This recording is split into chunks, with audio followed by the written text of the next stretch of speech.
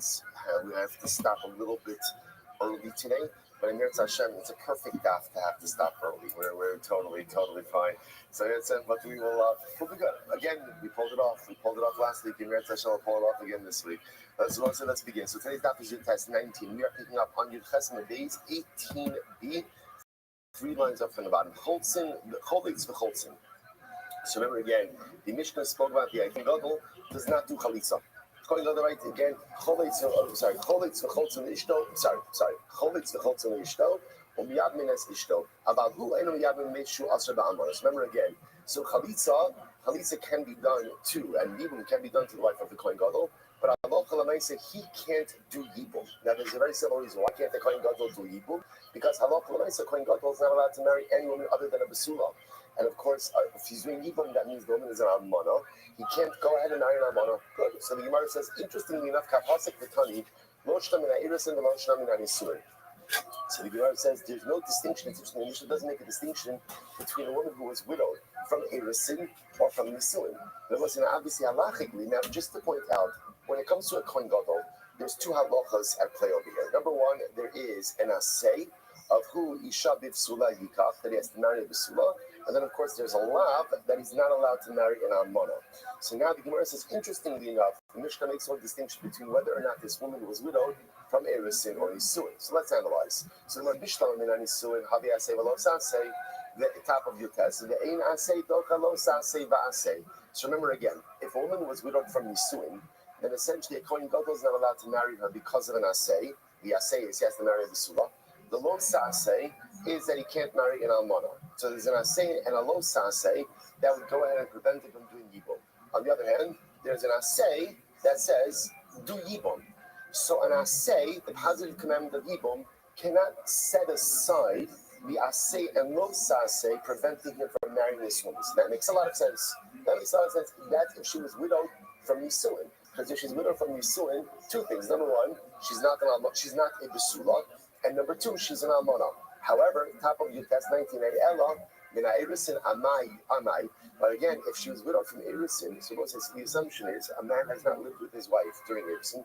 As such, she's still a basula. So therefore, the only issue with him marrying her is that she's an almana. So there's a lot that there's an almana, but there's also an asay of yibum. If that's the case, yavo asay v'yitchalos asay. So let the asay of yibum come and set aside the lo sa'aseh of almana and let him do yibum. We have this concept all the time of asay docha lo sa'aseh. Positive commandment sets aside a prohibition. To which the Gemara says, the phrase asay docha lo sa'aseh is also a tremendous mantra in life. That a lot of times in life we want to do something. We feel like we want to do something. And then what happens? There's a little voice in our head that tells us all the reasons. Lo saseh, no, don't do it. It's not a good time. You're too busy. You're overextended. You're not going to be successful. I say, I want to asay, but the voices in my head tell me lo saseh. So what do you do when you encounter a situation like that? So the beautiful thing is, Chazal already told us what to do. Asay, docha, lo saseh. And you have the energy and you have the desire to do something. Shut down the voices, drown out the voices, and make sure that the asay is docha the lo saseh. It's a tremendous bumper sticker as well. We're one of those card magnets, right? Everybody, it's amazing. Back of cards have become like billboard, right? But you can make like a little magnet on there. Asay docha lo saseh. Not just the halacha, but hashkafa as well. Incredible. So if she was widowed from erusin, so why not go ahead and do yibum in that context? So the Gemara says, atu b'yer rishona. So this is very interesting. The asay docha lo saseh, of course, only works for the actual act of yibum. To which the Gemara says, you're right. By the way, it's a pretty solid halachic argument that a kohen can do yibum with a woman who is widowed from erusin, because then there's an asay of yibum, a lo saseh of not marrying an almana, and an asay is docha lo saseh, but that only permits the first bia. After that, right after the first bia, then what? There's no longer an asay. So after the first bia, the issue is you have no asay, and guess what? She's still an almana. So the problem just is, whereas the logic allows for the bia rishona, essentially it will not allow for the continuity of the marriage afterwards. So quite fascinating. Tainam Yachadai supports this. In Kidlo Bavlo bia rishona kanu. Also, the kind of the Yeshnia. So, in fact, the Gemara answers that is correct. The Gemara says, you're right. Halacha l'maisa, that works. That works. If a Kohen Gadol technically did Yibum with a woman who was widowed from Erisin, so he can effect Yibum with her, but he cannot remain married to her because the first Bia could occur because there's an assay of Yibum that is Doka de Losa say that she's an Almona. After the first Bia, there's no longer an assay. There's no longer an assay because technically they're married already. Not technically they're married already, but she's still an Almona. Remember, we'll say a woman never loses her Almona status even once she remarries. She's still an Almona. She still has a status of Almona. So as such, any subsequent Bia would just be the Bia of a Kohen Gadol with an Almona, which would be a love. Incredible. Okay, so we're going to say so. Take away Kohen do Yibum. That's it. Doesn't matter again if the woman was, if his sister-in-law was worked from Erisin, Nisuin, can't go next. Mace, slow mace. So remember again, now we had an interesting discussion in the Mishnah about what happens if the Kohen Gadol loses one of the close relatives for whom he is obligated to mourn. So what happens under those circumstances? So the Tanakama said, so mace lo mace, in the Yotze Achar, this is Rabbi Meir. Right, the Rabbi Meir essentially says that the Kohen Gadol follows the funeral procession, but he's always out of sight of the procession. So the procession goes, right? So again, he's behind them without a sight. They turn the corner, he comes out. So he's part of the procession, but never in sight of the procession. Rabbi Yehuda disagrees. Yehuda says absolutely not. Kohen Gadol doesn't leave the Beis Hamikdash. He's not part of the procession. So says the Gemara, Tan Rabbanon, Umina Mikdash lo Yetzei. So the Basik says the Kohen Gadol should not come out of the Mikdash. Now, but remember again, this is so the Gemara says lo Yetzei Imar. It means he cannot be part of the funeral procession. But he can follow after the procession. Ketzad, and again, this now quotes the Mishnah. This is Rabbi Meir. Ketzad, hey nichnasin v'hu nigla. Right, they go in and he comes out. Hey niglin v'hu nichsa. They come out and he goes in. The idea is he could follow as part of the procession, but always behind the procession. Fine. The Yotzei Pesach. So Shabbos Rabbi Yehuda. So let's say. So remember again. So Rabbi Yehuda says in the Mishnah, what are you talking about? The Kohen Gadol is never part of a funeral procession. Why? Because the pasuk says, he doesn't go out to the Beis Hamikdash, so he's never part of the procession. To which the Gemara says, Meir says, 1 second, if you take that literally, then the Beis Hamikdash, maybe the Kohen Gadol should live in the Beis Hamikdash, but he never goes home. So you should never leave. In other words, if you're taking it so literally to say, that Mikdash lo Yetzei means that the Kohen Gadol can't even join the funeral procession, right? He never leaves the Beis Hamikdash. So what do you mean? He never leaves. He doesn't go home. He doesn't go anywhere. And this is what it means to say, Mikdash lo Yetzei, Mikdushas lo Yetzei. What it means, so Rabbi Yehuda says, no. What it means is like this. Sorry, Rabbi Meir says, what it means is like this. Mikdash lo Yetzei means the Kohen Gadol remains in his state of Kedusha. Meaning, he should not do anything that in any way compromises that Kedusha. But again, he's allowed to go ahead and follow the funeral procession as long as what? As long as he changes it up a little bit and is not part of the funeral procession. Since the Kohen Gadol has a very, it's choreographed. It's choreographed. They go in and he comes out, right? They turn the corner, he comes out onto the street. So since there's a distance, because remember, what are we concerned about if he follows the funeral procession? What are we concerned about? That he's going to touch the mace. That's what we're concerned about. And if he becomes tamei, that's problematic.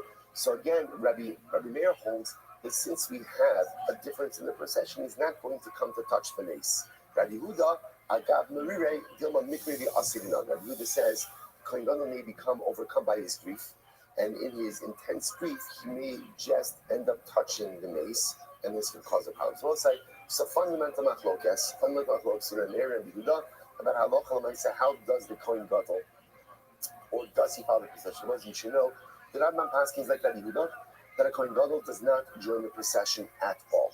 He doesn't go. Not only does he not go to the funeral, now he doesn't go to the Levaya, but he's not part of the funeral procession at all. He remains at his post in the Beis Hamikdash. Which I will say, if you think about it, is such an overwhelming yesod, that the Kohen Gadol is a person who his responsibility to the cloud eclipses any other personal responsibilities he has. and his responsibility to the collective it overshadows any other responsibility he has, even to his own immediate family. Now, that's not necessarily a model for us, for regular people to emulate, but Lamaisa, Klal Yisrael needs people like that. Klal Yisrael needs people who live and breathe Klal Yisrael to the exclusion of everything else. That was the Kohen Gadol. That was a Moshe Rabbeinu. Again, it's not a model to be replicated necessarily. It's not a model to be replicated by, by, by every person because it could actually be detrimental. But the Klal needs people who live and breathe the Klal. That's the Kohen Gadol. And therefore, again, as painful as it is, he does not go to Levaya. He's not part of the funeral process. He doesn't have the same mourning processes, even for his own close relatives. Incredible.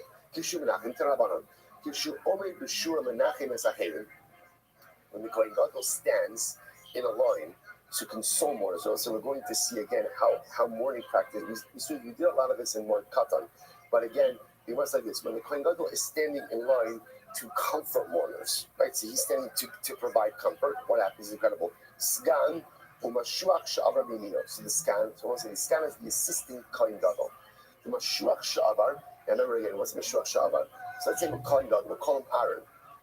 Aaron develops a blemish. He breaks his arm, right? So while his arm is broken, he cannot do the avodah. So what happens? So the assistant Kohen Gadol steps in. When the Kohen Gadol and Aaron is healed and comes back to his post, so what happens to the fill-in Kohen Gadol? So the issue is like this: he can't go back to being a regular Kohen. Why? Because again, Ma'alin Bakodesh Vein Moridi. You can't do that. Once you served in the position of Kohen Gadol, you can't go back. Our issue is you also can't have two Kohanim Gedolim. So what happens? He has this spot essentially of Kohen Gadol Emeritus, right? What does Kohen Gadol Emeritus do? The same thing as every other emeritus position, right? You're like the Queen of England, right? You're just like you're whatever. You go ahead. Again, you're there. You're definitely again chizik. It's good for people to see. But that's what he's called. So the Kohen Gadol. So when the Kohen Gadol is giving comfort to people, so he's there.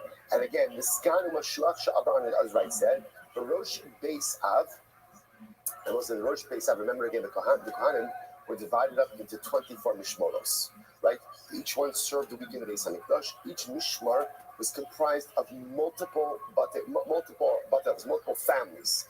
So and again, each day saw a different family or a series of families, and there was a head for each day. So the Rosh Beis Av, whoever was the dominant Quranic family of that day, the head of that family, stood by. I'm sorry, the Rosh Beis Av, va'avelim v'chola am mismolo, and the Rosh Beis Av, the avelim, the mourners, and the rest of Klal Yisrael, or whoever else was there, was on his left. So we'll say this was the choreography. I must say, just to understand, you say to yourself, wow, like why all the choreography? So we'll say, so remember, Kohen Gadol has to remain tahar. Tumah can be transmitted even through touch. You have to have a very organized line around the Kohen Gadol. There has to be choreography. It's also, by the way, as we're going to see, Kiddusha requires choreography. The holier something is, the more choreography is required to ensure that its Kiddusha remains. That's why, again, it's an interesting thing. When you show up in shul, right? How do you have to show up in shul? What are the rules for showing up in shul? Right? On time. If that was a rule, we have a problem, right? So the answer is there aren't really any rules per se, right? In other words, that you can roll in. Right? Address a lot of these things in Yatz Hashem in our new Mikdash Ma'at. Right? But you get a lot of interesting behaviors that have developed over the years that are quite fascinating. Like walking into shul on Shabbos morning with a cup of coffee into shul. I don't know, I'm not an old person, but I never saw this growing up. I never saw it. But people saunter into shul it's like yeah, I grab my cup of coffee, I'm coming into shul. No. That's not what shul is. Drink your coffee before you come to shul. Drink your coffee, come to shul. Shul is not the place where you come to have coffee with God, right? Shul is the place where you come to converse God. When you're learning, that's one thing. That's one thing. But to come into a show with a cup of coffee and then you see Chevra, it's really quite shocking. Chevra is like, during davening, and there are some audible slurpers. I'm just going to point that, right? And what is that? What is that? Chazar Sashat, or you hear like the clicking of the top of like the travel mug. So take a sip of coffee, or drink it, and then people go for refills afterwards, which is like also incredible. I didn't know we offered that. I got to get in on that a little bit. So it's really, I'm just telling you, like it's something that managed, like it's an avla, and it really is like it totally diminishes the sanctity of what a shul is, and fundamentally erodes what tefillah is supposed to be. It creates a casualness that is just not supposed to be part, because again, you see, the further removed you are from the Shekhinah, it's true, the more casual things become. The closer you go to the Kodesh HaKadoshim, the more choreographed things become, right? That's why you go onto the Harabayas, so remember again, you can't go with your wallet, with your walking stick. You can't walk into the Beis HaMikdash with your shoes. And the further in you go, the more strict the choreography is. Why? Kedusha requires Seder. Kedusha requires order. Kedusha requires a clear structure for how I'm getting from point A to point B. So the further removed from Kedusha I am, the more casual things are. That's just the way that it is. The closer to Kedusha I get, by definition, the more choreographed things need to be said. Everything to do with it. Yes, on a utilitarian level, everything is choreographed because he has to remain tahar. But it's also a dinim Kedusha. If you want, and we know this in our own lives, if I want holiness, holiness requires structure. Holiness requires order. Holiness requires a schedule. Holiness requires choreography on every single level. If it's chat plak, just whatever, go with the wind, go with the flow. Right? Then the nice you can accomplish great things, but that's not where kedusha is. Incredible. Someone goes back to kashu all made b'shura misnachem yacheret. Now, if the Kohen Gadol is mourning, right, and again, he is being consoled by others, so then the halach is skan miyamino, barosh beis abechala amismalo. So ultimately, again, the assistant Kohen Gadol is on his right. Skan miyamino, rosh beis av, right? So again, this is rosh beis av, and the rest of the nation is on his left. Aval mashuach she'avar lo asi gabe. So it's fascinating. So when the Kohen Gadol is providing comfort, so we note that both the skan and mashuach she'avar. Skan is the assistant Kohen Gadol. Mashuach she'avar is the Kohen who served as a Kohen Gadol while the current Kohen Gadol was disqualified, and then again becomes emeritus afterwards. So if you notice, when the Kohen Gadol is providing comfort to others, the mashuach she'avar is present. When the Kohen Gadol is in mourning, the mashuach she'avar is not present. Why? Says this is incredible. My timer, chol shadaite savar kafdidi. Because you won't say, as much as the Kohen Gadol does not go ahead and become tummy or go to Levi or participate in the funeral for his loved ones, but again, there are certain parts of the avodah that he's not permitted to do. We'll discuss this. He feels that the mashuach she'avar may rejoice at the fact that now he's not the acting Kohen Gadol. I will say, this is quite fascinating. What Gemara is highlighting over here is there is some amount of inherent tension between the Kohen Gadol and the person who fills in for him when he's not able to act as the Kohen Gadol. People are people. And when you feel that your position is at risk, right, or you feel that someone else is able to do your job, it's threatening. So as such, it's fascinating. So when the Kohen Gadol is mourning, we tell the mashuach she'avar, don't come. Don't come to be menachem, because it's going to elicit negative feelings or potential insecurities within the Kohen Gadol. You think to yourself, if there's one person in the world who shouldn't feel insecure, it's who? It's the Kohen Gadol. My gosh, you're the Kohen Gadol. I mean, you're not a doctor, right? But you're the Kohen Gadol. You're the Kohen Gadol, my guy.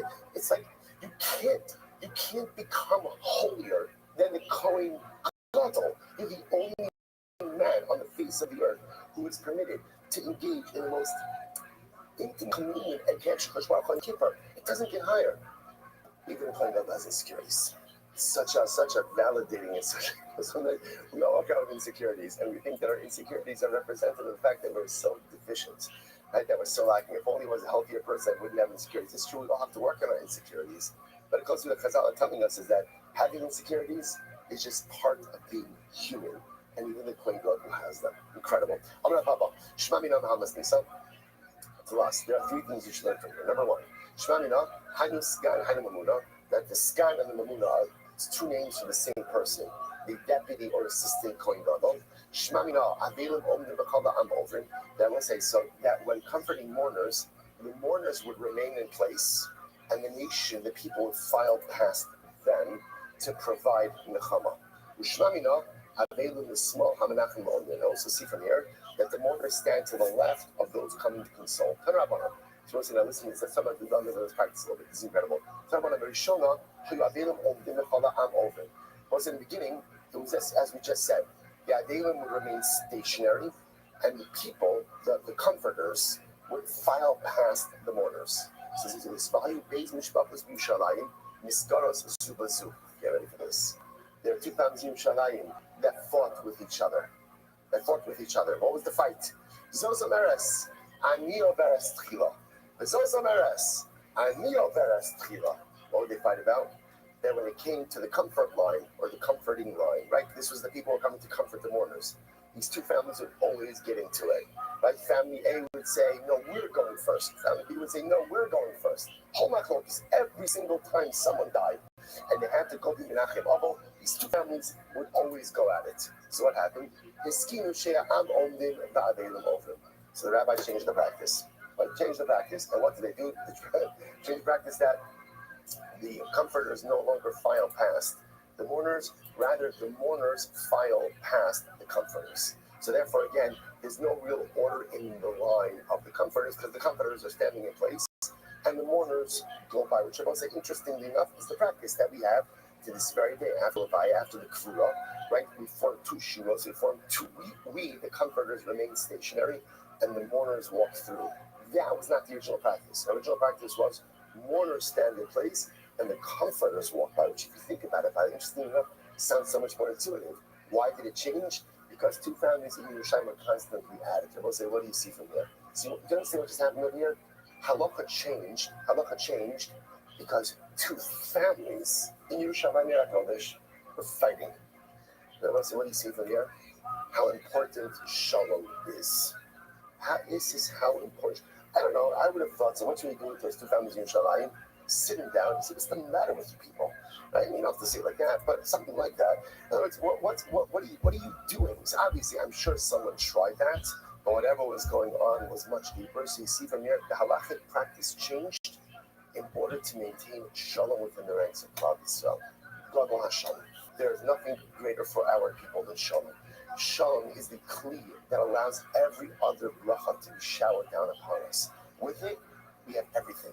Without it, we have nothing. And so Chazal were ready to go ahead and literally change mourning practices in order to prevent two families from fighting, in order to cause the proliferation of Shalom within the ranks of Klal Yisrael.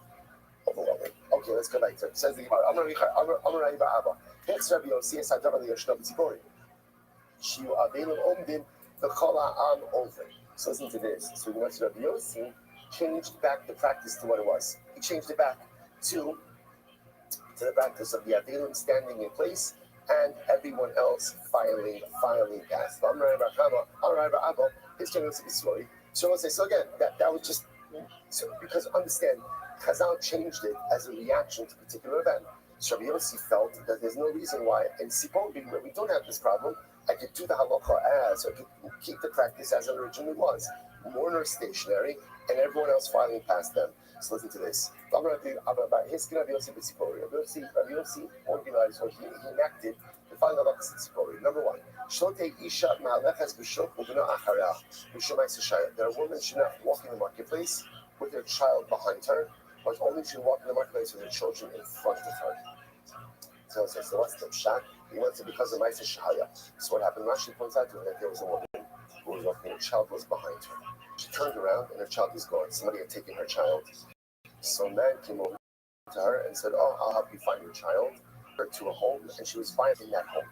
It was a trap. It was about to violate her. So after that particular event, Rabbi Yoshi said in Sipori, when one is walking in the marketplace, your children should be in front of you. I will say, also dramatic about this. You say to yourself, really, you're going to enact a practice because of something that happened to one person? And the answer is yes. It's all the same thing. Rabbi Hashalom. Halacha looks out for the collective, and Halacha also looks out for the individuals, and the safety, security, and shalom of the individual and the community is paramount. It's interesting. It's fascinating. Rabbi Yossi instituted in Sipori that women should talk in the bathroom.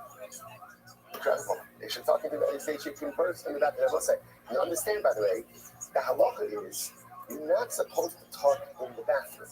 Right? It's important halacha to know. You're not supposed to talk in the bathroom. It's not a, hey, how are you? Hey, what's up? Fancy meeting you here. Right? None of that, right? None of that. There's no talking in the bathroom.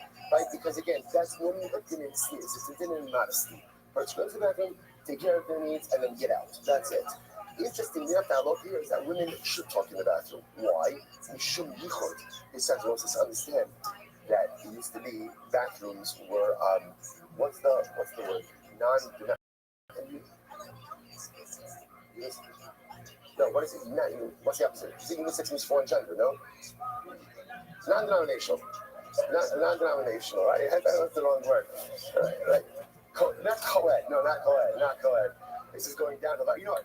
No more comments from the audience. I got this. Bathrooms, right? Bathrooms were communal. They were they were communal. So what could happen if women were using the bathroom and a man walked in, he didn't know. So this way, again, if a man's approaching and he hears women's voices in the bathroom, he knows not to go in there. So again, and to avoid any type of potential yichud situation. Quite incredible. Amarav. So you might say Amarav. Amarav Nashia by Abbas. Shilta is Rabbi Yoshia Rabbi the base Amud the Rothschild. We'll say first of all, Amarav. So Rabbi Nashia Abbas asked Rabbi Yoshia, the great Rabbi Yoshia, in the cemetery of Rothschild. He said the following: Amarav. For a shura, for the line of comforters for Avelim, there is no din of shura if you have less than 10 people. And the mourners are not part of the minyan. So Bein Sha'avelim Omdim V'Chala Am Ovrim, Bein Sha'avelim Ovrim V'Chala Am Omdim. And this is, doesn't matter whichever practice you follow. Whether you follow the Avelim are stationary and the comforters walk past them, or the comforters are stationary and the Avelim walk past them, there is no concept of a shura with less than 10 people. Incredible. So you must be Shuminachim. Ibargo. Kiminachim Buachrini, Echi Amaru. So we'll say, when the Kohen Gadol, remember again, when the Kohen, when is in mourning and people come to comfort him, so remember again, the Mishnah is actually quite dramatic. The Mishnah said that they walk in and they say to him, Anu Kaparascha, we will be your atonement, which is so profound. Like the people are saying to the Kohen Gadol, we'll take your suffering. Whatever is supposed to happen to you, let it happen to us. So the Gemara now says, when the Kohen Gadol comes to comfort someone else, so the Gemara says, what does he say to them? So Tashma, he says to them, you should be consoled. So the Gemara says, well, what's the case here? So it's like if we're talking about a case where someone's coming to comfort the Kohen Gadol, and he responds to them, so if someone's coming to console the Kohen Gadol, and he says to them, you should also be consoled, it's almost like an ayin hara. Right? So if you imagine like someone comes into the Adol, they say to the other, and he almost says back to them, you know what, thank you. Right? So again, you don't say stuff like that. So if they're coming to console the Kohen Gadol, and the Kohen Gadol says to them, you should also be consoled, that's like an ayin hara. That doesn't make sense. Ella, watch this. In other words, what it means is like this. When the Kohen Gadol goes to console someone else, he gives a simple consolation. What's his consolation? You should find consolation. You should be consoled. I won't say now, I think it's interesting, and again, the Bekim and Dikduk could fact check this. It's interesting because this is the easier way to have written this word would be what? Tenachamu, or tinuchamu, right? Be consoled. What's tisnachamu? Tisnechamu, I believe, is the hitpa'el form of the word. Hitpa'el, I can't catch it for like 2 days in the Greek. Right, 2 days. Right, 2 days. It was hitpa'el, right? So it's the hitpa'el form, which is the reflexive form of the word. So titnechamu, right? Tinachamu would be consoled. Titnechamu means almost like engage in the process of consolation. It's like lehit palel, palel, church of a hit palel, right? Right? The church of a hit palel is pelam. That means to judge. Lehit palel means to engage in the process of self-evaluation, to engage in the process of judgment. So tinachamu means to console, to be consoled. Tisnachamu means to engage in your own process of consolation. What is the Kohen Gadol saying?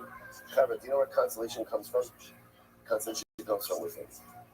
Nechama comes from a decision to look at life from a different perspective, to look at life through a different set of eyes. Consolation comes from the moment when you realize that although I've suffered loss and life has not gone the way I thought it would, and not to lose myself in a state of sorrow. But instead, I am choosing to go ahead and look at life in a different way. This is my lot. This is what I got. This is the hand I've dealt. And this is what Rothschild gave me. Then these are the circumstances I'm going to maximize. And by the way, you know, because what's the shortage from the Nechama? We translate the Nechama as consolation. The Nechama doesn't mean consolation of salvation. He points this out in the beginning, at the end of Parshas Bereshis. But the pasuk says, "Vayinochim Hashem al she'asas adam." Hashem had nechama that He created man. Nechama, what does that mean? And Rashi says, a change of perspective. What's consolation? Great consolation comes from a change of perspective. Consolation comes grief. What's overwhelming about grief is this reality that life did not go according to plan. I had this whole vision, this whole idea, this whole plan how life is going to go, and now again I've been visited by these difficult circumstances, and I feel life has been derailed. What's nechama? Nechama is a change of perspective. This is my new life. These are my new circumstances. This is my new reality, and I will not allow it to destroy me. I'm going to pivot. Not the life I planned for, but this life that I have, I'm going to maximize what I've got and not lament what I have lost. So what is the Kohen Gadol? We'll say one word, because you think to yourself, Kohen Gadol, you can come up with something better than that. That's it. Tisnechamu. I don't know, a little bird, a little something, a pasuk. Tisnechamu.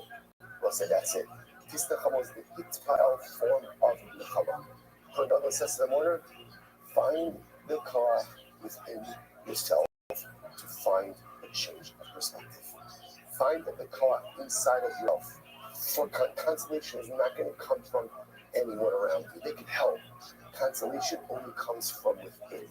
And the only times it comes from within is when you choose to change your outlook, when you choose to change your perspective. Not tinachamu, but tisnachamu. Incredible. All right, let's go back to it. Says the Gemara, Melech, well done. So we'll say now we're transitioning to king. So the king, right? The king doesn't judge and is not judged by others. So you want to say, Rothschild el Malchei Yisrael. There's only Malchei Yisrael. About Malchei is David, like regular Jewish kings. But Davidic kings done in Osan, judge and are judged by a court. Chsiv, based David Kamar Hashem, you know the back end Mishpat. Below Dainina Lei, Inu Hechi Dain. So let's say, so remember again, so the pasuk says, when it comes to the house of David, based David Kamar Hashem, Dino Levaker Mishpat. Ultimately, again, right, the din is to uphold the justice. And if you can't judge, then Inhu Hechi Dain. So the pasuk says that base David has to be judges, right? But we'll say this is incredible. The only way to be a judge is if what? If you can be judged yourself. If you cannot be judged, you cannot stand in judgment. Incredible. The Gemara says, V'aksiv. The Gemara says, after all, because we say V'aksiv, his koshu, the koshu, which again was the Gemara responding to the pasuk from Sefania, his koshu, the koshu, which literally means arrange. His koshu, the koshu. Literally, again, arrange yourself, and then you can arrange others. Organize yourself, right? Better yourself, ready yourself, and then you can go ahead and help others. I would say such a profound yesod.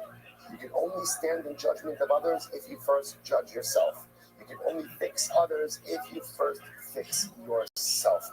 They'll say it's the hardest thing in life, right? Because judging others is one of the most fun things in the world, right? And engaging in self-respect, right? Self-judgment and introspection is one of the things that we avoid most. The Gemara says, if you want to stand in judgment of others, make sure you're in order.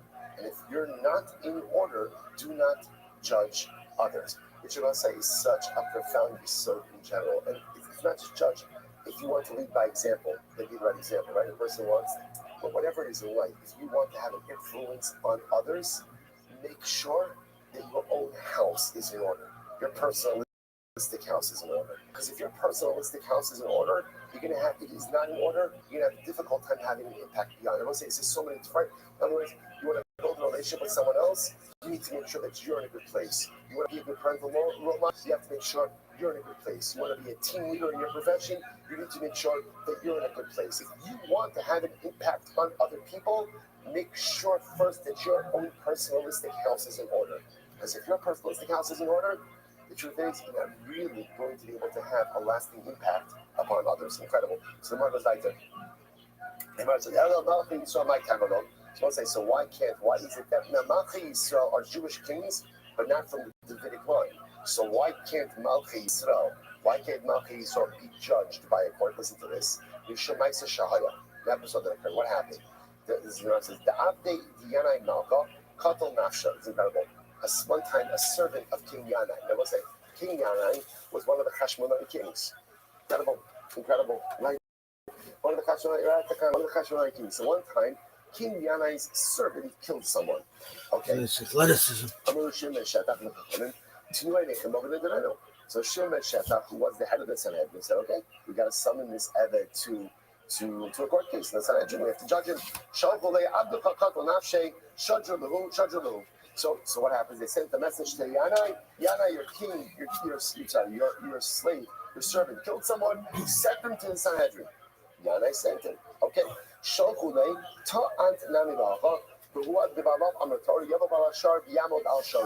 They sent another message. Yanai, you also have to show up in Sanhedrin. Why? Because a servant is like a piece of property. A servant is like an ox. Look at this. Once one's ox kills someone, the owner of the ox has to shove him based in as well. So Yanai, you got to shove him based in. Yanai said, no problem. So Yanai came and he sat down, right? He took his seat in court. Amalei, Sheba Shetach, Yanai Hamelech, Amod al Raglecha, V'ya'idu B'cha. Right? Yanai, oh no. Don't sit down. Stand up. Stand up. You're in Sanhedrin now. Right? Stand up. Do not sit down. Right? V'ya'idu B'cha. And let them testify against you. Because I remember, just to be clear, it's not it's Yanai's property. No one's accusing Yanai of anything. But at the end of the day, Yanai is part of this trial because it's his property that killed someone. And Rav Shimon says to him, you're not standing before us. Standing before HaKadosh Baruch Hu. So therefore they tell Yanai to stand up. Yanai says, Amar lo. So Yanai says back to Shimon Shetach, no, so Yanai says, hold up, Shimon Shetach. I don't have to stand unless all the other Rabbanim here say I have to stand as well. In other words, so I'm going to say, so Tosfos points out over here that the halacha is like this. There is no halacha that says that litigants have to sit or stand. What the halacha says is one can't sit and one can't stand. So in other words, either both stand or both sit. So Yanai felt he's being a little bit mistreated over here. He's like, I don't say, why are you telling me to stand? Why are you telling me to stand? Again, if everybody's standing, I'll stand. But why are you singling me out to stand? So Yanai says to Shimon Shetach, if all of the Rabbanim here, right, if all of the Rabbanim here say that I have to stand, then I'll stand. So we'll say, what happened? I'm a base. So what he turned to is right, Kav Shuknei Mekarka. So the Rabbanim, the other members of the Sanhedrin avoided eye contact with Yanai. You know what I'm saying? You all do this sometimes where you get sometimes you're busy. See, thank God for phones. Right, Baruch Hashem for phones. Because you just always look busy Even if you're not, I don't know what they did in this. I don't know, you have like a sage or something, I don't know, whatever. Right? So whatever it is, they avoid eye contact, pretending like they do not know what was going on. There's a small little country made in Kaka. She turns left, and then look it up on the eye contact. I'm going to show myself that. Finally, not show us that then. You guys think I don't know what you're doing? So share it with you guys. Follow shows you behind your plans, what you're doing. I know what you're doing. You have a ball, not show us you for the camera. Like the Bama says, Kashmar will come and exact punishment from you. Miyad, Boga, Bial, the Chassan, the Karko, we make see. It's an intense story. Now, Zabia came and literally again killed all of the Rabbanim. Right, killed all of the Rabbanim. Now, I want to see little punishment, point of view of retribution. Now, I can't understand. Why did Rabbanim not getting involved in this? I'm not getting involved in this. They were scared of Mena. They were scared of Mena. In other words, the king was putting you on the spot like this. Essentially, between the king and the Ab-Basin, that is a very uncomfortable spot to be in. So they just tried to avoid it. Also, Sha'anu, Melech, Rabbanim also remained one of them. So in that moment, they made the new law. Kings do not get tried and are not part of the court system. Which I will say, if you think about it, it makes sense. It makes sense because it's so incredibly difficult ultimately for a melech to be tried now. What does that mean? That a king is totally above the law, that he can do whatever he wants? No, we're going to discuss it. So just I want to point out over here how there is this fascinating distinction between Malchei Yisrael and Malchei David. Right, so Davidic kings are subject to the legal system, so it's only apparently kings Malchei Yisrael who are not. Again, what responsibility a king has to a judicial system? There's a Shamosi. The whole is still Shamosi. So again, I will say the halacha is that we don't do chalitza. Right? There's no chalitza. The king doesn't do chalitza, and we don't do chalitza with his wife. So the Gemara says as follows: meaning that even if you say that a nasi, right? He's no one is not forgives his honor, so it's forgiven. Now that's Shemach Akbar. They told him a king is not permitted to forgive his honor. Shneimar Sol Chashem Alach Amelach Shekei Mascha Alecha. And ultimately, again, the reverence of the king must be upon you. Must be upon you. So the Gemara says, good. So the Gemara says, okay, a mitzvah is different. So even though you're right, even normally again the king halacha or ma'isa cannot be more on his covered, but for the performance of a mitzvah is something. There ain't no sin. You cannot. So again, lashon of the Mishnah over here was ain't no sin. Go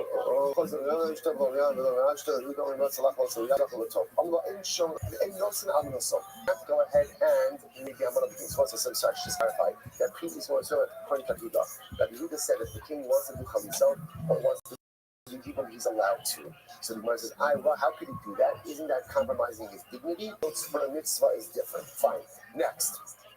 You cannot marry the widow of the king. So the Gemara says as follows. So the Gemara says, So it says Rabbi Yehuda talking about women who are royalty from the Beis Hanalach. Who is that? Meirav and Michal. So it says David and Alach, who married Meirav and Michal, the daughters of Shaul. And we're going to talk a lot more about that. Shaul is coming to Rabbi Yossi. How was David married two sisters, right, while they were both alive? That's awesome. And Michal after Misas Meirav lost. No. David married Michal after Meirav died. So in other words, he was married to two sisters, but never at the same time. And Rishon and Karchal married Kiddushin, Taurus, Haylam, and Meirav. In fact, David was really never married to Meirav. It was called Kiddushin, Taurus, mistakenly Kiddushin. What happened? Most is a fascinating story. First on the intermediate one, like Shneimar. Today it's Kishkes Michal Sharasti Libamer Arnos Pushkin. So David Amalek says to Shaul, so give me my wife Meirav, who I betrothed to, because of the 100 Philistine foreskins that I gave you. That right name there. So it's my Tanuda. What's this term with Michal they're talking about over here? I'm going to talk about Michal Ishti v'lo Meirav Ishti. So he's saying, the Papa said that David Amalek was saying Michal is my wife and Meirav is not my wife. Now what's the shot? My Kiddush, so the Gemara says, my Kiddush Tos. So what does it mean? Ultimately, when the Gemara says that Meirav was Kiddush Tos, right? So he married Meirav and it wasn't really a real marriage. And the marriage to Michal was a real marriage. What's the shot? So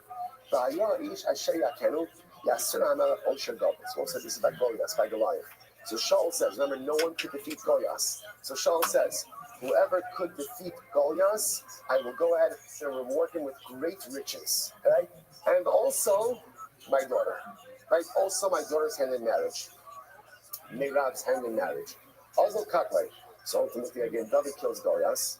And therefore again, Amalo, nobody's Ligaboy. So what happens? This is fascinating. So now, watch this. So now David is entitled to marry Meirav, and Shaul owes him money. So David, so to speak, forgives the loan, right? Shaul owes him money. David forgives the loan. It says again that should count as the kiddushin. And we'll say now let's tell ultimately, again, if you're Mekadosh with the loan, it doesn't work. Loan forgiveness does not work for Kedushin. Right? For Kedushin, you have to actually give us an item of value. Loan forgiveness is not an effective form of Kedushin. So Shaul gives Merab in a Rothschild. So he takes as the Rabbi Shaul. Amalei, he bought the Echin of Michal. Then Shaul says to David, if you want, I have another daughter, Michal. I'll give her to you in marriage. You isolate me almost Christians. Okay, you know what? Here's the deal. Bring me 100 Philistine foreskins. Usually a red flag that your father-in-law dynamic. Right? And I was like, so go ahead and bring me 100 or kill a bunch of Christians. And bring it to me. I'll isolate. So God, I'm not question. I don't know. You move the truth of this stuff, Gabbai. So what happens? So now Shaul said this. Now the two things, right? There's the Novak, there's the loan. And there's still David from the killing of Goliath. And let's call it that the armies are with a Puta. So now there's a loan and there's a Puta. So Shaul said, no Puta that I Nova. So Shaul assumed that David's intention was to effect Kedushin with the Nova, with the loan. That still doesn't work. So David said, no Puta that I Puta. So David said, no, my dad is on the Puta, and that's why I think Shaul thought also the Kedushin with Michal wasn't good, but that's why the Kedushin with Michal was good. He was saying, you put it on the Nova Puta that I Puta.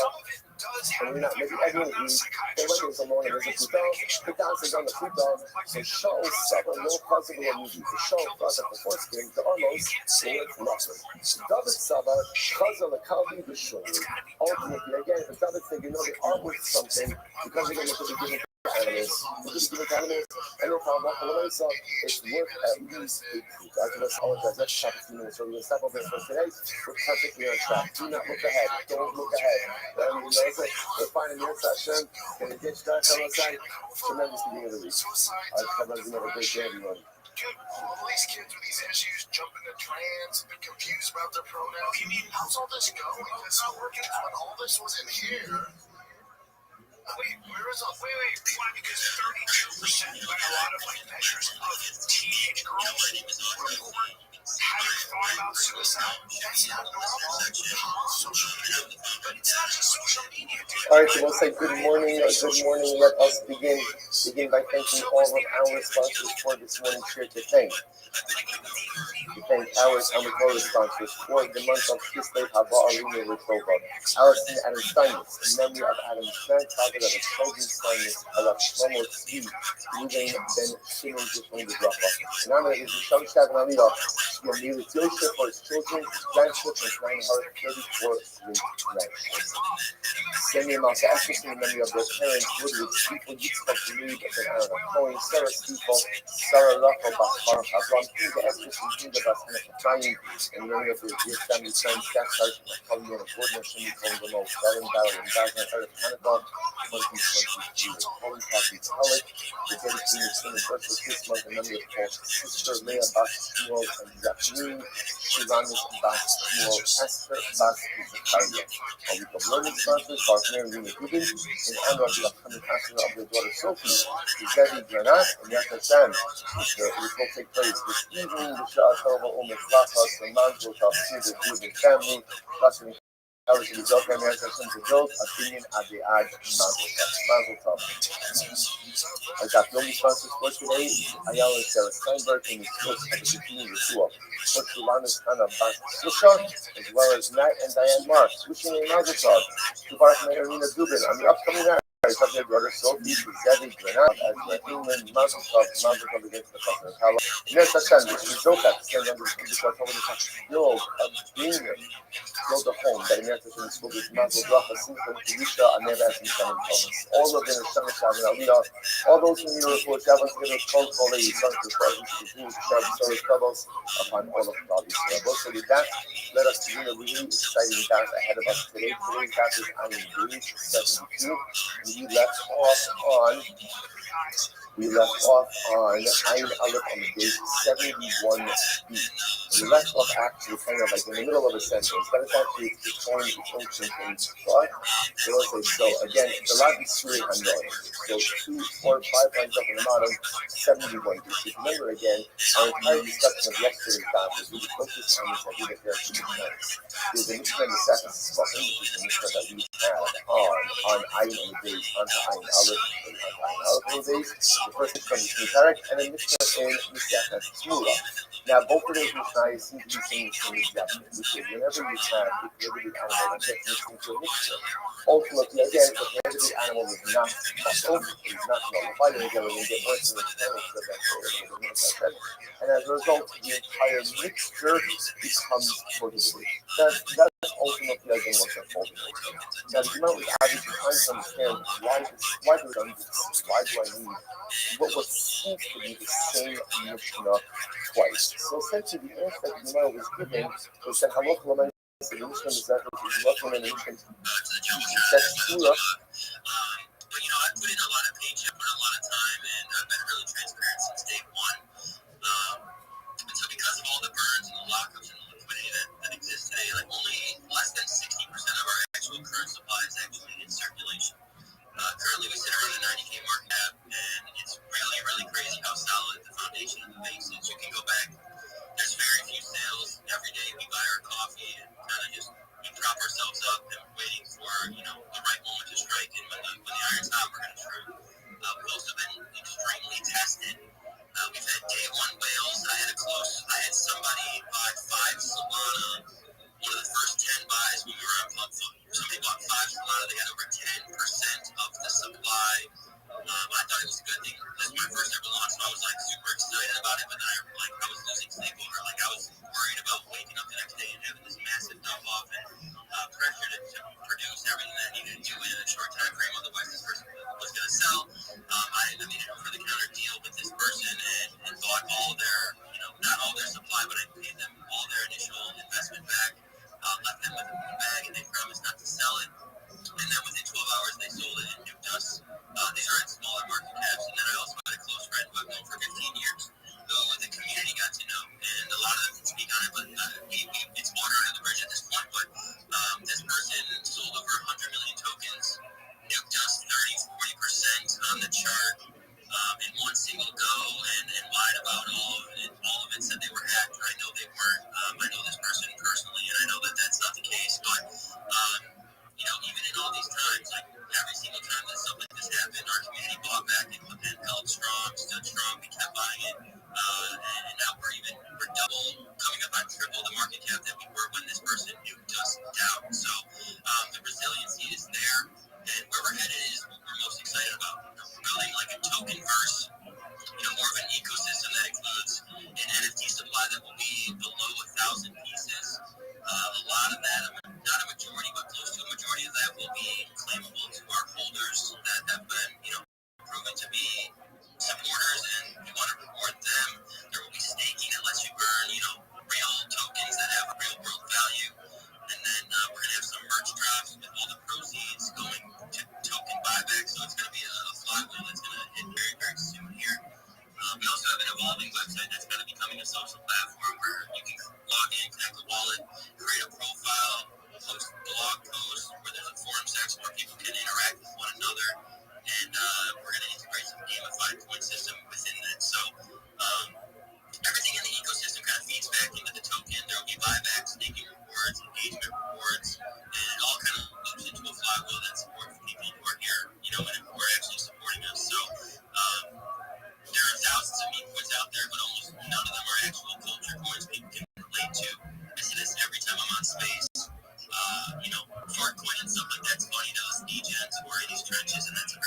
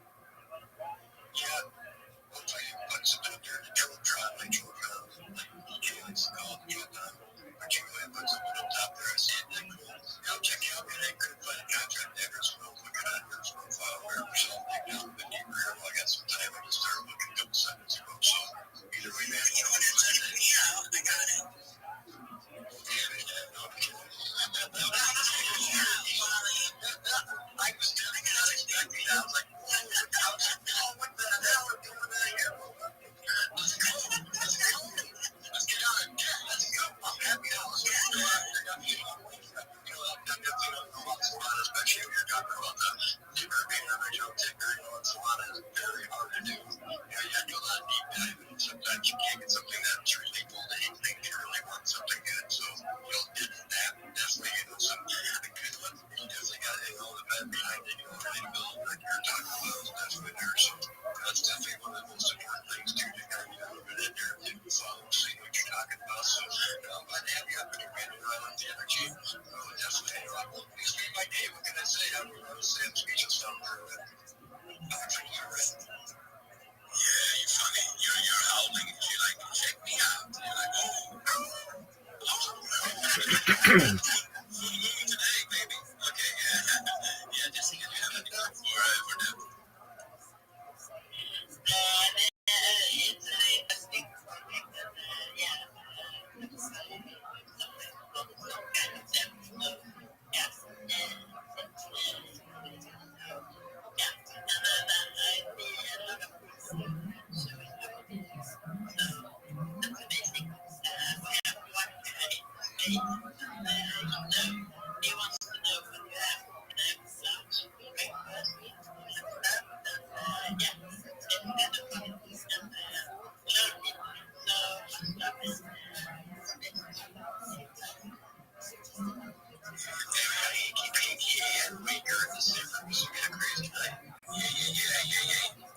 Don't talk about Mike yet. He needs to get up here if he wants to know my lunch today.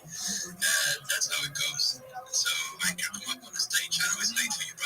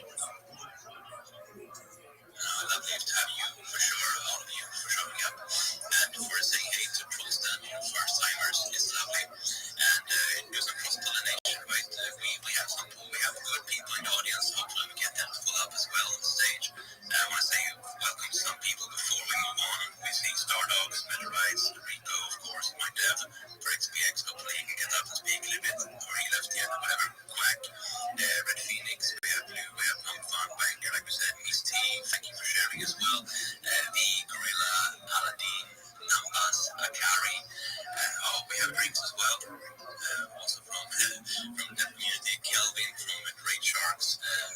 Almost that. One why, but I don't know. But lovely to have you all welcome in. And yeah, we are moving forward with haste, And I like what you said there too, like a home. The next song I will play is about Rothschild and what we do a little bit more, because we are also not a token per se, but the whole idea about Rothschild is to connect the good people and give platform for the decent projects. And yes, a home up in the north, right? Follow the northern light. Up north, you will find a mountain. You will buzzing, you will hear more echoes. Right? So I will have some decent songs for that. But yeah, we are a bunch of good people, and bad actors are already blocked. They're not allowed on this stage. But yeah, we do our best to bring, good actors to this space, and we are needed, and that's what people can count on in this audience as well, right? That we vet the people coming up here speaking. So if there's a bad project, we will pretty soon find out, and we will call it out. So we protect our people, whether it's on the stage or in the audience. So we want to create that atmosphere, that the family vibe here. So and we're not a token. So don't count on us going down or up. We're just here. We're ramping it up though. It's live. Yeah. But thank you all for coming. We are moving on. The stage is getting full, and I want to respect people's time. So next up was, let me see. It was Rabbi before Money Miller. I think so. Yeah. All right, then Rabbi sings the picture. Yeah. Let's go, Rabbi. How you doing? Every day is a holiday, every meal is a feast. Thank you for allowing me to be here. I'm Rabbi Rothschild. If you don't know who I am, you will. I stream my life 24 hours a day, 7 days a week, 365 days a year for world peace. I've been doing so for more than 4 years. My streams go back to the pandemic. We've seen the death of a queen, the birth of AI, the coronation of a king, and everything in between. This is a real-life Truman Show, a real-life Big Brother. This is a timeline and a capsule of human achievement. In the 1990s, Bill Gates coined the phrase, content is king. I'm making it true today. I'm king of the internet. This is the biggest event in global history, and here's why. In 2018, The Economist magazine stated that data had overtaken petroleum as Earth's #1 resource, and I have more data archived on the internet than any person ever, which is making me a very influential person. I'm going viral, and when I do, I want to make you, your friends, your family, all financially independent if you're not already. I want to ensure that you have generational wealth if you don't already, and I want you to be able to start charities and philanthropic organizations of your own. Unlike any influencer you're ever going to meet, I'm not live on one YouTube stream nor 2 YouTube streams. I'm live on over 20 simultaneous streams on YouTube 24 hours a day. You can watch my life in 360 degrees. I even have a ceiling camera. View these streams. The link is in my profile. Additionally, it's in my pinned post. You'll also find in my pinned post my link tree. I dare you to look at my link tree. Nobody dares you to link tree, but I do, because I have more social media than any person ever. I have than any person ever. You also find a link to my Discord, which is discord.me/rabbi. We invite you to come join us. We have over 2,500 people in the community and grow stronger every day. In addition to making you all rich and wanting to promote world peace, I want to help Earth through the use of technology such as agricultural drones, floating greenhouses, saltwater greenhouses, hydroponics, vertical farming, cloud seeding. I want to help end world thirst. I'm sponsored by a cryptocurrency that's worth about $100 million. It's known as Harry Potter Obama Sonic 10 Inu. It's one of the OG meme coins. The ticker's Bitcoin, and one of the things that we do is we build wells and water towers in developing nations such as Nigeria for the benefit of the less fortunate. Additionally, I'm going to add the LifeStar program and, most importantly, desalination technology, where we pump Earth's seawater onto land to get drinkable. If you're a guy, if you're a shiller, if you're a raider, if you're a Web3 marketer, and you want a free mentor, coach, and friend, send me a DM. I will respond. Send me a follow. I will follow you back. I want you all to know that I'm here to support you both personally and professionally. I'm here to have a positive view on the world. I'm here to have an optimistic view on the future. Importantly, I want to give people hope. And with that, I sincerely appreciate the opportunity to share. Yes, alive. Love you, bro. I like you, and you treat yourself in a positive manner, and we appreciate that for sure. But just get back to that a bit. I didn't hear that you're a percent token on your own. So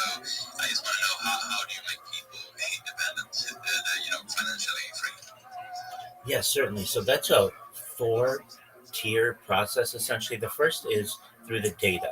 I have more data archived than any person ever. The plan is once I go viral, we're going to take all of the money that we're going to monetize from that, put it in 501c3, basically a not for profit trust. And we're going to go through anyone who has been in a space with me or helped me along the way over the last 4 years. We're going to give them money. Then what we're going to do, I also have more social media than any person ever. We're going to monetize that. So we're going to make sure we put those funds, same trust. Additionally, since right now I do endorsements for cryptocurrencies, which is fine, but it's going to be much more lucrative when I'm able to do it for Deutsche Bank and JP Morgan Chase and Honda and those types of companies. We're going to take that money, put it into the trust, and then finally, through cryptocurrency, basically, once I have the attention of the world, anything that I touch will turn to gold, and especially in terms of cryptocurrencies. And people will essentially want to ape into whatever it is we promote.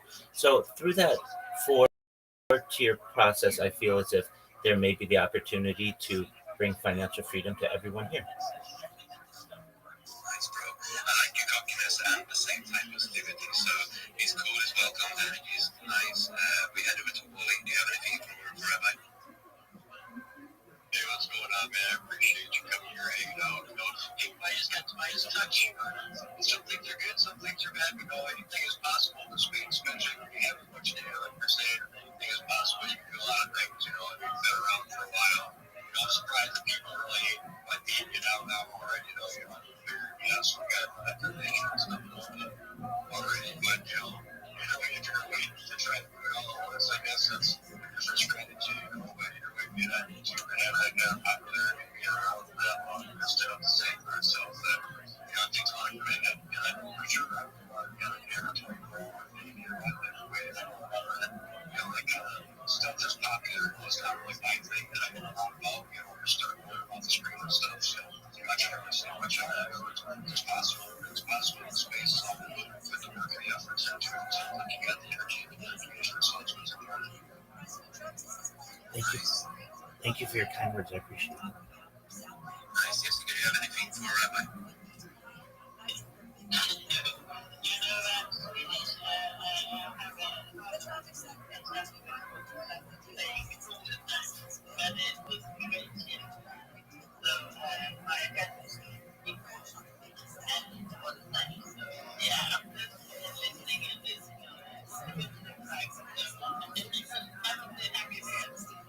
Nice. All you need to know is, guys, that he's been in the space now, so when he gets rich, he give us money. That's all you need to know. And space too. Yeah, it's recorded. It's recorded. I heard it. No, but good to have you here, Rabbi, and good to have you on the space. Good to have you on the stage. A bit different, and I like that too. We need some variety and some spread. So I like what you bring to the table. So thank you for pulling up. Thank you for sticking around and for the chill. It's lovely to have you. So with that being said, we move on to Money Miller. Let's get this space running because we are getting full. It's a good space. I want to thank everyone in the audience as well. Continue to share, engage on the space. Let's get this popping. Let's get more eyes on everyone here. Give everyone the time they put in here for us. They come here, they wait in line. For those people who don't know the spaces, we can still go in order that I pull up people. I'm a fair person. And I know also that we will go back to Corey and Katarina a little bit because they didn't really have any stage time. But I want to get to some.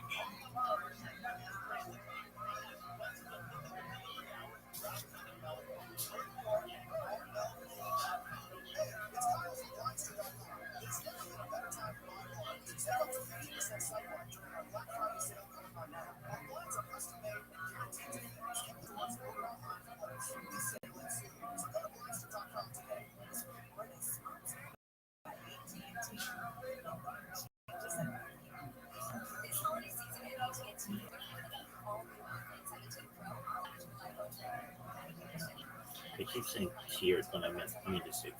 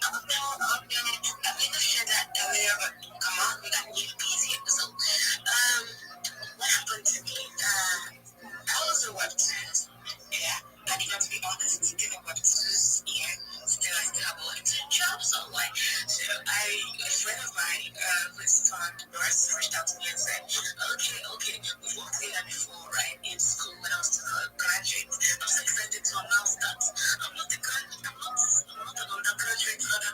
Yes. So when I was still an undergraduate, back in the days, oh my god.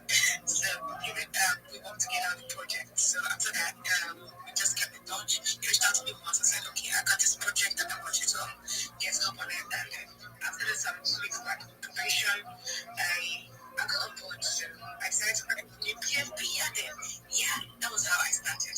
Then I headed over to the challenge prison because England, Jesus has the answers at this point.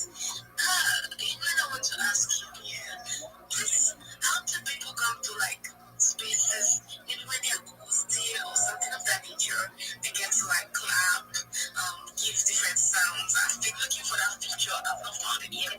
So England,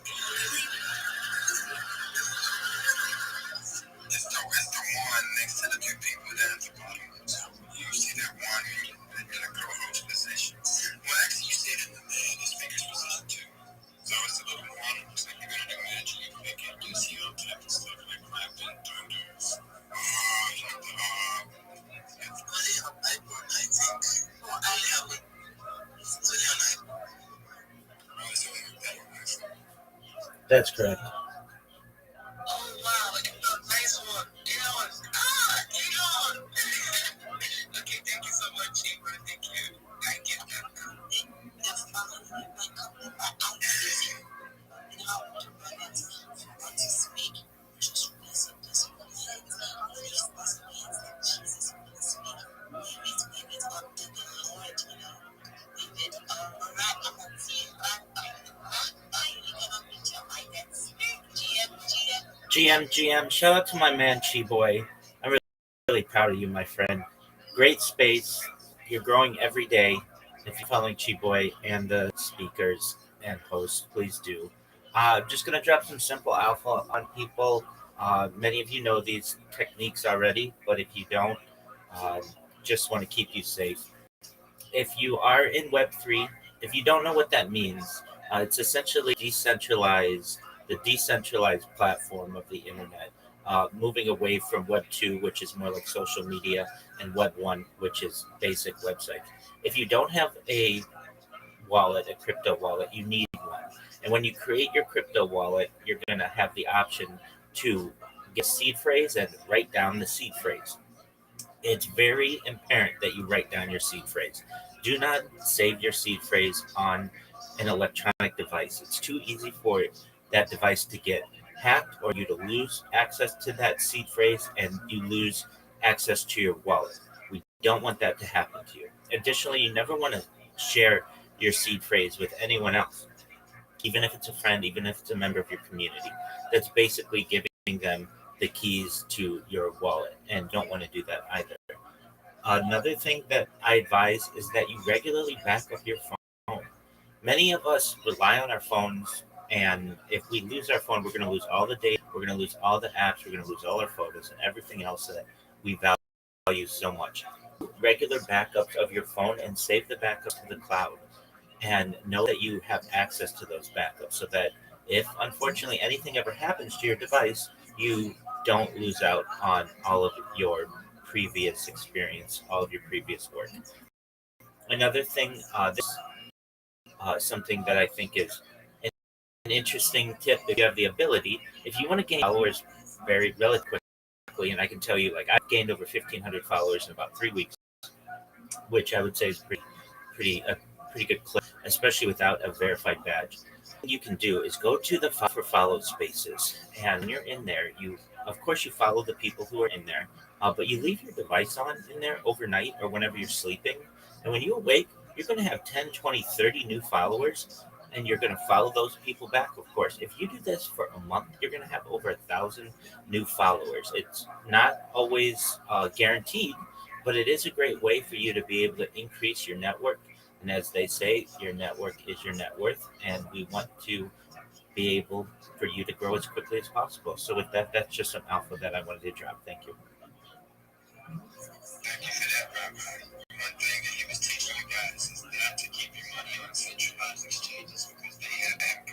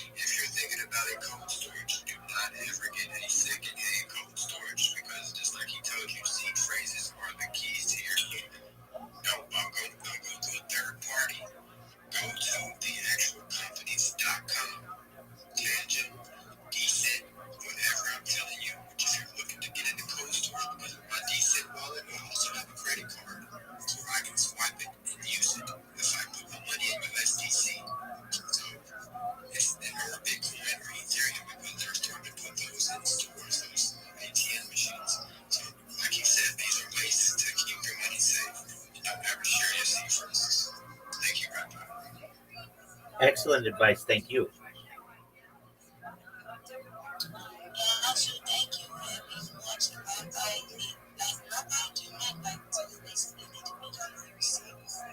Oh, Prizzy, you know I'm never going to hesitate to do that. Thank you so much for the opportunity.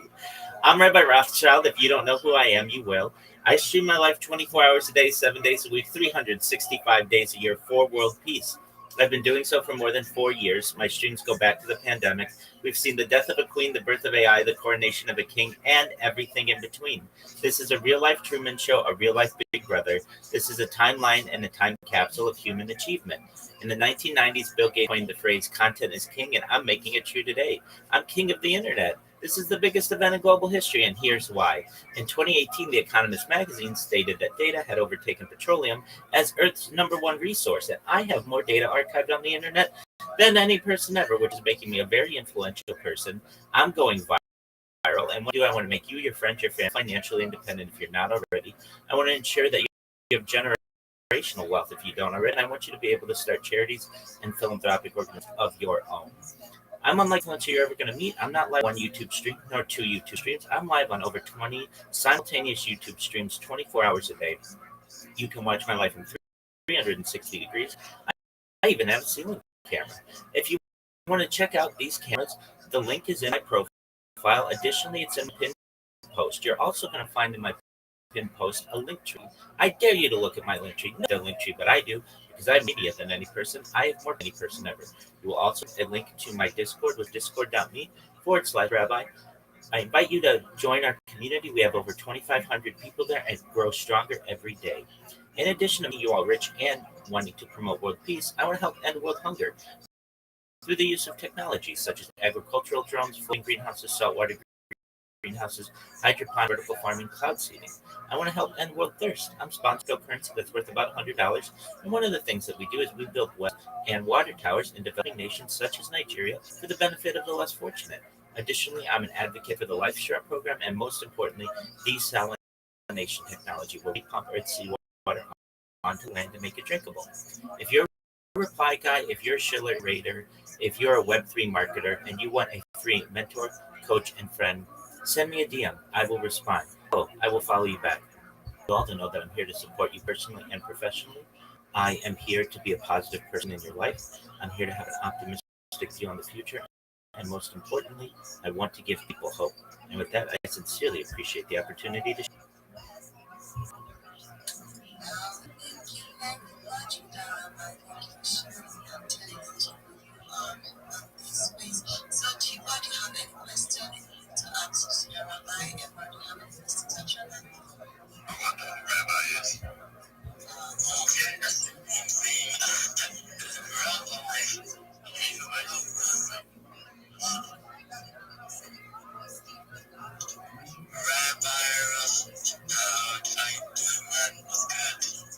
Every day is a holiday, every meal is a feast, Chi boy. I'm really proud of you.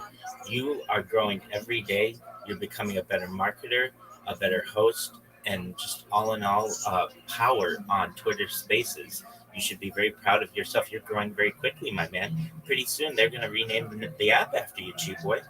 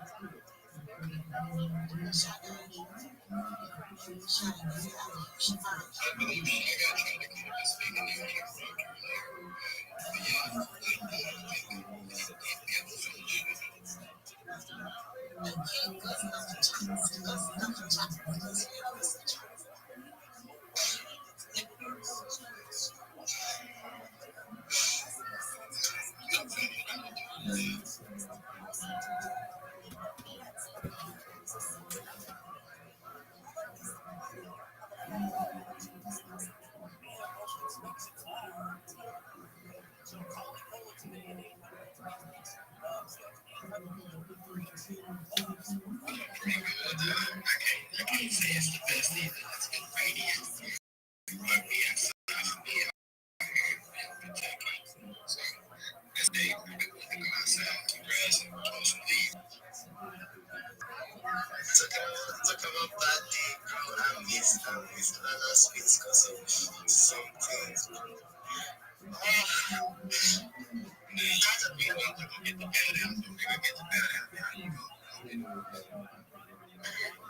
I'm sweating. I hope you're hope that your day was, okay until it's not a mandatory thing.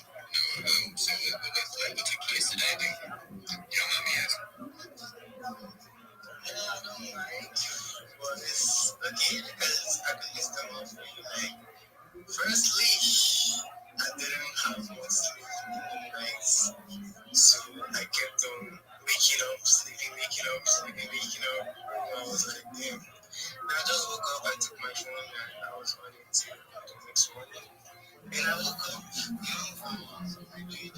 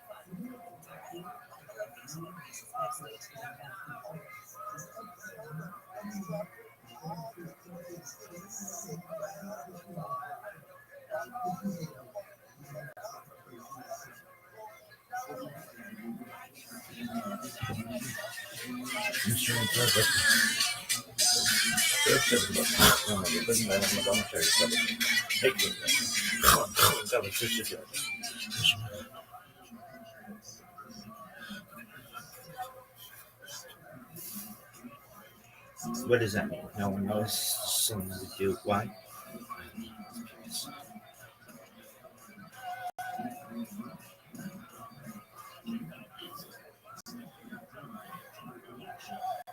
Money Miller. Smith. Damn. Shit, perfect for me, and I like you. Oh, I dropped one. That's it. Who would drop me? Who dare? My butthole's puckered. Chicken crypto. What the fuck is that? Market taco. Examine the chrome. The real replacement. I guess.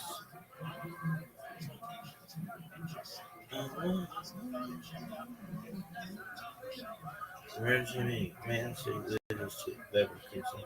No one has it. The streamers to light.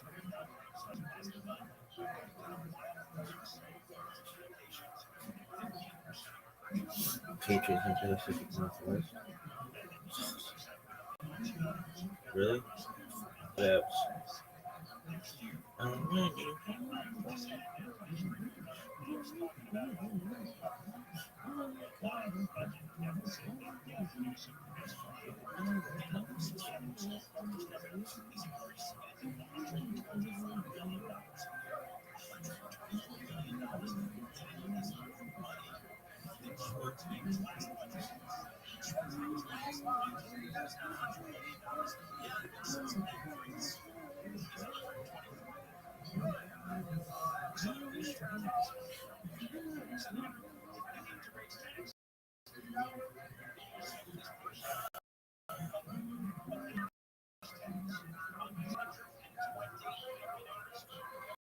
Official top step. GPK. Different techniques and different tools that they use to spray paint planets and give it different.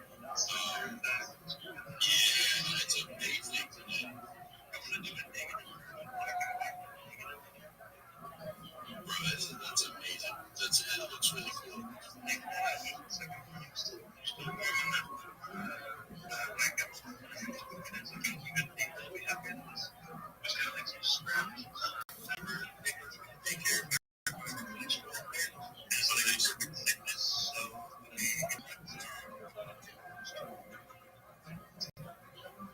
always wanted to mess with like airbrush and stuff like that. Still haven't done it, but it's appealing to me. It's something I would love to do. Oh yeah, like this at the bottom. Like airbrush stuff. It's cool. I always wanted to do that. It's really cool. I have a bunch of people do that. This week that Vicky is an assassin with us, but she helped me with my Phalian art, my text that I used. I had a different text on there, and I showed Vicky what I was coming up with. She had it, and I was like,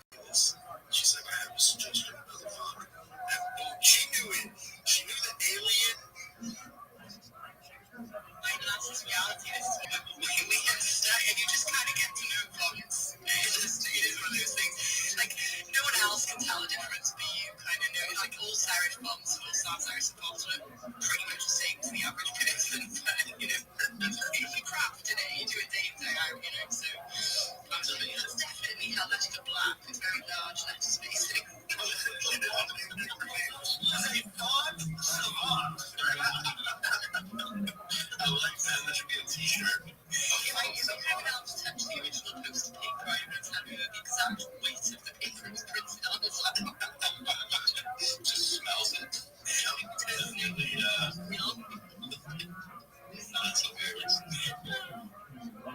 as she was on fire with her font knowledge this week. It was pretty impressive, I must say. But helpful, very helpful.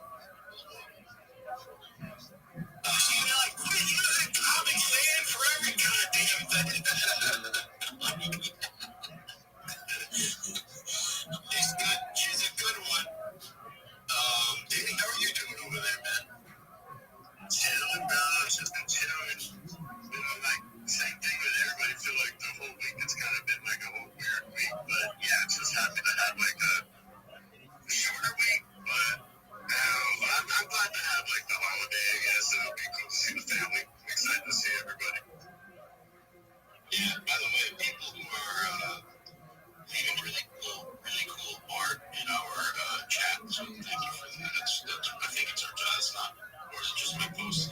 Well, thank you for leaving awesome art everywhere. People, I appreciate it a lot. It looks awesome. Yeah, so what's everybody doing for Thanksgiving Day? You're going to be with the fam? Can I just ask you, can you explain what Thanksgiving is? Just that it's British person over here. Oh, yeah, it's just all you land from Indians, basically. Basically, they celebrated when they worked out indigenous people. I said, I think that's awful. You want to absolutely awful. It's whatever. You go kick all the pilgrims out. They say, get the fuck out of here because you won't bow down to the king. So they're like, okay, well, fuck that. We're going to come over here. And then they just started slaughtering a whole bunch of people. And we celebrated building which I'm turning at. And I was trying to explain this to my Brazilian girlfriend.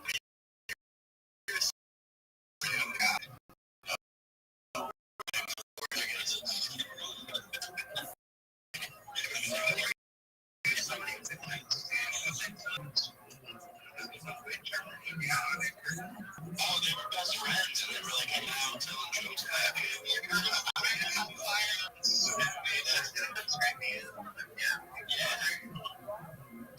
It's not how it went. There's a lot of things that I think need to be brought back into question a little bit from when I went to school and history's retelling of things, I'm sure. Yeah, unfortunately, history is written by the victors, so. Yeah, exactly. It's not the whole present rape us, unfortunately. We like to make America like the Avengers of all of history, which is not. Always Captain America, apparently. He's like my least favorite hero, let me just say that. Captain America? Hold on. Captain America versus. Is it because he's Captain America, or is it because he's no, I wanted to know because he is not that great, honestly. I know what it means to, like,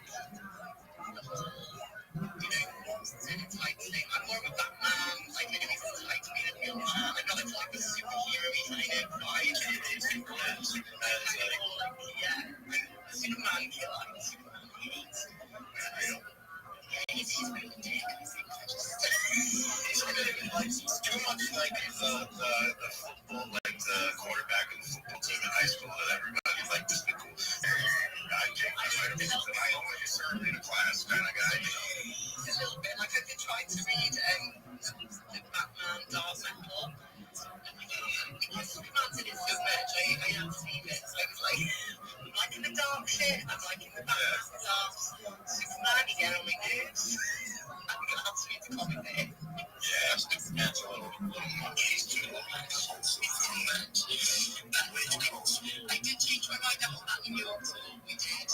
And I heard the story about the Complex Plan and the radio show and all that. It did make me feel different about the comic characters.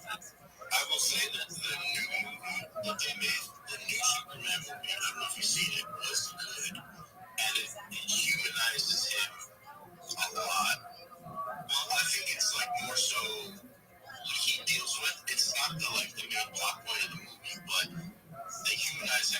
because he's dealing with human emotion. It's almost like he has to learn how to be human from it in some ways. You know what I mean? It's interesting. It's interesting what they did because it's really the only way you make him interesting. He's a human. He's an alien, right? So yeah, absolutely. Yeah, he is moving to me for a superhero. Sorry to sidetrack the conversation. Yeah, no, we don't have to. That's very controversial to talk about Thanksgiving. I feel like ridiculous holiday. I was interested. Obviously, it's not something we have over here. And, we do silly things like celebrate Wine Night, which is, essentially a plot to destroy the government. We celebrate Is that the Beaker Vendetta story? I think I'm making that up. Is that the Beaker Vendetta story? Kind of, sort of. Is that real? Yeah, remember the list of powdered trees and plants. That's real. Didn't know that was even real. That's real. That's awesome. Guy Fawkes, he went into the Parliament planting dynamite was going to blow up Parliament, and he failed, basically. So we then build effigies of him, stick him on a bonfire, and now fireworks. It's great. Do that every year. That's pretty damn interesting. A really neat story, real quick, about that is whenever he made Alan Watts. I think not Alan Watts, but he was the guy that wrote Beaver Vendetta. He's like a big wizard. He's convinced that everything he writes down comes true. So he started that with the Guy Fawkes mask and all that, and now you have like Anonymous wearing the mask and all that shit. So that's right here. That part. Was it Grant Morrison? Is that the dude who did Watchmen as well? Or did Beaver Vendetta? I'm making things up. Yes, it is Watchmen. It's Alan Moore. Alan Moore. I'm about to I got the book right there. Alan Moore that guy is off the fucking rails. He's got that big beard. He's a wizard. He's like self-proclaimed himself as a wizard. And whenever he writes or draws his stories, they come true because he's psychotic, but he makes really good art. Yeah, I think, he's definitely a crazy person, but makes great stories and art. He writes those stories too. He wrote Watchmen and Beaver Vendetta, right? As far as and he also invented Swamp Thing too for DC. Swamp Thing was cool. I didn't read that first. They're making a movie of that. I think the movie is part of the new relaunch of the DC universe that they're doing with James Gunn. So they're going to make a Swamp Thing for sure, which would be really cool. Okay, let's go to Rabbi Rothschild. You can correct me. I'm sorry. How are you? Lovely. Every day is a holiday. Every meal is a feast. When possible, may I please share my project? You sure can. Thank you so much for the opportunity. I'm Rabbi Rothschild. If you don't know who I am, you will. I stream my life 24 hours a day, 7 days a week, 365 days a year for world peace. I've been doing so for more than 4 years. 4 years. My streams go back to the pandemic. We've seen the death of a queen, the birth of AI, the coronation of a king, and everything in between. This is a real-life Truman Show, a real-life Big Brother. This is a timeline and a time capsule of human achievement. Excellent. In the 1990s, Bill Gates coined the phrase content is king, and I'm making it true today. I'm king of the internet. This is the biggest event in global history, and here's why. In 2018, The Economist magazine stated that data had overtaken petroleum as Earth's #1 resource, and I have more data archived on the internet than any person ever, which is making me a very influential person. I'm going viral, and when I do, I want to make you, your friends, your family, all financially independent if you aren't already. I want to ensure that you have generational wealth if you don't already, and I want you to be able to start charities and philanthropic organizations of your own. I'm unlike any influencer you're ever going to meet. I'm not live on one YouTube stream or 2 YouTube streams. I'm live on over 20 simultaneous YouTube streams 24 hours a day. You can watch my life in 360 degrees. My friend, I agree. You can watch my life in 360 degrees. I even have a ceiling camera. If you want to view cameras, you can. Absolutely. Please finish. I'll answer all of your questions. If you look at my pinned post, you can find a link to all of my cameras. Additionally, it's in my profile. You're also going to find my link tree there. My link tree is linktree.com/Rabbi Rothschild. Please let me finish, and then you can comment anything that you want. I appreciate it. Uh, I dare you to look at my. I dare you to look at my tree.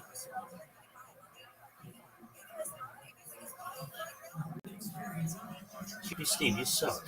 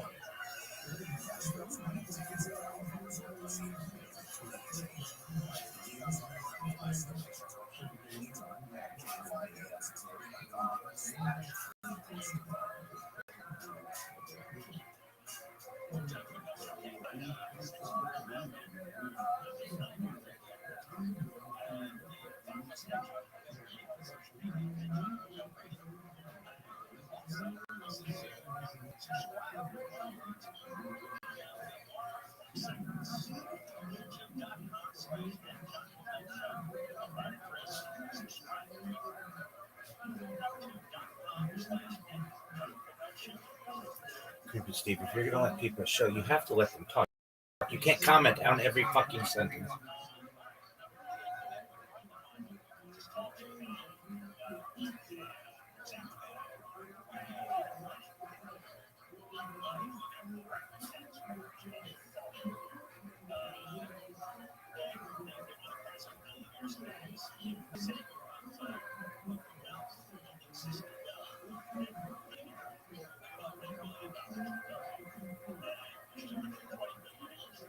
And we aren't gonna help you in the future, Creepy Steve. People will be like, man, I'm glad I wasn't friendly to Creepy Steve because that guy doesn't let anybody talk.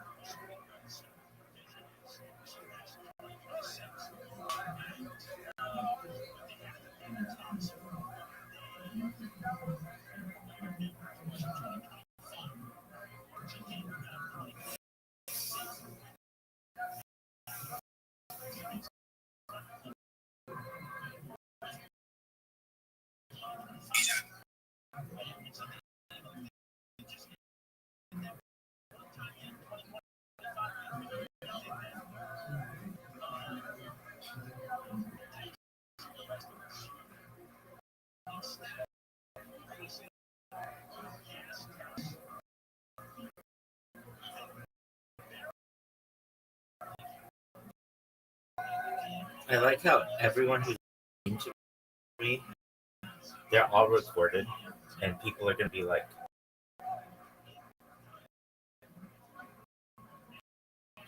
abandoning them because because they made a mistake in Twitter Spaces. Yep, because this shows a reflection on their greater person that they feel that they have to say is so important they won't let people finish. That's great. You want to ask questions? It's well. Let me finish. I mean, I don't understand. That's like if you're gonna put chill in there, that you said if you're gonna host this.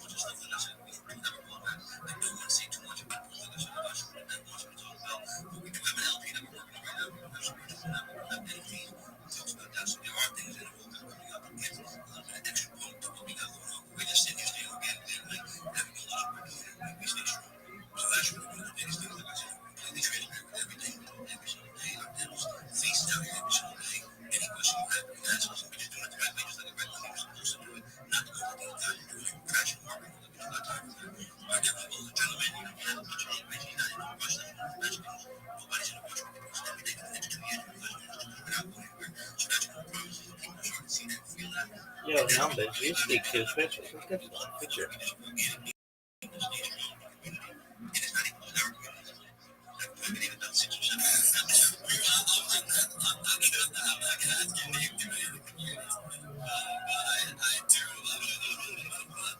You are an incredible speaker, man. No hesitation whatsoever. There are no moments in there. If I'm being honest with you, though, man, I definitely in the future, when you look back on the show, I need to hear a business model. A lot of words, but I need to hear, I need to hear the sustainability. I need to hear, what's going to separate this. There's a lot of meme coins that have a lot of movement, they're all not going anywhere, this and that. And, I hope that you have it, I'm confident that you have a good drive behind you, and, team behind you guys, but it's like, somewhere like 6 months, 8 months, years down the line. So you guys need a sustainable business model in the future. But PMV, I appreciate you for jumping up here. Is there any other call to action that we can leave with people at the microphone in the next meeting? We're going to come back with a membership. We can have a sustainability. So you give us a couple weeks, we'll come back up here. We'll have a work week. We do this real work. We say that to me back. Like I said, respect to my devil. I don't want to say the wrong thing.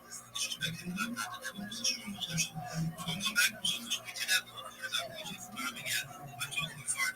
Thank you for taking the stage. I appreciate the work. I like it, man. I definitely like it. I like your energy as well. God knows what it's like. You got someone breathing down your neck up here the whole time. Like, look at that. You say I'm always a guy. So, no, I get you. It's tricky with the dad. I appreciate you. I think that was a perfect answer that you had. Looking forward to hearing some updates from you guys in the future. We're going to keep things moving along here. However, we got Head Network and the Tribe called Rex up next one. Feel free to request on up here, guys. We're not going to hear you guys pitch. Looks like we're going to have plenty of time for some first come, first serves before we get to the 9 o'clock an hour. So we have such a repost for you. We're going to get to you. Okay, man, let's freaking get it. Why don't you hit us with a little bit of TLD? As personal media and updates you guys have would be awesome too. And then the floor is yours. What you got? Hey, man, how's it going? It's a pleasure always to be here, man. It's always a pleasure. Kind of excited at your work, and I'm treating to all the newcomers as well as the agents to continue to strive for each other. So much thank yous for that. So let me talk about the network just a little bit. The network is a collection of projects and developers that are staying stronger together. So jump into the bio, give me a follow. That's all I'm going to say. I'm really here for OpTrade.ai because this is a project that I personally support. I've invested in it. I know the developer. His name is Alex. He's been out for cities. Come to understand the market. He's produced a lot of utility that he put it up, which is called OpTrade.ai. So essentially, OpTrade.ai marries together AI and DeFi trading. What that looks like is that he has built a proprietary trading engine, put together real-time market scanner, AI-powered analysis, auto-trade strategies, advanced analysis tools, and chat assistance. And this is essentially automating and creating an augmentation of what you can do in terms of your strategy and investing. And what that looks like is essentially giving you a lot of different tools for you to increase the potential of you winning in the space because it's changed. I'm going to have the same pitch if you heard me from last week. I'm going to say the same thing because I suddenly believe that these topics that we talk about in terms of the crypto market, for example, the Barrier project that we had in 2021 compared to the projects that we have now, thousands of projects being produced every day, really changes the playing field. So, with that being said, it's a lot harder to use a lot of manual things like putting in the contract to check to see if it's a value bond, or to see what the liquidity is, or see if you have bundles involved in each project. So, OpTrade.ai has essentially put together a number of utilities that he's produced that are operational now that will assist you in improving your potential. It's not going to improve you unless you improve how you invest. Let me explain this. So it's better to do your self investment, your research to invest in. What that means is that you need to educate yourself on the chart, understand you got to invest emotionally, and kind of to complement that in terms of I'm training AI is the training academy that they have. So before I get into that, let me go ahead and break down some of these features that people find for I'm training AI. You have token scanning, you have manual training, you have motor tracing.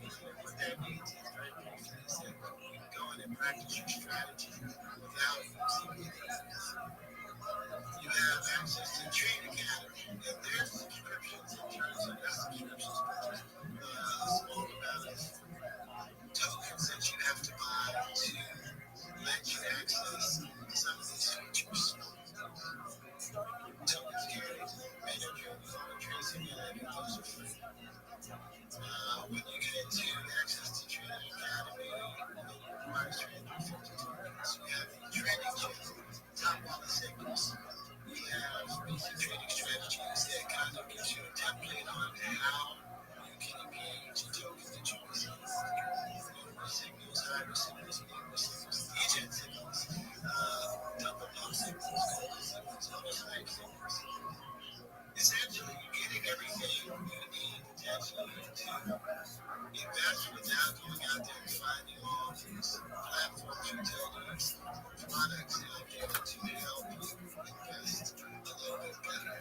You're getting signals 24/7 on token behavior modeled projects that come out. They're screened for honeypots, they're screened for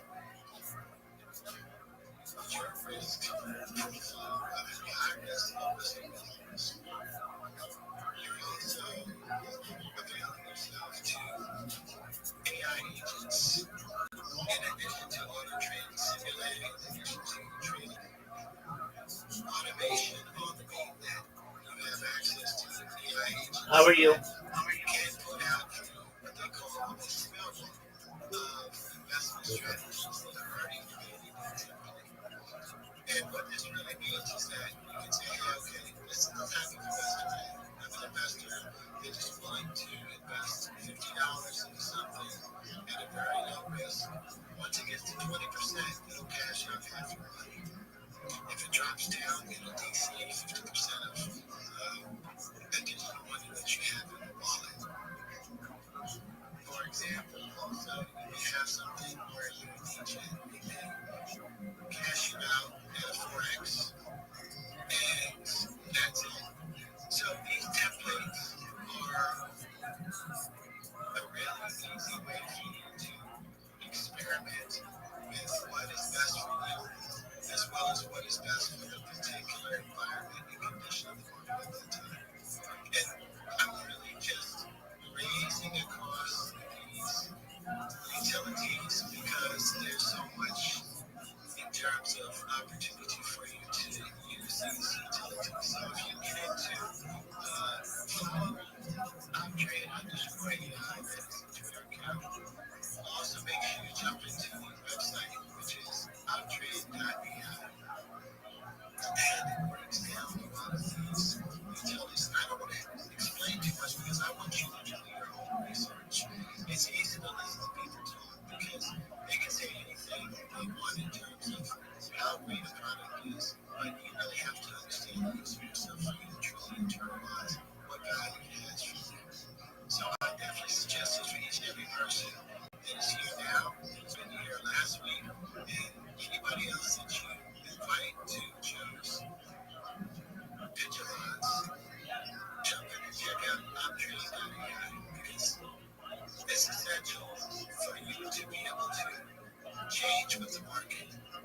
I believe that you're at a disadvantage if you're still out there doing things manually, trading manually, looking at projects that you may meet from your friends and say, hey, have you heard about this? Or, some advertising of a project that's having a pre-sale. What you can do is get signals that have been screened that works off a token behavior modeling system. Are you fucking serious? These things would be essential for you. And this is just an education, it's not financial advice. As Joe always puts out his disclaimer, you have to really do your own research and understand that I'm going to be here week after week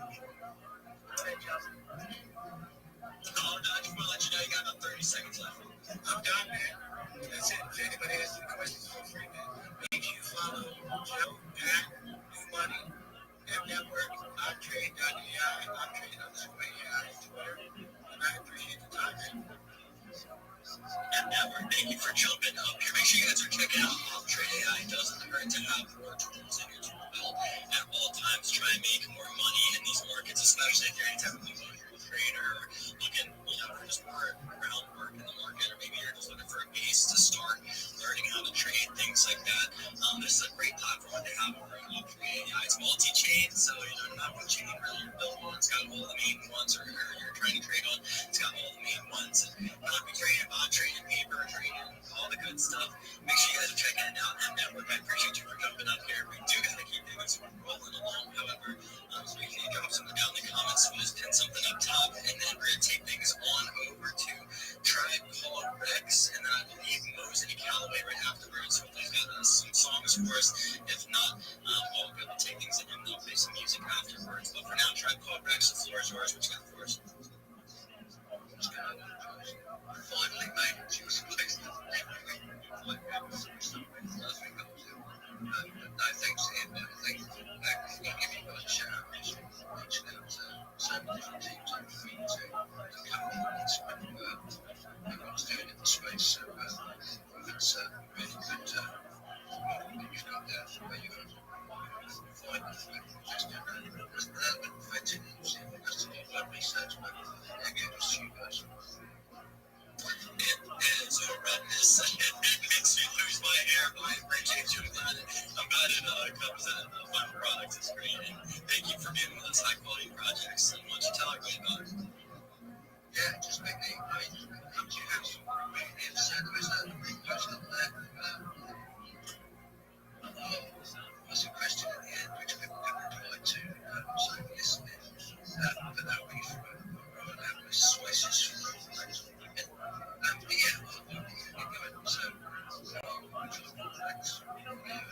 NFT business.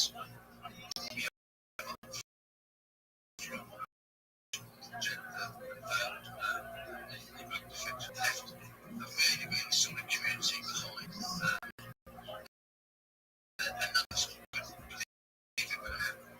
Just absolutely awesome. So set up a CTO conversation with the team, which I led. You did eventually get the deal. Every campaign said, just we can start again from scratch.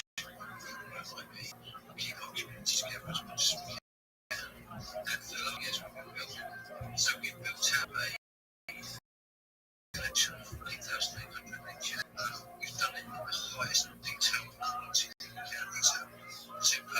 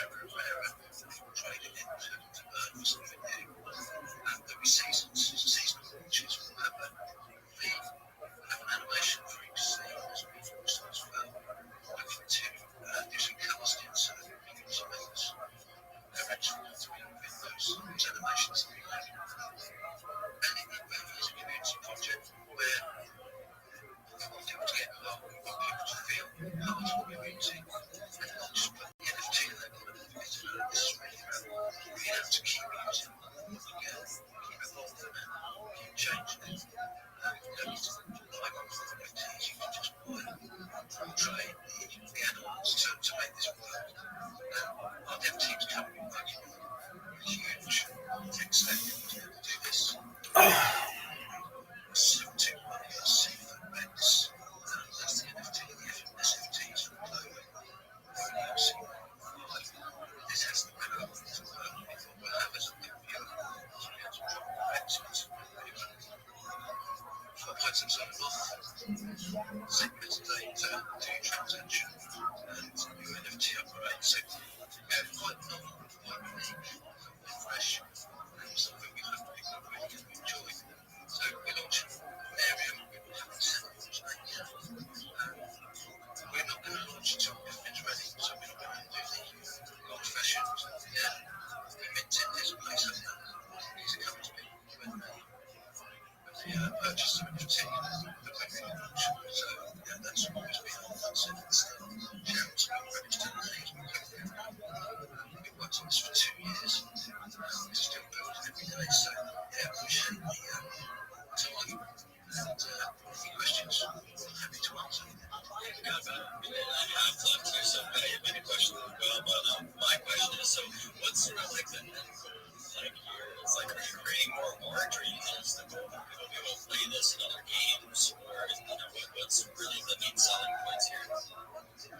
So there's two elements. These are avatars, and some people are making them very quickly. And a lot of it with Tom Island is both animals and start on stage. So Rex will be going in there before we launch people's going to play the big time.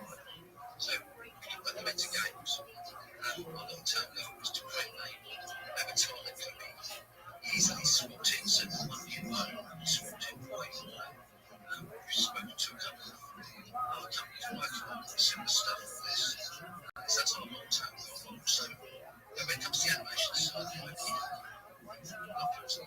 give the IP to we're doing a limited window. So that will allow for holders of virtual trade, in like with their rent, the actual main IP, and they have the back to benefit everyone. So every holder can get the big IP deal. We're talking with a character, this quality, we're looking at one cartoon and this thing. So they're on target because this character and that characters that we follow will be saleable item that will have so much creativity. So ultimately we've got lots of avenues to go down. And it's a really exciting thing to me. Coming out, ultimately we want to build an IP user base, do it slowly, quickly over time, and then we have to go to these companies and say, you could put it if you know this is something exciting for me. Tribe Called Rex, man, that was a beautiful way I think to wrap things up. Any other closing remarks for us? Any calls to action for people? Not really. I mean, all I'd say is, keep following us on our page. Basically, we started this on lots of different clips and things. As we've built, we do a space every guys will be Sunday afternoon. Make trips if anyone ever wants to come and ask questions. Feel free. We do it every week, regardless of the market, what's going on. It's just a community space of things. Let's go. And keep watching. Exciting things are coming. We're building something different, but hopefully everyone's going to get to enjoy it. So thank you, Tribe Called Rex. I do like as myself and IP player, we're also building on some intellectual property. Thank you guys again. We do gotta keep things rolling on a behind schedule here. And I do want to reset the room really quickly. So movies that I'm curious, do you have any music you're able to play since the thing? Hey, let's get it. All right, so real quick, before you throw that on, I'm going to throw on this disclaimer. I forgot it like the entire space. You gotta let me know. I feel it was awful. That's just great. Now, so I'm ready. What's up?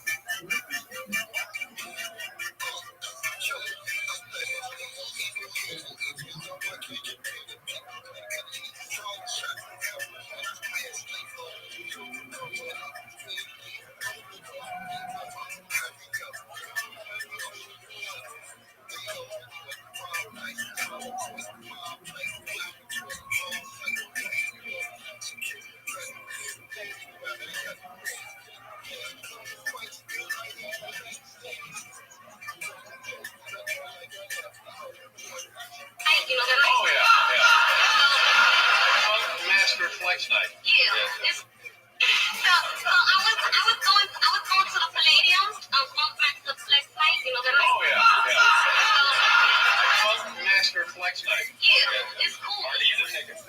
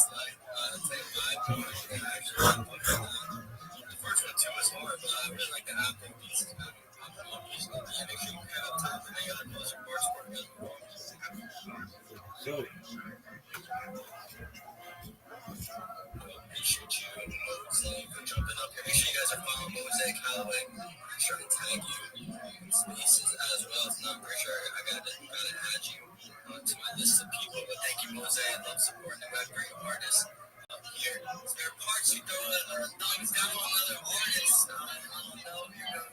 I have your beer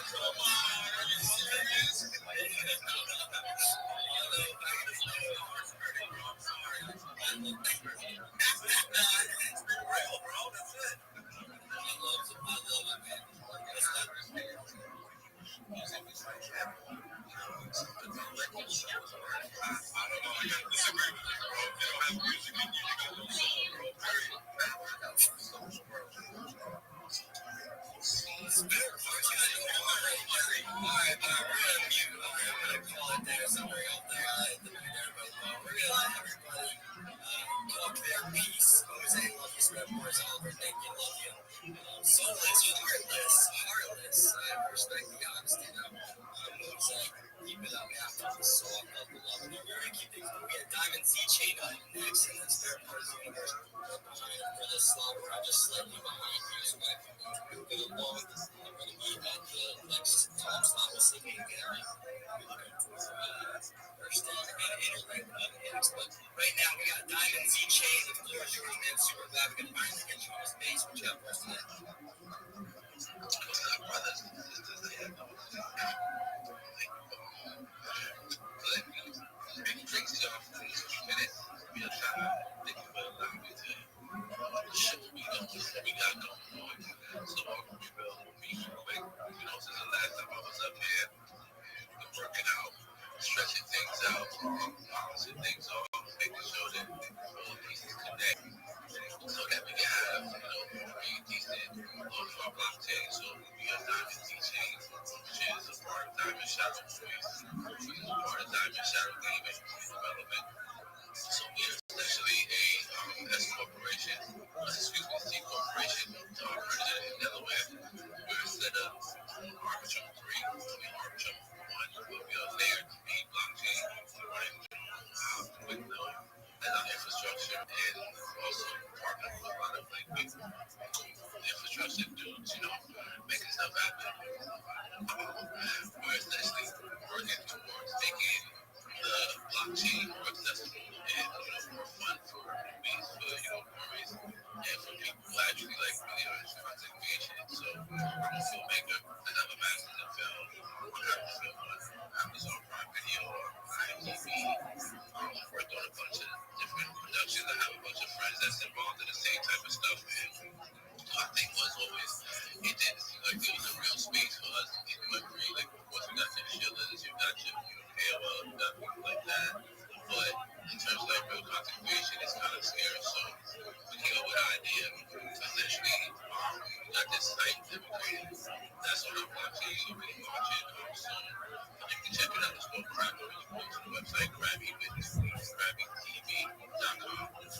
Essentially, what it is it's like a streaming site that you can hit ERC tokens and Solana and other tokens. But essentially, you can go live. You can have a Twitch account, go live on Twitch, and go live simultaneously through the site. So that way, you're live and actually reimbursed with tips and things like that with actual ERC tokens or Ethereum or whatever your fan wants to give you. They can send to your wallet directly to your wallet.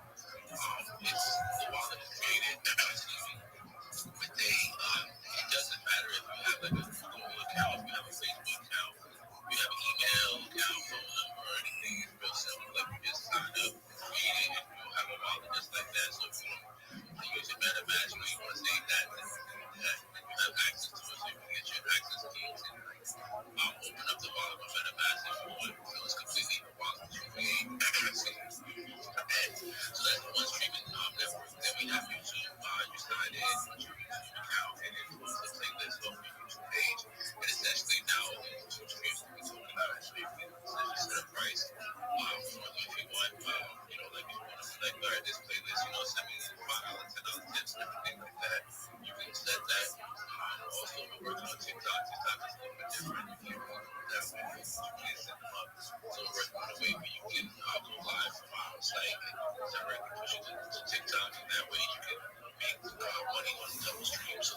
on the TikTok side and on the crypto side. We also have, you can upload videos and film. So, like, if you have a web series or if you have like a film, like a 1 hour, 2 hour film, you can upload it to cast your poster, all that kind of cool stuff.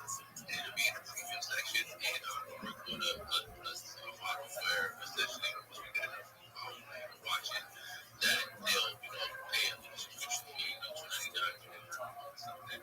And then you can pay more for content also. So we'll set it up we're setting it up where you can put like $5 USDC or $10 a month to view a episode of your production or music video or anything. You can even go live and make it where you can totally like a one-on-one or a 5-on-1 interaction with your fans, like find this NFT and you'll be able to open up and access the live directly with me like BTS. Depends on what you're doing, what your type of lifestyle is, but that's one of the ideas that we have for our blockchain. There's a lot of cool stuff we got going on, things like that, but it's catered to the content creators. We also did like a Kickstarter for you, a Kickstarter for some makers, but it's super cool. So I'm not gonna go too crazy into all that. I just want to give you an out. It's right here. RabiTV.com. Rabbi tokens coming next. And like I said, we are layer 3 blockchain. Build on arbitrum, right? So there's all kind of rewards and benefits for getting in early with us. We have projects that we're working on and projects that are with us. This is one of the projects that we're part of. There's another project we're working on also which is kind of a wild game, but that's for another day. But check us out. Come to my link. Come to the Telegram. Go to RabiTV.com. Sign up. You can sign up. You can become a creator. Instant creating. You have to go 4,000 hours and 1,000 followers and all that kind of stuff. With all the rules to get your money. You can get it right away. So you keep up with it. And you want to send you tips. We take 3% of everything that sells. So you gotta make a little money too. But yeah, we got an NFC marketplace on there. But it's there. But yeah, check us out, man. Let us know. Stay us up to we got some stuff always coming. Always making something for the creators. Hey, Diamond TJ, I appreciate you guys for jumping up here. We're gonna have to talk about that Hispanic name. But that's a conversation for another day. I guess my question for you guys is, why the other chain? Why do you need the layer 3 of I guess that's it. Essentially, there are a lot of chains out there that's doing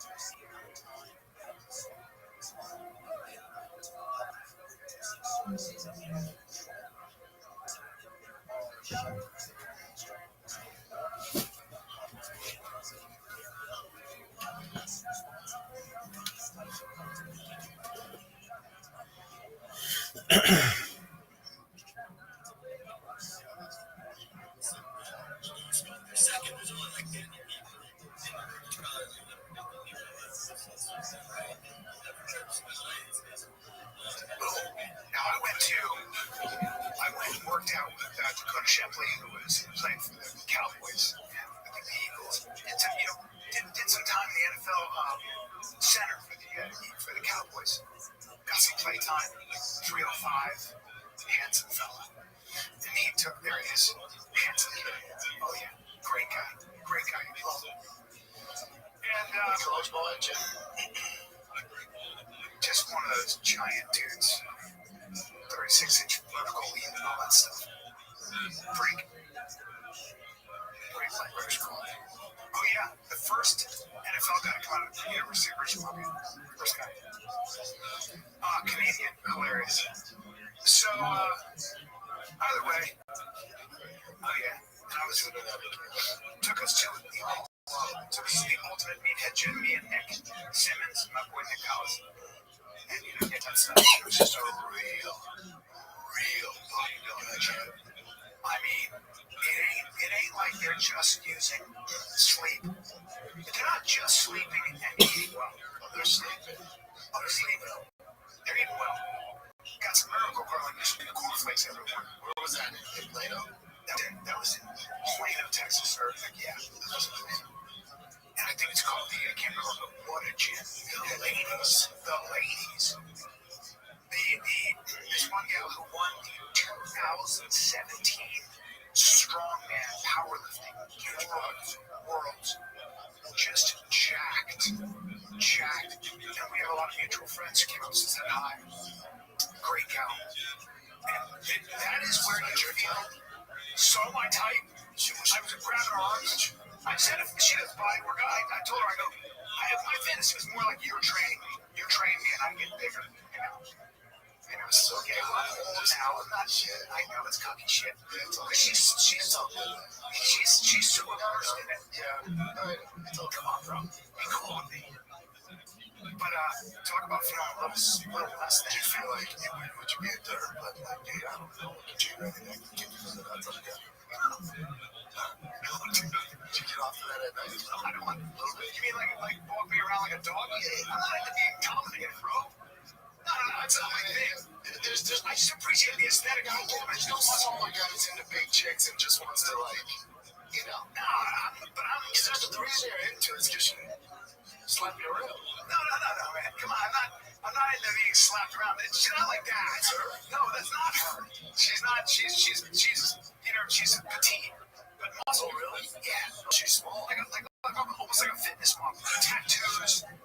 Kidding, bring her up for God's sake. I'm trying to. What's her name? I don't know. One strong. I'm putting her on blast. She's great. They look all right. Jessica Power. I know. Jamie Power. Great gal. Came with her competitor friend and just a great gym.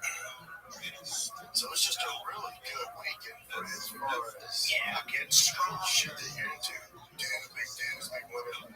Yeah, but she's just in shape. So these are little break. You know about these rich wallets? Do I ever? My father-in-law, he came in the mail and he jacked it for me. I need to get one because the one I have, things are falling out all the time.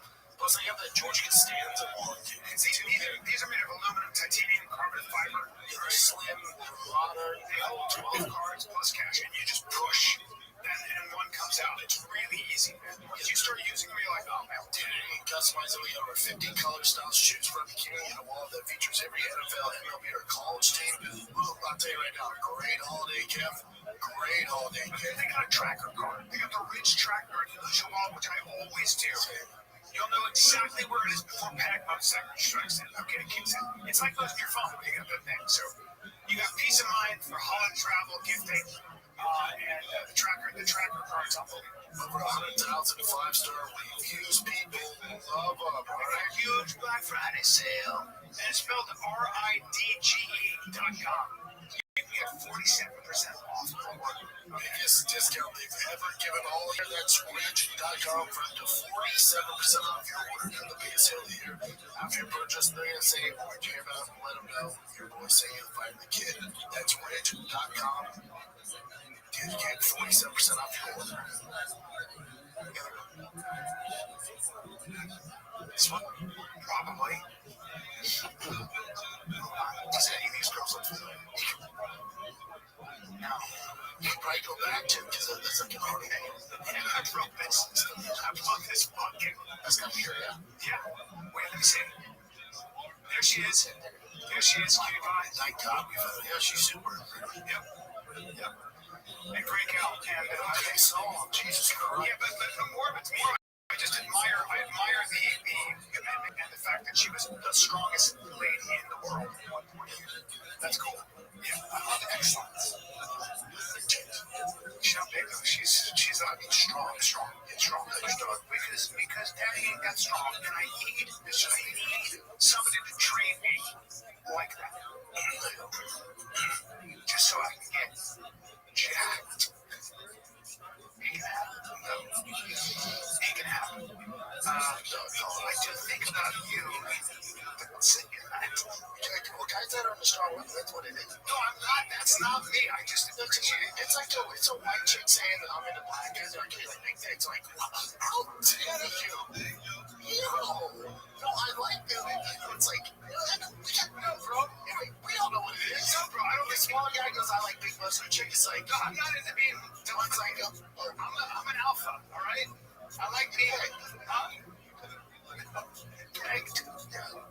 That's how that movie ends. We don't want that. It starts with you on the ground with your collar on, and then there's the ball gag, and then they're like, all right, I guess you kick me in the nuts from the back, and then it turns into, put on those boots, put on the top of the ass. It's like, just that minute, we just stumble it, dude.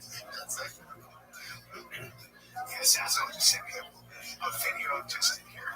Here, Jen, here's what Sasso sent me. It's the last thing Sasso sent me. Just out of nowhere. Because,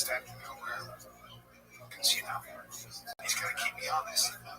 Dude, how about that? Have a kid fight on merch. I know you. It's all me going to do it, Brandon. You're like, oh, it's great, though. Look at my shirt. He's on sale. Right. When sit on something. I'll keep you posted. Okay. Definitely for Black Friday. You get that video? Not yet. Definitely Black Friday. We just got to offer an original gray and black version. Because the original's gray and black. We did offer white and black. And then this has every kid on the back, too.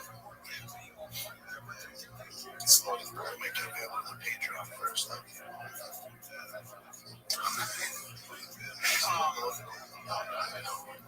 I got an MRI scan. Oh, yeah. Got an MRI scan. The wife got an MRI scan. Did you go with Delia? Because Delia did the same thing. No.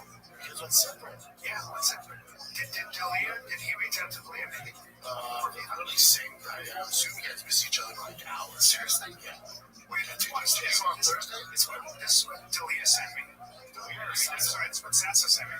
Sassa goes, hey, this is a game. I said, football, game of inches. That's what are you doing? Watching. He goes, yeah, I love this game of inches. He goes, and I go, what's the point of that? He goes, to get stinky fingers. I said,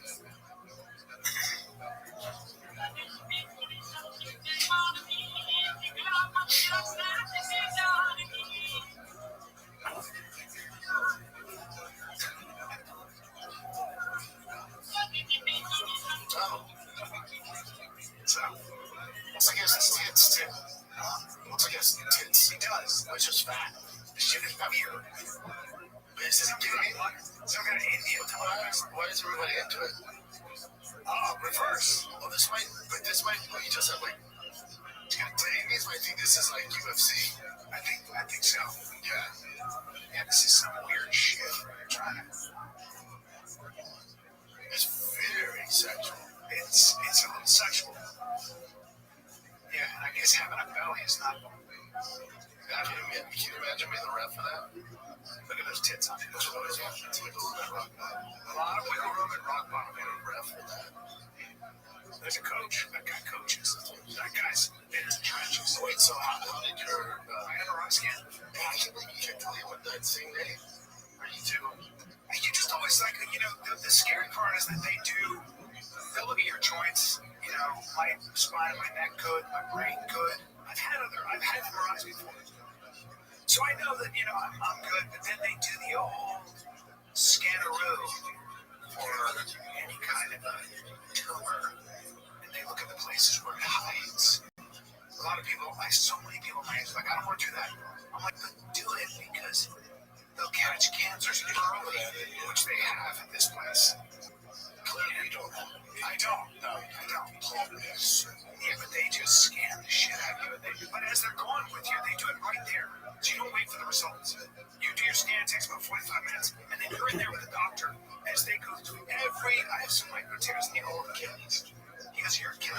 They sure are. Yeah. Got some night terrors. Be careful. Right? Yeah. Just so you put it in her heart. Just, all that stuff. But pretty good, man. Good knees, good neck, good back, good brain, all that shit. So, right? I guess you do.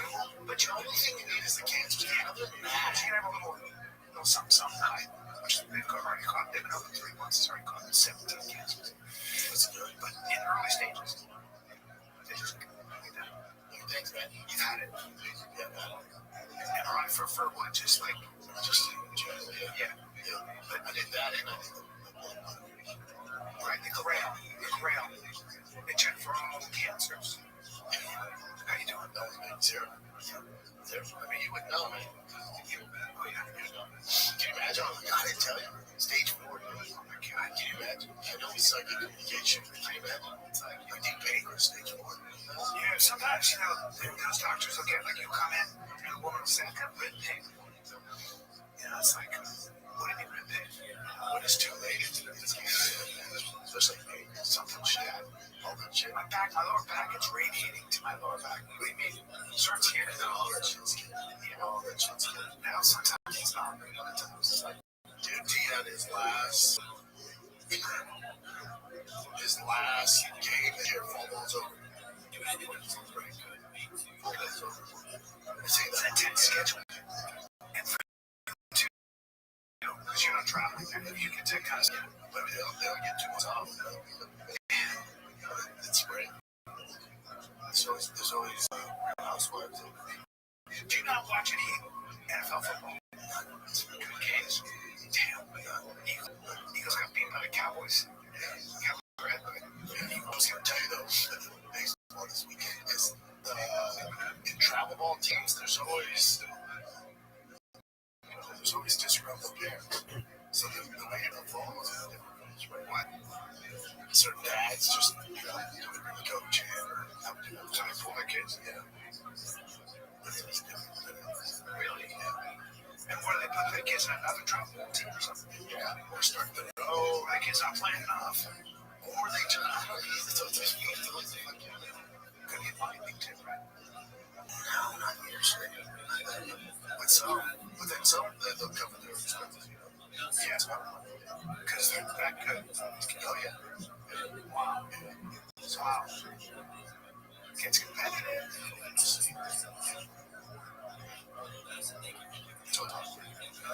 Did you watch the UFC this weekend? I'm sure you did. Oh, they thought it was on early. I don't mind. Yeah. Where was that? Qatar, right? I could have called the Sarukian thing. I think everyone could. Yeah. I think everyone kind of called the name and go. Yeah. But did that Waldo? Acosta? That motherfucker's a problem. He's had 5 fights in under a year. Just not getting everybody out. He's a big problem heavyweight. Really? Yeah. Look at him. He has 4 fights in calendar year, but I don't fight like he's just starting. He just fought this month, too. He got looked down by Tom Oswald's head. I need something like that. What's his name? Just to not get dudes out. Just a crazy fucking right now. Gary Muhammad. Did you watch it? I didn't see it. Okay, I saw it. But I know you saw long. Yes. I just never count one lines. I think he's got such a high fight IQ. Because he's like him. That's a nightmare. You never on the time you're just so good. You knew right away. It's tough, man. It's tough. God is good. Can I ask you, his thing is that he's so good. He's kind of like who wants to get beat by Islam. That's your who's going to beat Islam. I don't go through it. There's not a lot of guys that Metronica is a problem for Islam. What you say? I don't know. I mean, if there's anybody that's going to be able to do something, but what's he going to do? He's not a knockout artist. So his method of victory is to kick him in the face. Okay, for nothing. But again, with Islam, it's like, is he Machado Gary going to last 25 minutes with Islam? Well, the thing is, he also seems to be a bit of a counterpuncher, isn't he? He kind of is, yeah, he can, you know what I mean? Like, he can do both, but then also, he's going to get pushed against the cage. Yeah, the people go, man, his takedown defense is looking against the wall. Okay, wall's up. Bar, I love bar. Or grab. Takedown wise. Yeah, it's just a different animal. So, but then again, maybe Machado's has a ball. Have a ball. It's like when Izzy fought UL. In a way, it's like, why isn't UL taking him down? But when the guys are really long, like, no, UL didn't engage, and that was only the worst fight. That makes sense. It's like, wow, she's just wrestling. It wasn't that, because he doesn't wrestle, jab wrestle. So it'd be different if you were wrestling. Yeah, that's about it. But what I'm saying is just, listen, Makachev can take Machado Gary down. Right?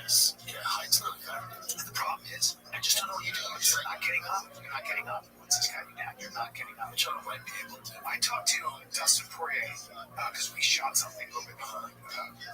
I had such a great week. It was so great. Last week I was with your boy Corey Sandhagen. It was hilarious. Hilarious and awesome and smart. Rose not be this. But what did Dustin say? And so Dustin, I was talking to Dustin about fighting both guys, Khabib and Islam. And he was like, dude, I've never felt anything like that. Now, Dustin's seen a lot of books. Dustin has been with serious wrestlers. And at American Top Team, they got Olympians, they got everybody there. He said, dude, their feet are like hands. They're going to trip you. They can get you're thinking about this. They're going to trip you. They're going to grab you. And he said his little client show, he put a hell of a show on them. But Dustin said their strength. It's their strength. And most importantly, when they're on top of you and you've got all your escapes, they're ahead of you. They're just ahead of you. And it's micro adjustments that you're just not even aware of. So there's just no matter how many looks you've seen, who's seen more fights? Dustin's had 53 fights. Dustin's an American Top Team. Dustin's top of the food chain in every way. And, he's like, there's a limit. There's a limit. They're doing something those guys have done. They figured out something that people haven't. It's a puzzle people haven't solved. Yeah, I think Dustin, after that fight, even went in and said to Khabib, Islam, he's like, hey, congrats, whatever you guys are doing. Of course. You gotta give it up. Yeah, I don't know. What if you don't get the welterweight division? It's like, you can Machado Gary deserves it. You look at it, like the no-show Shavkat, he's had so much time off. It's just, it doesn't make sense. Oh, is Shavkat injured, or is he injured? He was injured. He was, but now, after he fought Machado, he should be ready to go. He's been interested in that, for a hot second. What do you know what it is? Is it something? Yeah, so he's not getting Ian's wins too. I think the knock on Ian's gonna be he's just not exciting. He just doesn't finish yet. But he deserves it. He's only lost against Shavkat, and that was when Shavkat was. People thought he walked on water, like, oh shit, that was actually a really good fight. Really good fight. I don't know, man. I think you do it now, though. Yeah. You think that's next? Yeah. If you're the UFC, it's kind of like pick your poison. He at least has a style. But again, if you're not excited, that's not very exciting fighting. I don't know what the fuck you do. I don't know. Because he go back to the rankings, too. It's either you or Machado Gary. I think Armand comes up to 7. He's still fighting 55. I just might get looking great. Yeah. Well, after that. Because I think he beats Spear. He's too big. I mean, the only guy I'm saying who speaks that language, that Islam language, is Cerulean, I believe. I think, right? We'll see. Let's see what happens with Ian Machado Gary. But, yeah, Cerulean. He's not even a discussion. Like he has to. Like he's been out for over a year, and then he beat Charles Oliveira. They just beat Dan Hooker, so he has so much more to do at 55. So hopefully they give him the fight at 55. But then the UFC has the Paramount card in January, and they're going to want a big name that just fought. So they probably need to do a period versus Patty Pitt.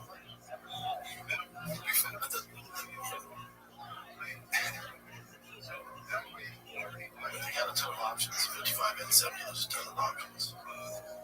You got an American in the series. There's not a ton of Americans.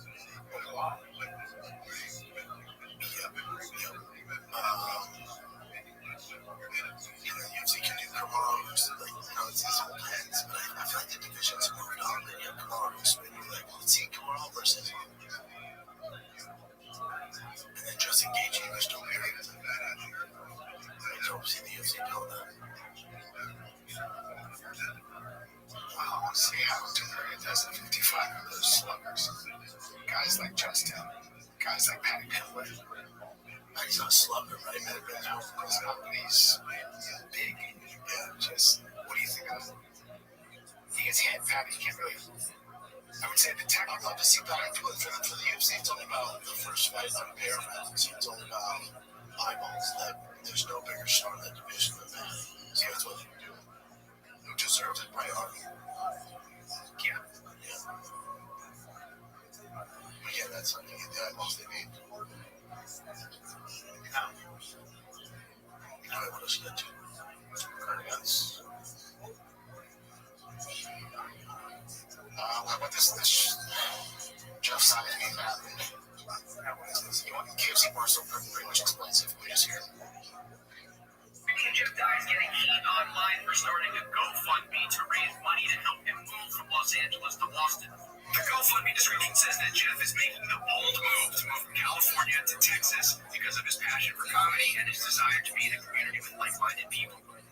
Finish it off with a Jordan Peterson quote, which checks out. This entire saga began on the Joe Rogan Experience. Jeff was a guest on the November 12th episode where he proclaimed that Gavin Newsom, quote, scares the shit out of me. Him and Joe had a conversation about Los Angeles, specifically the LA wildfires, and said that they believe that Gavin Newsom is incompetent and that he doesn't want to be any part of it. After that episode is when he put up the GoFundMe asking for money, despite the fact that in the past he had made fun of people who use GoFundMe in this manner. The direct quote from Twitter back in 2018 was 90% what up, big dog? Benedict, I know who you are, so I'm going to tell you about it.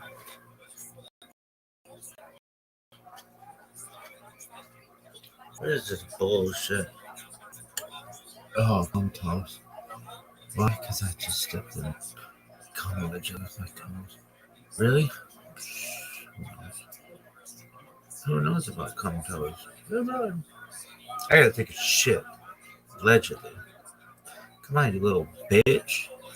Nobody's ever gonna watch these. Yo, Benedict. Can you hear me, big man? What's up? I can hear you loud and clear. What's up, man? How you doing? Excellent, my man. Okay, where do we stand? How far have you progressed? Okay, yeah. So it wasn't an easy one to do. I just finished making the video. Yeah, I finished making the video, and I'm going to send it to you right away. Okay, I'm ready for it. Alright, just do a few and just continue doing right now. Take your time. Are you sending it on Twitter or Discord? Discord, yeah, Discord. You got it, big dog. Go for it. I'm ready when you are.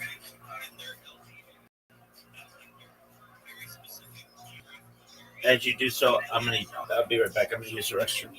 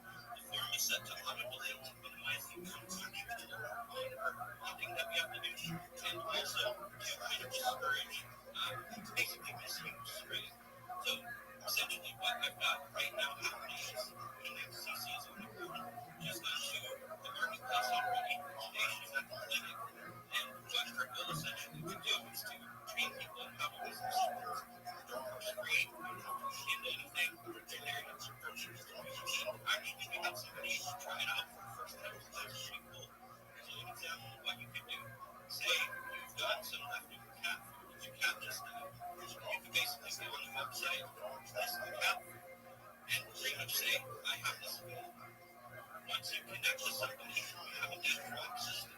That way we don't have to have any actual trade throughout our because that's a secure connection.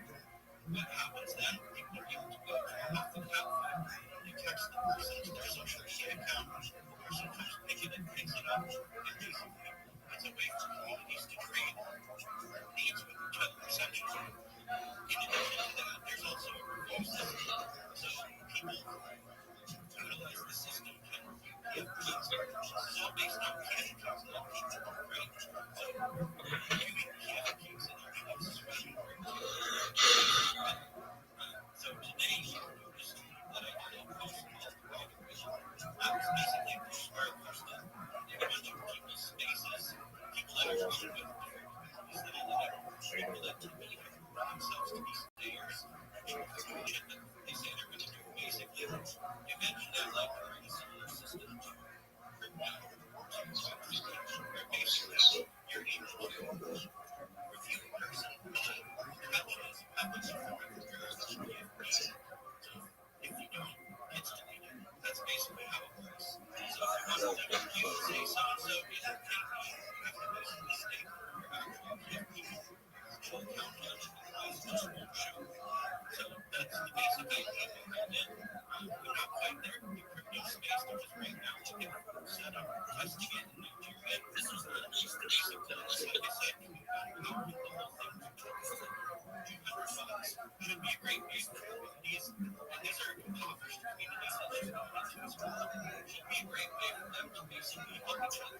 That's the goal. That's the goal. Essentially, let people help themselves instead of having like some kind of Western savior come in and be like, here's how it's done. No, this is all community run. The community has access to all the tools. The community gets to control the tools and basically could be rebuilt and essentially tools for like 2 to 3 so that's what I'm doing right now. I'm going to be gone for 3 days for Thanksgiving. And then when I get back this week in December, hopefully I can keep working on wagon farms and stuff in the Web3 space. So hope you guys had a good day. By the way, Pat, I saw you in Church of the Chicken Fish doing that worship. So wanted to just treat us that was pretty cool. Props to the Chicken Fish. Also, Frank. I'm really interested in Exodus as well, so I've been trying to get into Exodus to give that a try as well. So I'm really excited to try Exodus. That's basically it. You're there. There is a friend of mine who's doing a space on basically digital violence against women. She's planned it like in season 1. She's got like 16 days already planned out. I switched my people and requested it for this one of our spaces because there's a lot into it. And we need people like that into our space. Like we say, let's speak topics that don't necessarily affect us, right? Because that's part of getting attention. Our side actually pay attention to what we're doing. It actually shows us that we care about things outside of the as well. So, All right, Benedict, did you send it to me? Yeah. I just did. I think the Discord is kind of just speak for the video, so I have to just send it to X. So just check your X. You see it right there. Okay. Yeah, just check your X right now. I'm checking X right now. I'm checking X right now. I don't see anything. Where is it? It's yeah, over here. Yeah, uploading. Yeah. Alright. Yeah, here it goes. It's going out. There you go. I got it now. Alright, you got it. I tried adding the right of to block, but the video I was having was just speaking language and trying to see the different thing entirely I actually wanted. So I had to just make the video myself.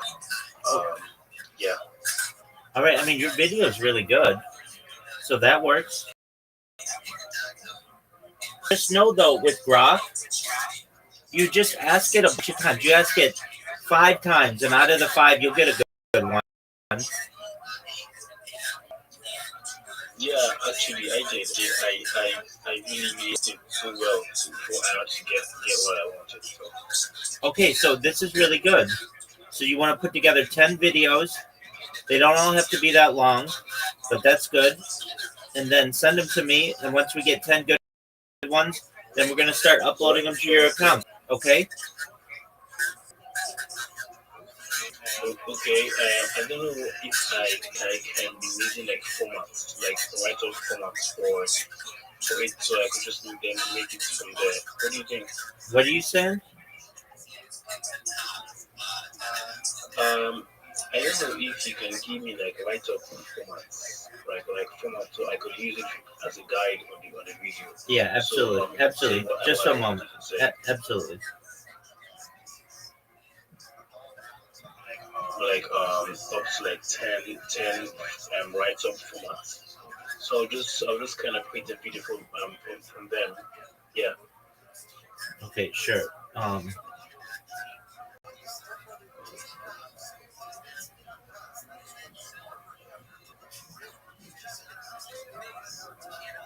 Well, you saying that one particularly I made was actually very very cool, right? Yeah, it's very cool.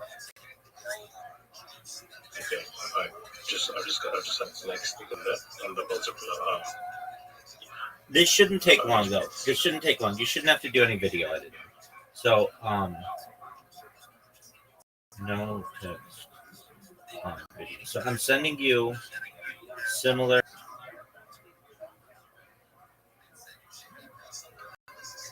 On the Discord, on the Discord or X. Yeah, Discord. Okay. Okay. So put what I just sent you on in Grok, and then it should take a few seconds to, and then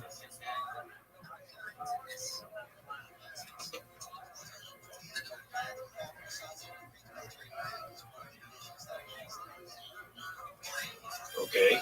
Okay. So your network is running though. I can hear you, bro. Can you hear me, Rabbi? yeah, can you?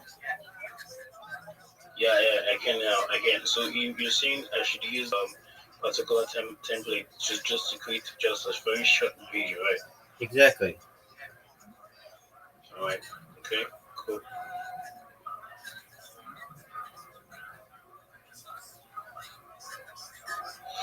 Okay. Well, anyway, how are you doing? It seems like this present moment is like your daytime over there. Yeah, it's getting to be evening. Okay, because right now it's about like 2:04 a.m. Right. It's cool. It's cool. All right. So you took that prompt and you put it into Grok, right? Okay. How long does it normally take to make a video? It takes up to like let's say not more than 2 minutes, and makes a video. Okay, so let's wait 2 minutes, and then let's hope it works.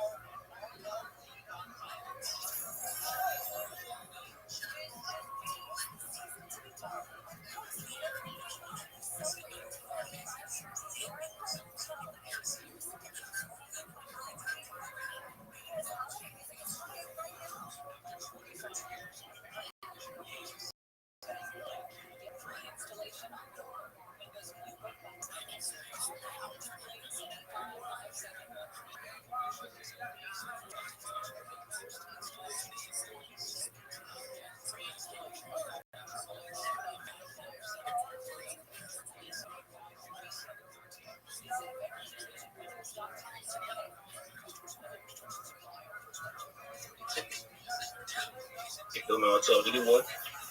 You sent it to me? Oh, okay. I'm supposed to make a video, right? Yeah. What did Sorry. you?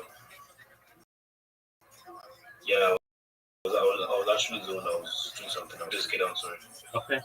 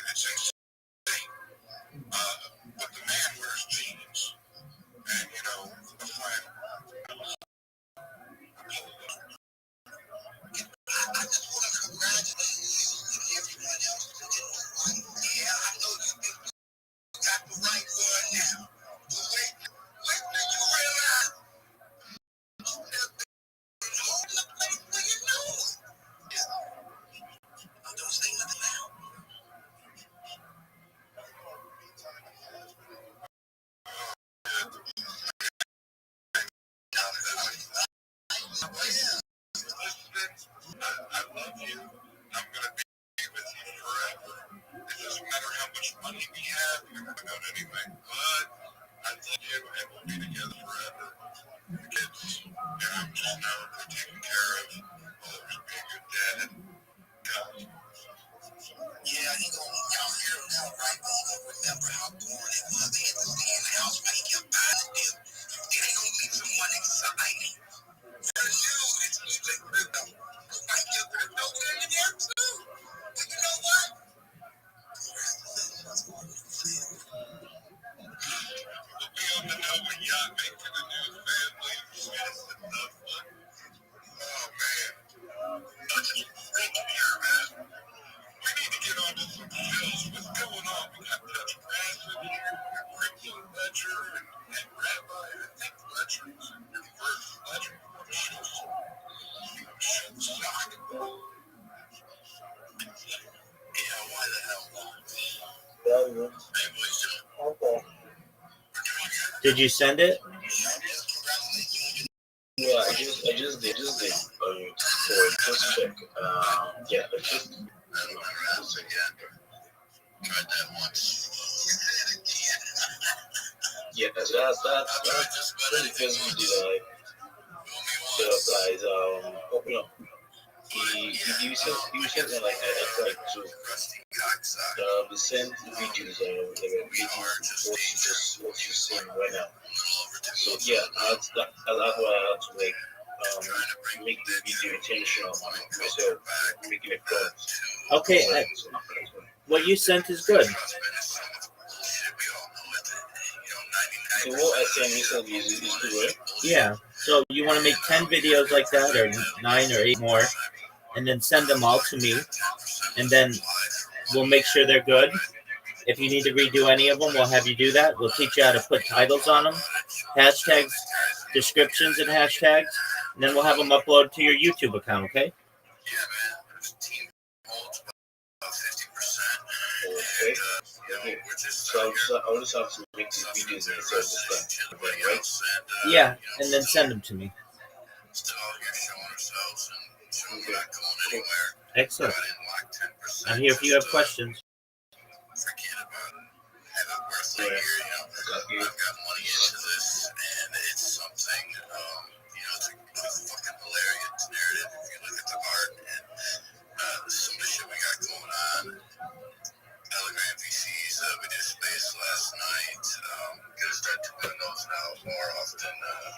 For every Monday night now. And, we're just out here working, trying to build a true meme coin culture, and it's a hilarious narrative. Is all the supply out, or is there a business? No, this was a pump fund token. Yeah, that's why, we're here to represent that, it's like less than 1% of tokens that don't rug in the first few hours, if not the first few minutes. And, we're here, we're working, we're not going anywhere. Market shit, we all know it. Everybody's market cap's fucking down. And, as long as there's no giant sell-offs, which we haven't had, people are holding. And that's, really all we need right now is for people to hold and just hold through this bullshit with us and wait for the recovery, and we'll all have a bunch of big fucking smiles on our faces. Lots of life. I got a crusty fucking sock. I know what you need, man. That and chill. AKA your right hand. Stare at it long enough, you'll feel better. Go ahead. Oh, and then if you ever get in the mood for some strange, you just use the left hand. You got the mistress there.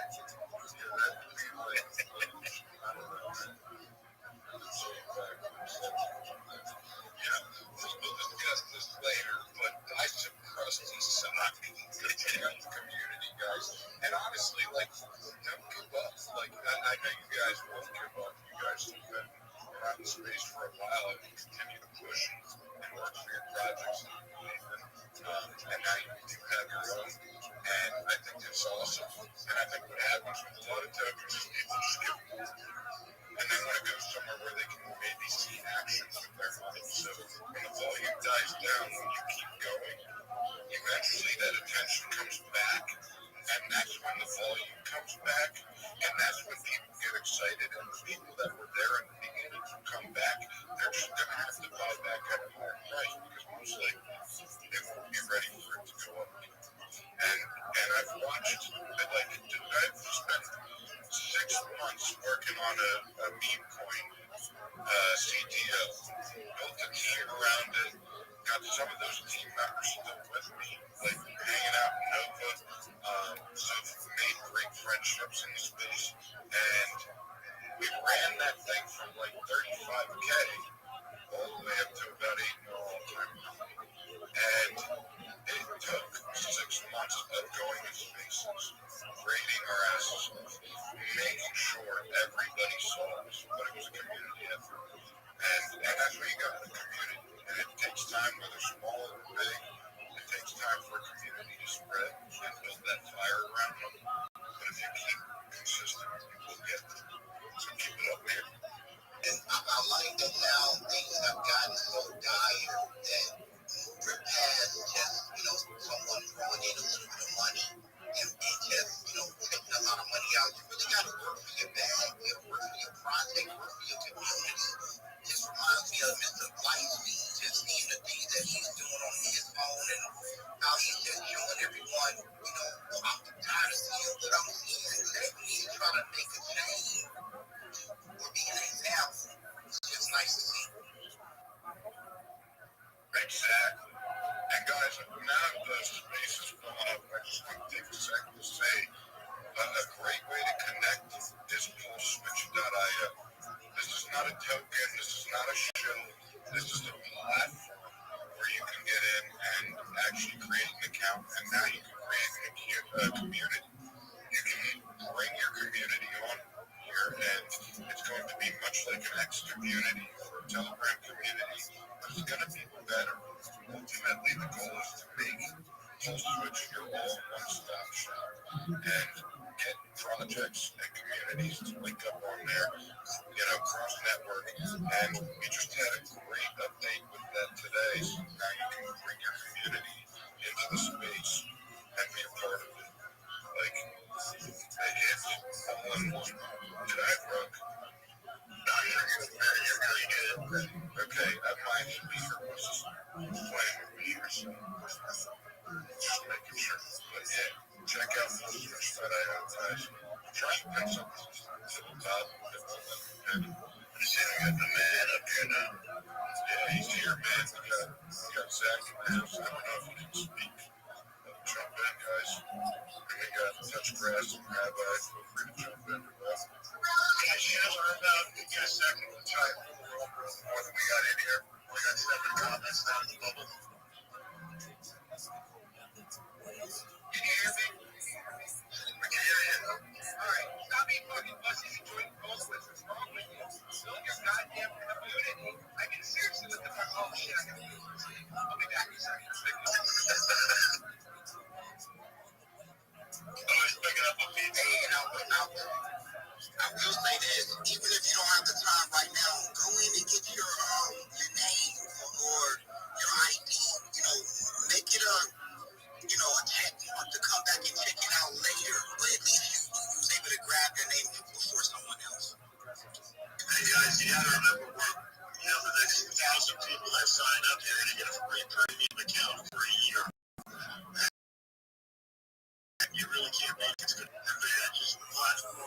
We'll be able to use all the tools, so definitely take advantage of that now while it's available because you're saving yourself about $135 a year. So I would definitely jump on that when we have the chance. And you said, we only have about 150 people on there right now, but we're growing every day. What's that? We have more. Here you go. Zach's back. Go ahead.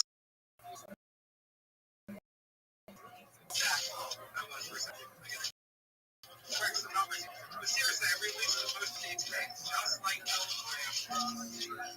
It's called Network. So your network on there, and most of that is both there. Seriously. can do on Telegram other than voice chats right now. That is the expensive team, guys, but we will get there. Super epic. It's really for everyone. So you can post on the timeline, hang out in your community, check out other communities. Really, just go check out the platform. There's news on there. There's all kinds of stuff that's real, just like TikTok, Instagram. You can put videos on there. It's really about networking. That's the way to go. I know Shibbles is here. He actually created a network today on there, which is super epic. And on top of that, I'm inviting Greg and talking about you. I think you should join the other blockchain team. I think you're a great speaker and you're very knowledgeable. Hit me up and don't be a fucking idiot. Get on full switch. Thank you. I see Elon watching me. You see what I'm doing? It's got my nice colors out there. I'm trying to get everyone to pay for $8 for free, 3 months, blah, blah, blah. I made them wake the fuck up. I know you're listening, Elon. He's gonna run us, man. He already rubbed me when I tried to get on the fucking stage. He's like this fucking sandwich guy. He's creating his own social now. And it's all crypto based. I can't control it. I can't block him if I don't like something. I need that password. Hey, Zach, I got a question for you. Yeah. You have this on Full Switch. You have it where I can switch my personal to project. Correct. Okay, so we started a Krusty. So I'm guessing it's just best for me to end the cancel, end the Krusty and just do it through my personal now. No, you can. Well, you have a Krusty account, right? Yeah. Yes. No, leave that the way it is. But there's a super cool feature that I'm giving free that charges you $10,000. So as Krusty, you go through your edit profile, you can upload an image of the Krusty to give all your team members badges so they're officially in the Krusty. So the best people, they will know they're part of that team. This is some features that most people don't know. I was definitely in the Krusty account. Own a network, create a Krusty account that people join. And from there, you can view people's profiles from these networks too. So it's a massive networking thing. That's what I'm doing, right? No control. You control your own area, your own everything. You wake up tomorrow, your project's still there. You never get paid. You can't block anyone. Talk shit. That's what I love about it. But the cool thing too is, as each project, you can now assign badges to your team members. Next to their name, next to the freaking badge. Basically, it will link it right to Krusty. So if you got someone out there going to another network, saying, okay, come check out Krusty. They go, yeah, right, this guy's bullshit. You can say, no, he's verified because he has the badge next to his name. He's part of my team. So I'm trying to think of the way of, I've been in the game a long time. I'm watching what Xbox. They have some of the cool features, which I think are stole from them. And I'm giving it for free, pretty much. They charge $10,000, so I know part of this service. Taking all these revenues. I'm giving it away for free. It's the holidays. But it's super epic, man. Definitely check it out. It's free, pretty much. You're free with membership. It's all these features. So I would definitely take a moment, look through it, see what I've developed. And I update stuff so much that I think you kind of get the website. A lot of people miss so much super epic stuff like that. I think that's a really, really great feature. That's one of my best features. I do this stuff. Flashiest one. It's really, for me, it really comes down to security and just trusting people. So I can see if someone messages me and they got a Krusty badge, I know they're part of your team. I can talk to them. Someone else goes, oh, I'm part of Krusty. They don't have that. It's like, yeah, you're good with me. Just say you're faster. We're getting them, but I'm not taking any advice you say because you don't have your badge. So it's a cool feature, and you can. There's no limit on it. I know there's a limit on X. We can make it right now. We can 100 people badge if we get 100 people. To me, it doesn't matter. It's all about growing. Growing. And yes, there is no token associated with this social media platform. And no one is the other tools. Actually, here, you pretty much have your own personal assistant. She can give you technical stuff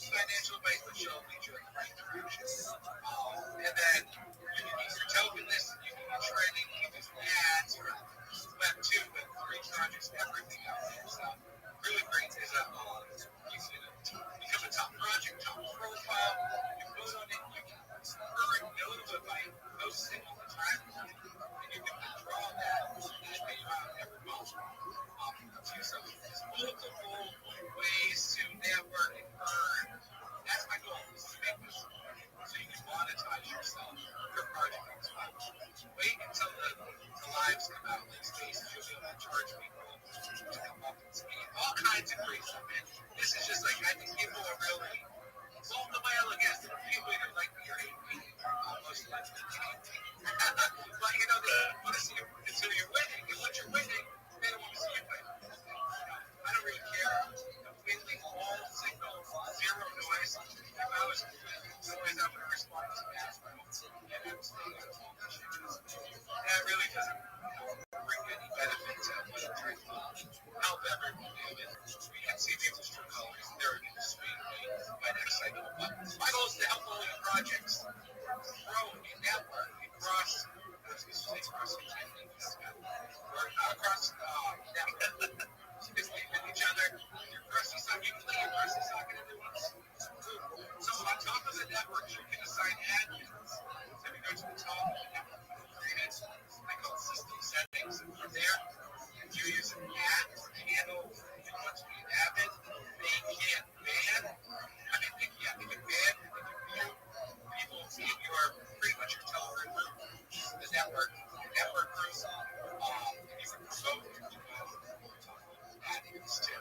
So if you kick someone out of your group, if you're winning, you get back. So whoever starts the group is the other. And if you want to do it, you can also switch that to private. So you can create groups in private network. So if you want to do kind of like the back channel on Telegram, you can do that on the switch also. So I know it's a lot of information. You gotta get on it and use it. Yeah.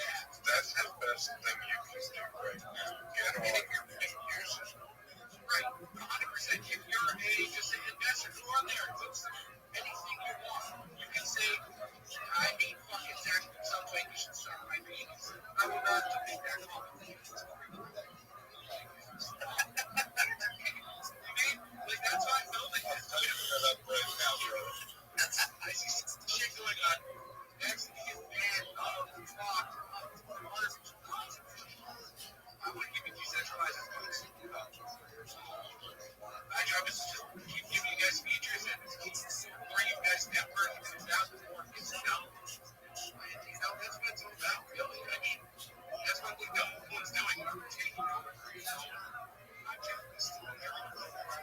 I know the goddamn network, social media platform, crypto. You're as your mother, your aunt, and research about crypto. That's what it's all about. So it's operating. I'm exhausted, man. I'm not used to shit. You staring at it go, bitch. You gotta get that. Touch grass jumped on there to a preset. Touch grass. Share a little bit about your project and maybe a little bit about your experience with message.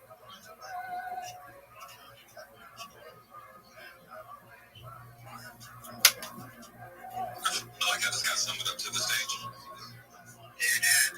Let's go. Yeah, I had a feeling I was like halfway listening because I'm over here killing some tacos that I just came back from. So, yeah, no, honestly, it's amazing to be up here. Looking forward to this space. And yes, we got established on full tuition today. That's something I had on my to-do list and got that knocked out today. And honestly, I gotta say, man, Zach from Subway over there has been killing it because I've been seeing the updates come across the timelines. This got done, this got done, this got done, this got done. I'm like, damn, man, I need to go ahead and get over there and get set up. So we got that done today, and I'm super excited because we got touch grass. We got like a full phrase. And I know over here on X, I don't even know who the hell has touch grass, but it's not us. That's all I know. But over there on Full Switch, we'll have touch grass. I'm super excited to be over there.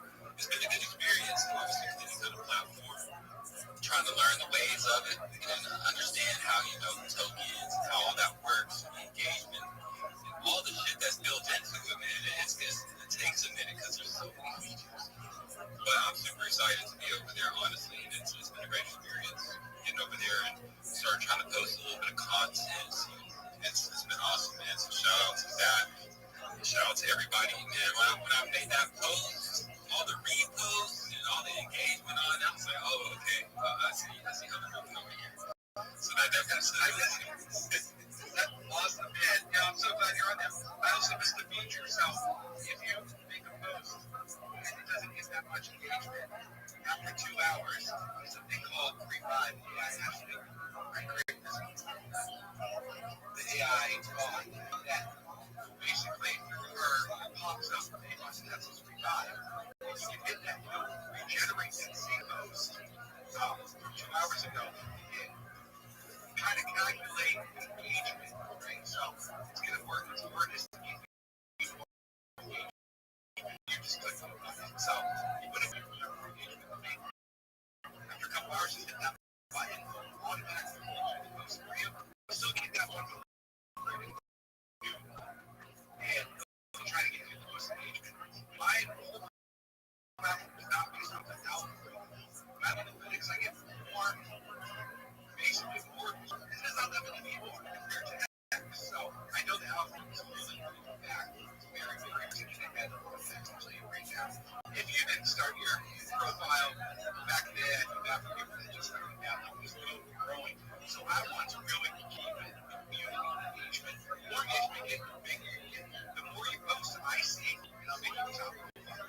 Basically, you get more engagement, but every premium member gets their own analytics page, just like X. So if you were to add a profile and see all that, and just check it over time. I think that's like a day, 7 days, a month, a year or something. So you'll be able to see the history of it, which is really cool. So really just trying to give you guys the most value of what everyone's trying to search for to become a big account out all the information.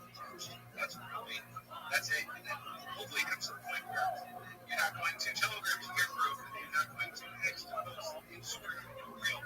You should do eventually you have the real human post, and now the network yourself. Right, to keep you guys on the same platform.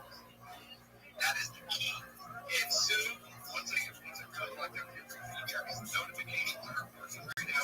It's very, very tricky. That's my next hurdle.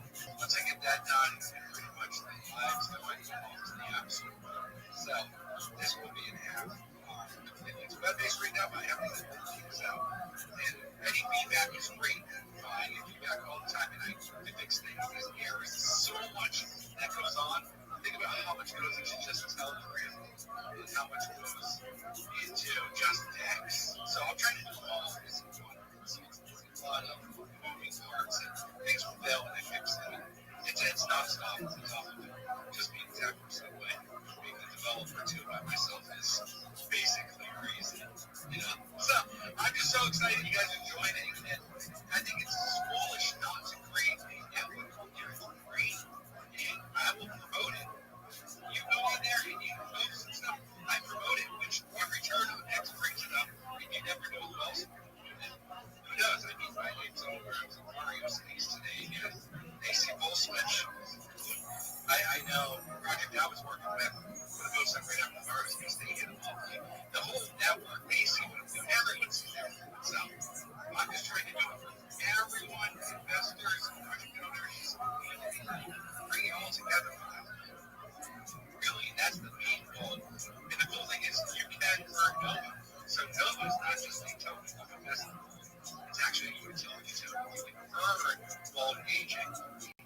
So, I don't know. I'm not trying to shill it or... No, man.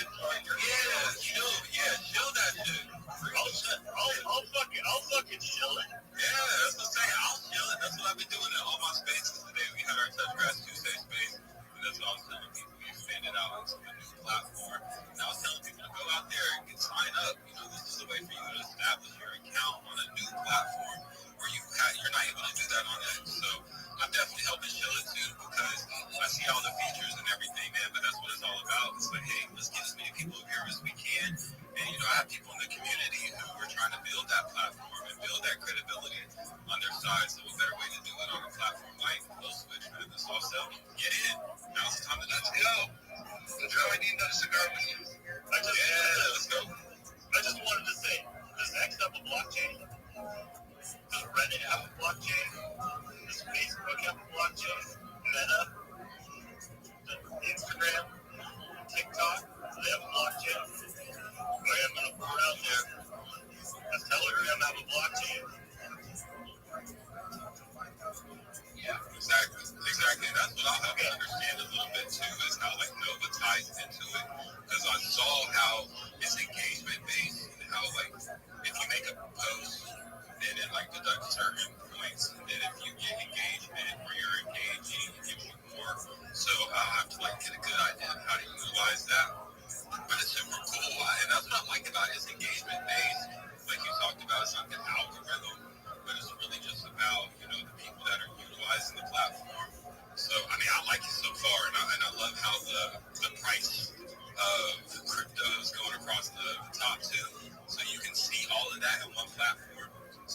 like how I can tell what you're trying to build here. Like you said, of not having to really leave this platform, but all be in the same place. And the best thing about it is when you join us and you post about us, you become a community. And it may not necessarily be everyone in the community buying your project, but we're supporting your project because you're supporting us. So it's mutually beneficial. That's where we grow. And you guys don't have to buy our tokens, but if you share a vote to the switch post, we appreciate it. And we're going to go upgrade, and our community is going to see your project because of you. And then you may gain new investors from our community or the communities that we're associated with already. So that's the benefit of this networking scheme. It's more so of, something where we need to connect on a deeper level and stop pushing projects away, but instead accepting them into our communities and becoming a part of each other's communities. And it's just going to spread like wildfire. Once this blows up, it's going to be that cult-like mentality, but it's not going to be based on one project. It's going to be based on life. And it's going to give all of us the recognition we deserve. It's just working together, even though we're separated. Yeah, no, I really like it so far, and just the support and everything from just initially signing up with it. So that's what I'll have to get a better understanding of, like, what's the best way to help promote it. Obviously, I can talk about it and stuff as, hey, go follow us, go set up an account, go do this. But if there's more ways, more like community way to push it, and maybe, whatever you all are doing, just get more so a grasp of that so we can push it out there, man, because I really like it so far. Like I said, the interface, everything is clean, everything is right there, it's simple, it's easy to sign up, got it connected to the wallet. So, I've really enjoyed it so far, and I definitely got to dig into it a little bit more. But I'm telling as many people about it as I can, because that's how we build this thing out. I think that's what it's all about, but I also heard someone said it's time to chill. So let's chill a little bit. Let's talk about touch grass and what we got going on over here. So for touch grass, you're the worst project ever. Wellness and outdoor brand. Yes, I said next big wellness and outdoor brand. I didn't say next meme coin. I didn't say next crypto project, because we're trying to build something bigger than that. We already have an ecosystem that's established. We have our token, which is currently sitting at 100K market cap. So still very, very early. Our all-time high is 125K. And the amazing thing about that is 125K was at $210 a month. So just think about that. If you do the math, I always say that we have a lot of price tension built up because we've had some amazing people that have joined our community over the past couple of weeks. And most of these are people that aren't even in crypto at all. Because my biggest focus has been, shout out to everybody I met in Miami about a month and a half ago. At this point, it seems like it was longer than that, but shorter than that at the same time. But everybody I met over there, that was an amazing experience. But what that really taught me was there is so many people out there who do not know about crypto. And ever since that event, that really shifted my focus to really focusing on people IRL who don't know anything about crypto, or maybe they know a little bit about crypto, want to get involved. That's been my main focus. So over the past 2 weeks, we have got 10 plus people invested into Touch Grass, who was currently or previously holding zero crypto. So we're providing them a good onboarding experience as well as education about how to diversify. Of course, we want them to hold Touch Grass, but we want them to get more just acclimated with crypto in general. So we're doing that. So we have our token that's performing very well. We have our NFTs, of course, which is an 1,000 NFT collection. All of this is on Solana. We're currently 26% minted out. Not only are you able to stake our NFTs and earn our token, which if you look at the chart, it looks really good. I just want to say, we haven't had that dump because, one, we have good supply control. We did launch off a pump fund, so there's not any kind of vesting or anything like that. Everything that's out there is out there. We have a fixed supply of 1 billion. We've burned 14 million, so we have 986 million in circulation. And the team currently holds 62%.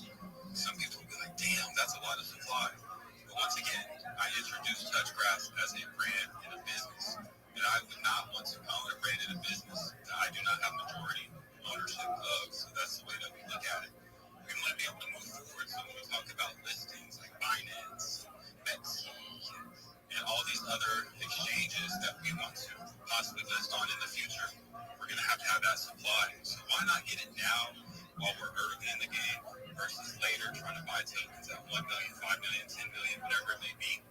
We'd rather do it now. And then two, we want to be able to control our journey. I don't want to be in a situation where some KOL has me by the nuts and I can't do anything that I want to do because I'm waiting for this person to dump or waiting for them to move or do this and do that. There will never be a situation where someone holds more tokens than the Touchgrass team does. And we move that way because I've been through the space. I've been here since 2020. Once again, I'm doxxed. People have seen me. People have met me. I've enjoyed some nice drinks and cigars with a couple of people in this room at this point. So really want to be able to build something that's legitimate, something that's authentic, and really want to create something that's different that I feel hasn't been done right in the space since I've at least joined it. So once again, we have our NFTs, we have our token. Our NFTs, really the bread and butter about that is one, that you can stake on the earner token. But two, you also are contributing to youth athletics, and this is the biggest part of it. This is where I'm like the most proud about this project. And we actually just doubled our contribution. So we're now giving 20% of every single NFT that is minted goes directly towards our charity wallet. And once we fully mint out, we're going to be giving those funds directly to our local community in Florida. So we have multiple platforms at this point. We talked about being over on Pulse Switch, but we're also on X, on YouTube, Instagram, TikTok, Kick, Twitch, all these platforms, which we're going to actually live stream the donations that we give, so that we're not only just saying it, but we're actually doing it. You see it. So that's the biggest part of our NFTs. You can stake them, but you're also contributing to a good cause. So I always say with every NFT that you mint, you are putting a piece of that sporting equipment in the hands of a kid who really needs it. So I'm going to post just a couple things to the top. This will be all of our links where you can get the information. You can check out our chart. You can look at our token if you want to buy it. Once again, we're over on Solana. We're holding it very, very steady. Over here, we have good investors. And I really approached this, once again, like I introduced it, like a brand new business. When we initially kicked off, I talked to friends, family, neighbors, people in our local community, and got them invested into this. Because this is really something I want to grow out to be a true brand. And simply take a couple of minutes, go to any social media platform, type in Touchgrass, and see what you find. What you're going to find is something that is very brandable. So just put it all together. You got someone who's docs, you got a good narrative. We're on Solana. We have NFTs, giving back to the kids, giving you passive income. We're building all these things. And at the end of the day, we're going to get more people. So definitely check us out.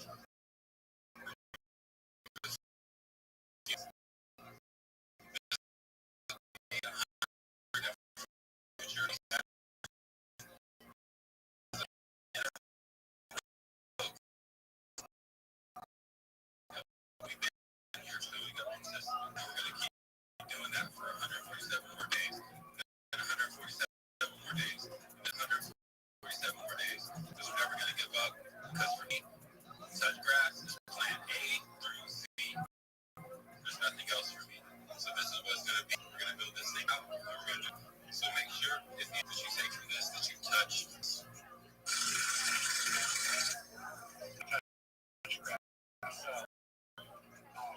Switch. Yeah. There's more. There's more profile. You post your reach the marketplace, the NFT market. So you can promote it. I got a bunch of payment on there just, to help promote the platform. But yeah, man, that'll be another option. But I think that'll be even better than just having fun. So super excited, man. And I heard about all your NFTs, so I'm like, man, I forgot about this. See, there's so many features that I even forgot about this. I'm trying to, I love it. And that's good though, right? It's like, I feel like you're that person with the coat and you open it up and you got all this stuff on both sides of it. It's like, oh, wait, well, I got this, I got this, I got this, I got this. it's always good to be in that situation versus vice versa. So no, I'll definitely go in there. And that's what I said. I got to dig in a little bit more because it was just like so many things I could do. I don't know where to start. This time I need to sit down and really take some time to look at all the features. So I'm super excited about that.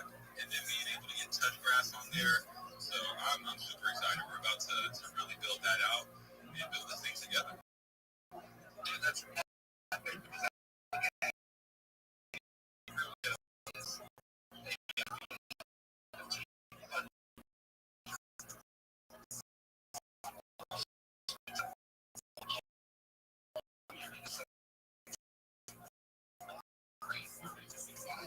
so it's even better.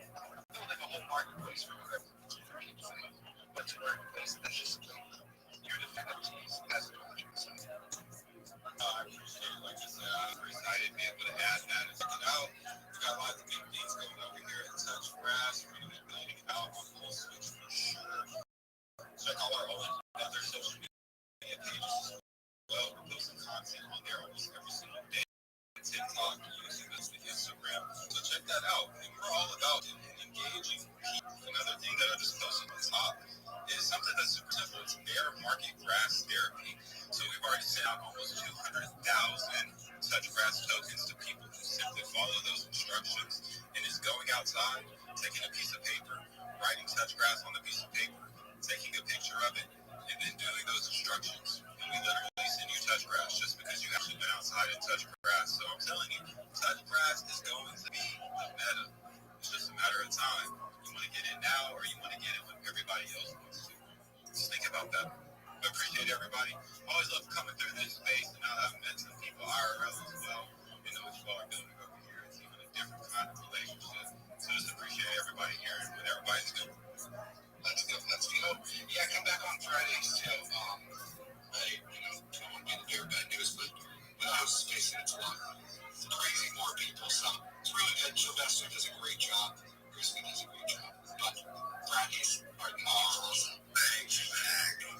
I know about a confidence. I do want to say this though, guys. Go up to the Jumbotron, smash every one of those posts. All the links you need for everything you're hearing tonight are up there. If they're not, go ahead and pin it. Get it up there. Make sure everybody in the audience knows where to find your projects. Go up there, smash them, retweet them, quote tweet them, let people know who's out here actually putting in work. So that's the other two speakers waiting on the mic. I think Shibbles was up next, and then we go to Rabbi. So if people come in, if anybody wants to come up on the mic, just request me.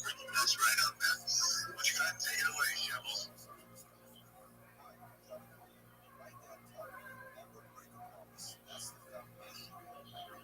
Shibbles going once.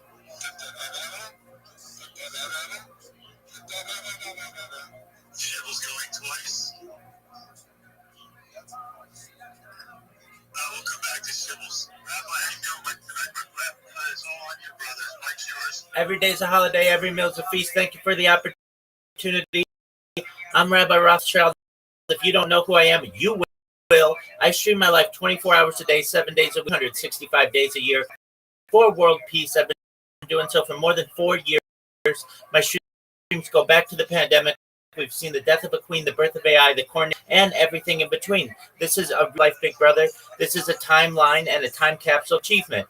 In the 1990s, Bill Gates coined the phrase "content is king," and I'm making it true today. On the internet, this is the biggest event in global history, and here's why. In 2018, The Economist magazine stated that data had overtaken petroleum as Earth's #1 source, and I have more data archived on the internet than any person ever, which is making me very influential. I'm going viral, and when I do, I want to make you, your friends, your family, all financially independent if you're not already. I want to ensure you have generous wealth if you don't already, and I want you to be able to start charities and philanthropic organizations of your own. I'm unlike any influencer you're going to meet. I'm not live on one YouTube stream nor 2 YouTube streams. I'm live on over 20 simultaneous YouTube streams, 24 hours a day. You can watch my life in 360 degrees. I even have a ceiling camera. If you want my cameras, link in my profile. Additionally, look at my pinned post. There's a link to my YouTube. Find a link to my link tree. I dare you to look at my link tree. No one dares you to look at that link tree, but I do. I have more social media than any person on. I have more content than any person on earth. You'll also find a link to my Discord, discord.me/rabbi. I invite you to join us. We have over 2,500 people in our community and continue to grow each day. In addition to making you all rich and helping to promote world peace, I want to help end world hunger through the use of technology such as agricultural drones, floating greenhouses, saltwater greenhouses, hydroponics, vertical farming, cloud seeding. I want to help end world thirst. I'm sponsored by a cryptocurrency that's worth about $50 million. It's one of the OG meme coins. It's known as Harry Potter Obama Sonic 10. The ticker's Bitcoin. It's on Ethereum. And one of the things that we do is we build wells and water towers in developing nations such as Nigeria for the benefit of the less fortunate. Additionally, I'm an advocate for the LifeStar program and most importantly, desalination technology, where we pump Earth's seawater onto land to make it drinkable. If you're a reply guy, if you're a shiller, if you're a raider, if you're a Web3 marketer, and you want a free mentor, coach, and friend, send me a DM, I will respond. Send me a follow, I will follow you back. I want you all to know that I'm here to support you both personally and professionally. I'm here to be a positive person in your life. I'm here to have an optimistic view on the future. And most importantly, I want to give people hope. And with that, I sincerely appreciate the opportunity to share. Rabbi, super bullish on everything you just said. Thanks for sharing. Thank you so much for your kind words. I did look at your link tree. You're not on full switch.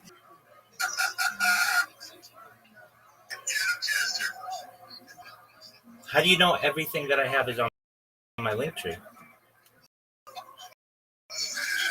dare everybody to look at your Right. When I say I dare look at my link tree, it doesn't mean on pulse switch.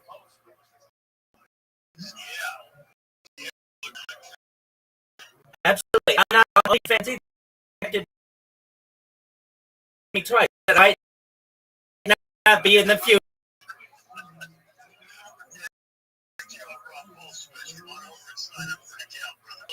Thank you for the opportunity. No rejection. Build this whole community. Wait, we need to point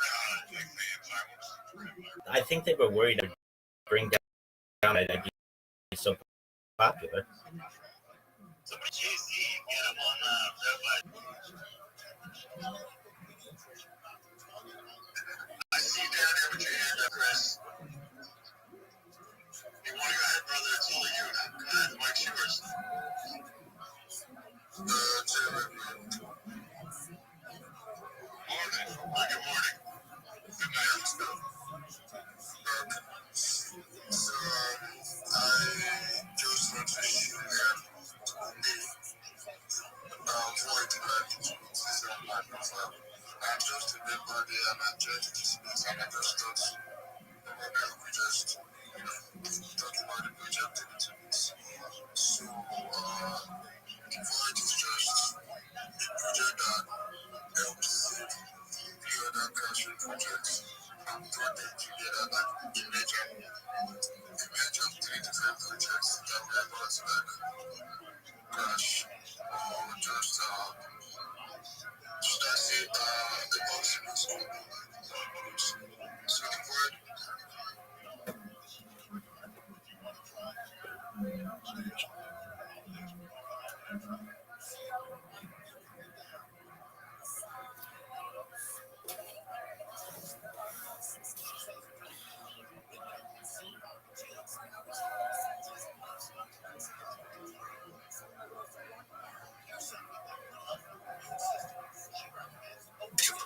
Please make the video very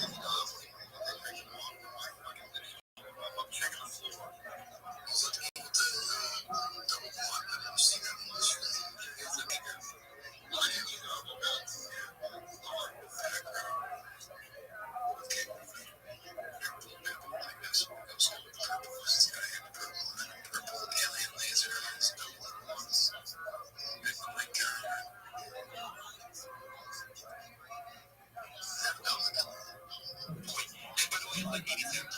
Right? So when the retailer comes up,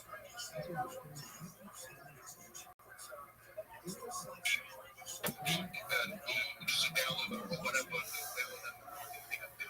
I just think, well, this is okay, $1,000, I can buy $1,000 toy, 10,000 share of the toy, it doesn't do it.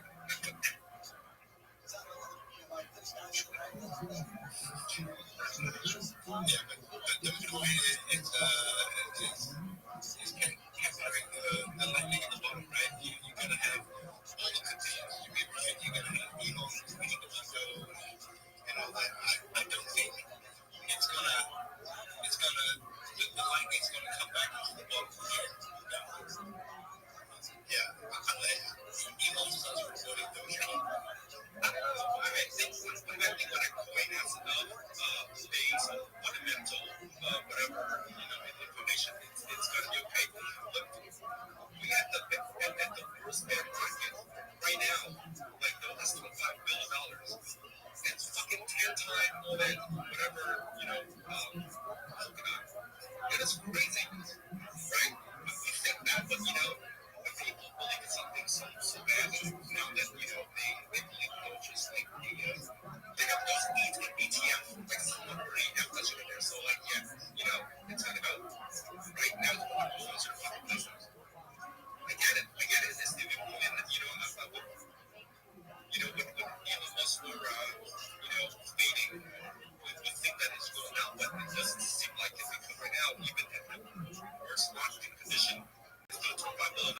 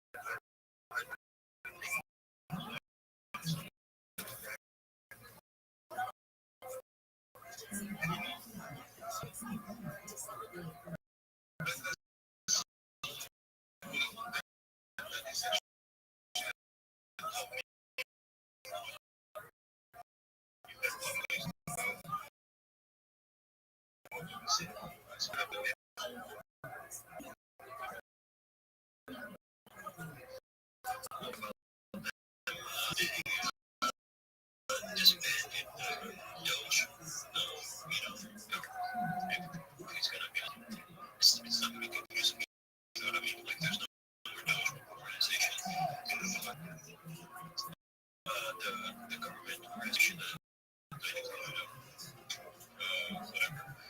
So they just always been this. But the thing is, it just came out like yesterday, today, like that they are disbanding it like a couple of months. So if they really are, I wonder if people will take advantage of that, and push those perhaps back on the world because he already said I'm not going to push any more movies. So I don't know what's going on with that.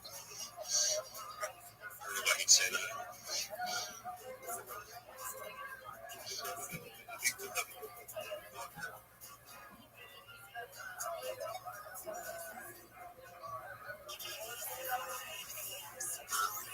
Full company money for us. This guy's crazy.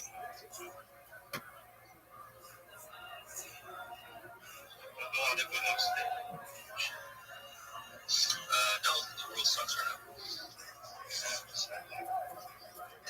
No, the word's good, guys. It's so much that's to talk about. Like, life, just having a good living standard and doing all stuff. Like, there's a lot of good things happening. So we have to, like, be positive and see what life has to offer. There's a lot of, that's one thing, but I think, just literally today I was driving, stuck in traffic in bus, and I just thank, the Lord for, like, giving me this awesome plan that I have, a good job, good hang out with, just, good health, and, we can't let this, something we can control, take over our mental, so, even when we're full of right now, 9% is minus, it's still good life, healthy, making money, eat good food, what something you want,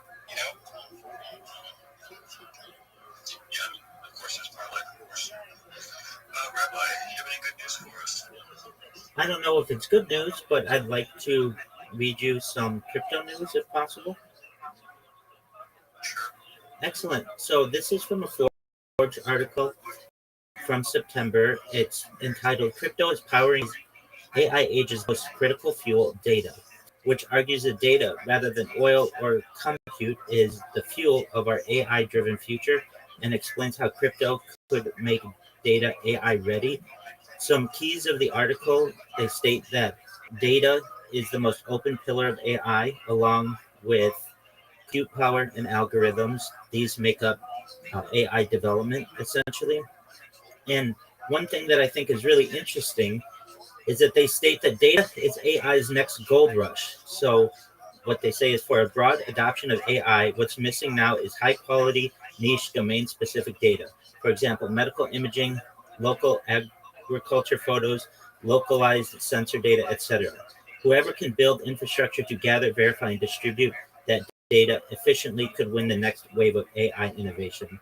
And this reminded me of an article that I read in 2018 from The Economist that stated that data had overtaken petroleum as Earth's one resource. And I happen to agree that this is a new gold rush. About 4 years ago, I started live 24 hours a day on YouTube. And I think that data may be valuable to humans in the future. And I think that perhaps I may, and other people like me who have been archiving their data, may have an opportunity at taking part in this gold rush alongside cryptocurrency. And just wanted to know if anybody had any thoughts on data being the next gold rush. Data has opened the gold rush really like the last 50 years or so. You know, just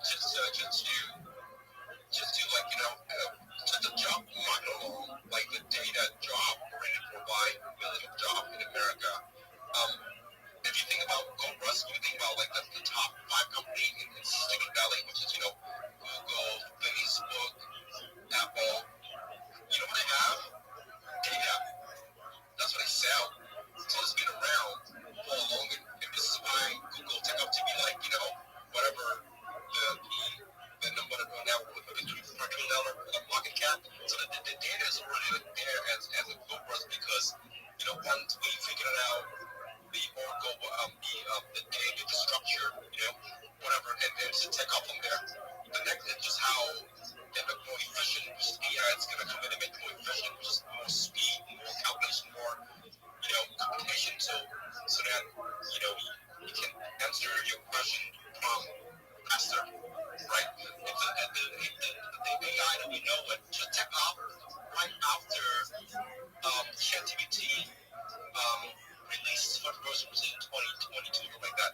So in the last 3 years, they now start building the center to process data, not to store it.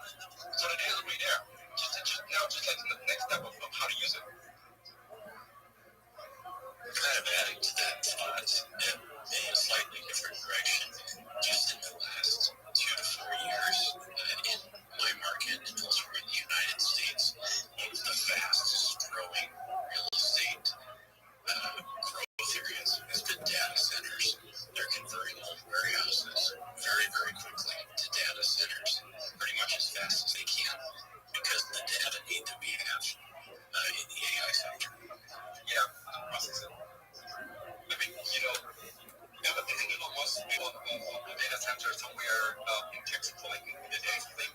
And all that is a CPU and GPU, so it's a big processing different models with it.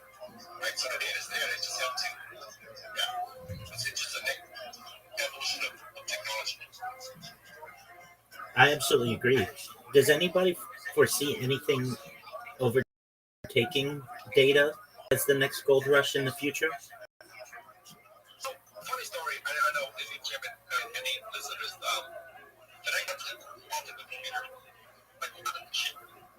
They are being made right now in Illinois. And I know one of my partners from my company, a part of this big project. So, quantum computer chip is coming. I don't know when, but there are companies that are pumping money in there to make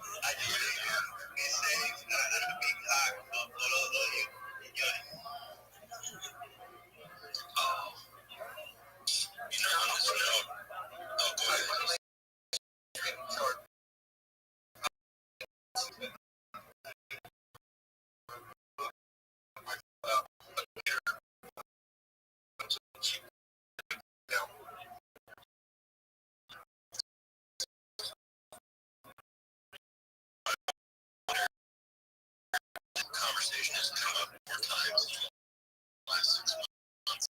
A couple of spaces that I've been on.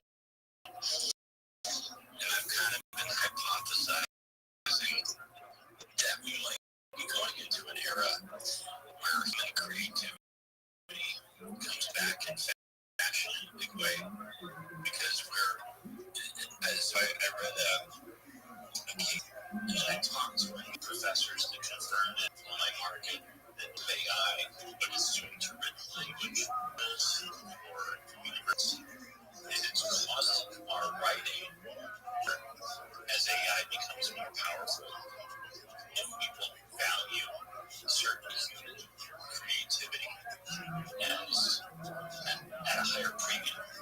Maybe we'll value oratory, maybe we'll value poetry, right? Because it's created exclusively by a human being. Maybe we'll value human created art, music, because AI doesn't touch it at all. And maybe that will be a gold rush. Maybe we'll put a premium on that.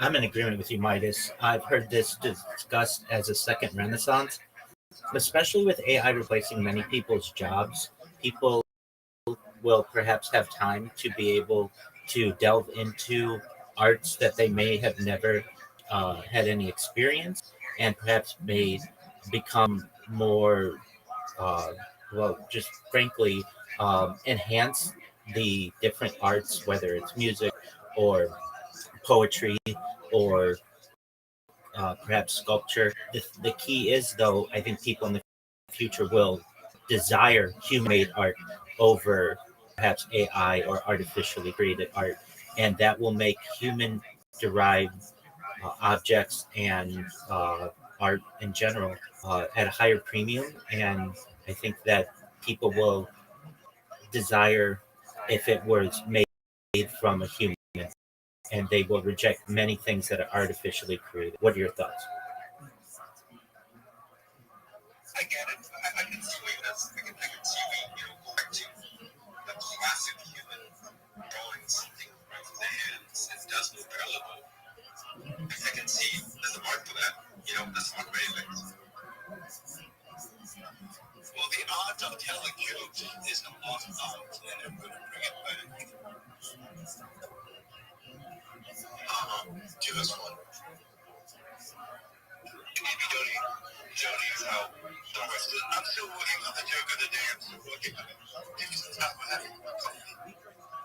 Hey, go back to this idea about AI taking over the job, and I have to sit to it because in my career I manage and kind of have some type of employee. Have you guys been to like the big city? Like I've been to Mexico City, right? There are 25,000 people in Mexico City, okay? And you walk there, there are so many markets, flea markets, small markets, people selling vendors on the street, people doing handiwork, blah, blah, blah, blah, right? And when people tell me that AI taking over a job, they take over some jobs, not all jobs. And it's a long way for AI to take over all the jobs. I mean, if only they can start and finish the entire process, you can, right? And so AI will take over some jobs, not all the jobs. And in some way, AI, think about this way, think about like the GPS, right? The map function. Like, we didn't have that in 90 and 80, in early 2000, but we can put a fucking map and follow it. Now the GPS help us all that way efficient, right? We don't have to look at the smartphone and go with it, right? So I think there's some positive to this, is that AI is gonna make our life better, more efficient. It's changing, one door open, another door closes, right? So if all the AI job, now it's all white collar, which is other job, right? Something like I do, something like Andy or Jamel, like something like in that. You need some education, your high paying job, automated. So those jobs will take a hit, okay? They will. But some jobs like writing a journal or like cooking something on a street vendor to sell to your tourists or tour guides, all that stuff like that. Those jobs still need some human craft in it. And it's really hard want to replace, right? And the AGI AGI as a conscious thing is not going to be here. It's not going to happen in a lifetime. Is what I'm going to say, right? So, and in some aspect, it can help us out. That's what I'm saying. So it's not all gloom and doom. There are definitely some positive that AI can help us, and they are right now.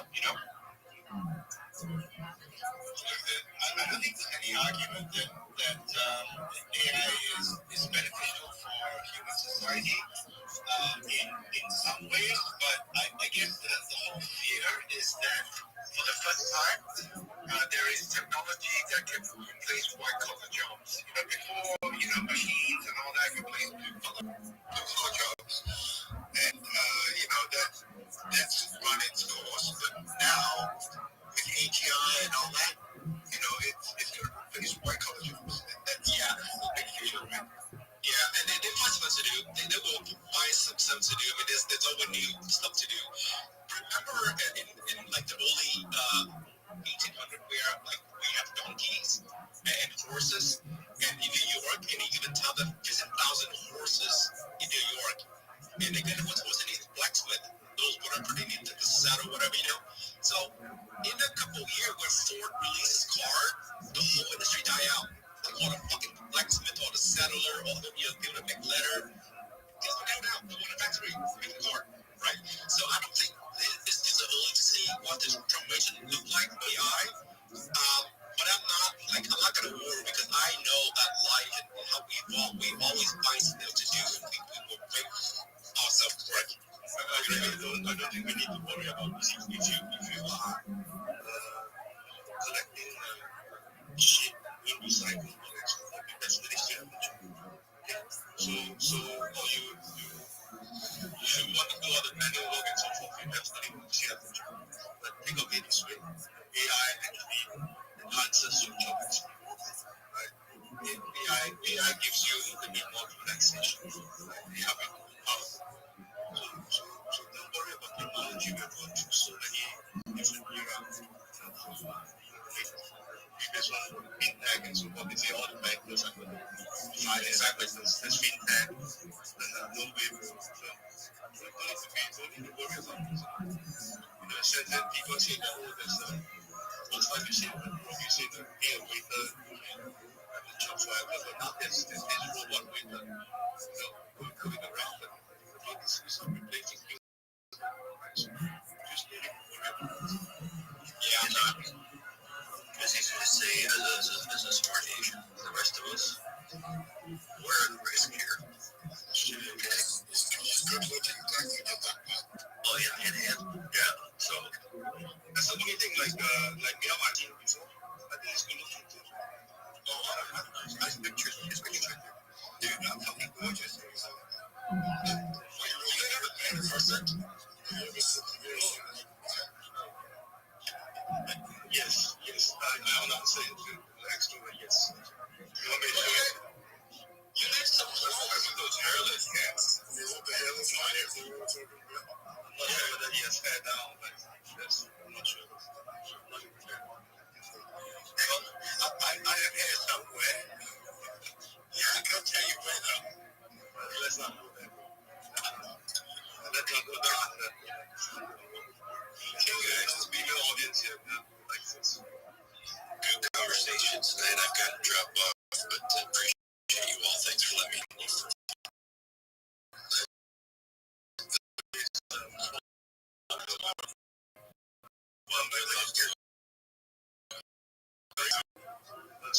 Stronger conversation. Yeah.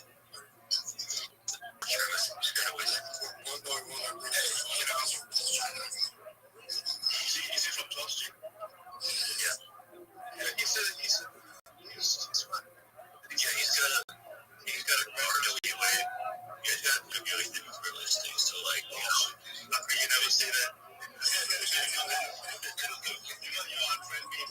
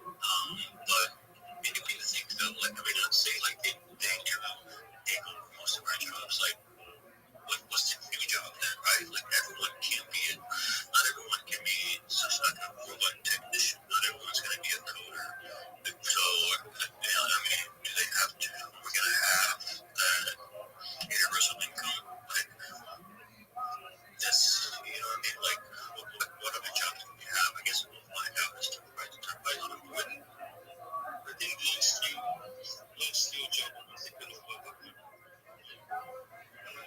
You look at what AI does well, they can write very well. So I think a lot of the social media experts will be talking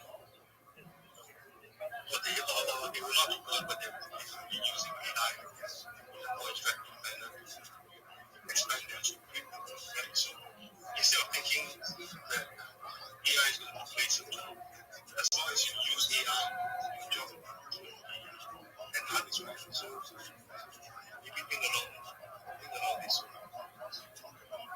Would that be new jobs created that we possibly don't know? Yeah, I remember at the term when AI was becoming big, they had that whole prompt engineering, which was basically a new job created, right? So, or even a career that was created, at least for temporary, that is self-sustained. The way that you need to go for some retraining, to repurpose yourself, there will definitely be more jobs. In fact, I was having a conversation with one of the government that I advise is a professor saying that, AI is based on everybody, need to be more technically advised. But like humans, all of us just need to understand prompt engineering, right? So that he asked me, what do you mean? I said, what is in the future, all the problems that you see right now, and all your students have to do competition. Because my grandmother is also coming to play over the job. Because my grandmother knows prompt engineering, she can be an engineer, but everybody loves her. Nice session. But that has 1,000% true behind what I'm saying. Not humorous, but it's true. Security guard. I know your skills is just retraining. If they have a very logical mind, good prompts, they can be a prompt engineer as well. So the code is, these guys who's like very high. So for them to want they can provide this kind of new workforce. They're working on a job. It will be. And they're not yet another new job. So you have to look at it this way. Yeah, theory capability. Use AI now. Great websites to in a few years, all the schooling that people have done to learn how to code is pretty much useless. You can have somebody in their process, direct learn code or just use AI to be able to help with the majority. So I just think right now we just don't know what new jobs will be there because we're limited with the information we have right now. But AI is expanding that limit exponentially. So we just don't know exactly what jobs are even possible. Yeah, so don't know about AI. Yeah, I check. I'm not checking AI actual plan again. They actually talk about that on upgrading. One of the things is to identify the talent and skills of UD workforce, then to learn how to use AI at scale. So yeah, like Randy said, that's pretty much what we're going to do, just like AI experts. Yeah, but also the whole AI thing, because if you use AI, you notice it's dumb. It's not a smart. You can completely dumb because it's it doesn't give you like awesome insightful information you want from it. Sometimes that's why I'm doing it right. Like you look at it for and I can see it hallucinates. I can see that it's just not there. It's not it's not awesome yet. It is still stupid. Yeah, it's not easy. Like I know someone who's building a big business with AI, and he's got multiple models, right? He's got several models, and like most of it's all online and everything, but it has like two online, and it's like he has to have like that offline version that's like super strict. It can never go off script because like as soon as you get it online, it can hallucinate.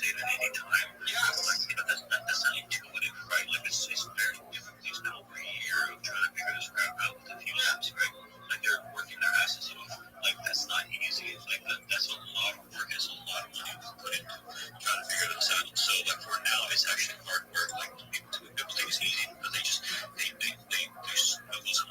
search them stupid, right? Yeah, try and make a real business out of it, and it's hella hard. So over time, it's still difficult. Yeah, I mean that I used to do ChatGPT and Grok and all the things, trying to get there, and so and they all give me a slightly different answer, and it has some data. Yeah, and so it's not so much AI, it's the data going in. That's what it is. So data are so valuable because without data and energy, it's not going anywhere, right? Okay, so next quiz. The tool that it needs, it's going to make more than AI. So the man by that is the electrics company, the data center, and NVIDIA, and the company chip, which is going to benefit so much from the gold rush.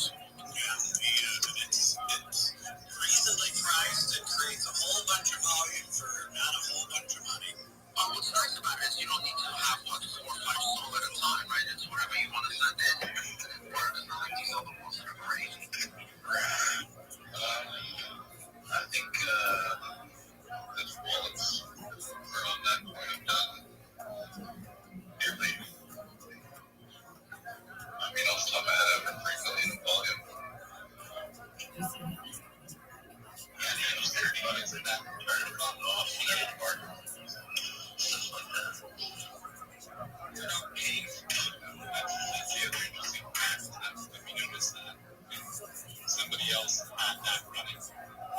No one was in our investor group or CTO team had that running. It was running prior to us, and we still was actually after us. It was really awesome. Yeah, sometimes people do that to create their fixes liquidity.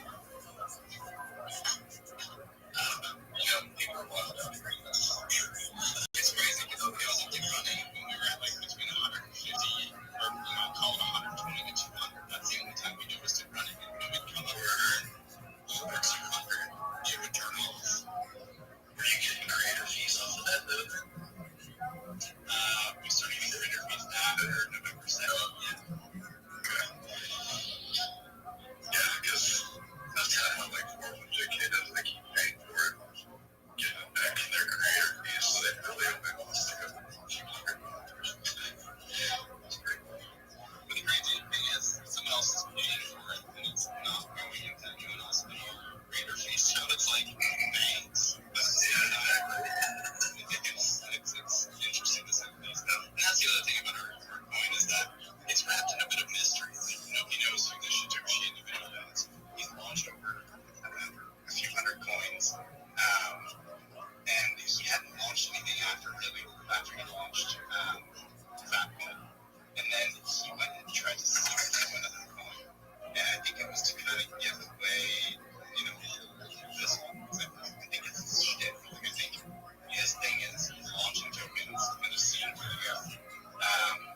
And so, I mean, he's collected $250,000 or $220,000 since their pump fund when you go to a escrow fund. So, like, he just collects those fees. And I mean, it looked to us like the chart was being farmed before we took it over, which then looks like it stopped. And now, like I said, we're sitting at higher floors, and that's what we want to see. Nice, slow, stable growth.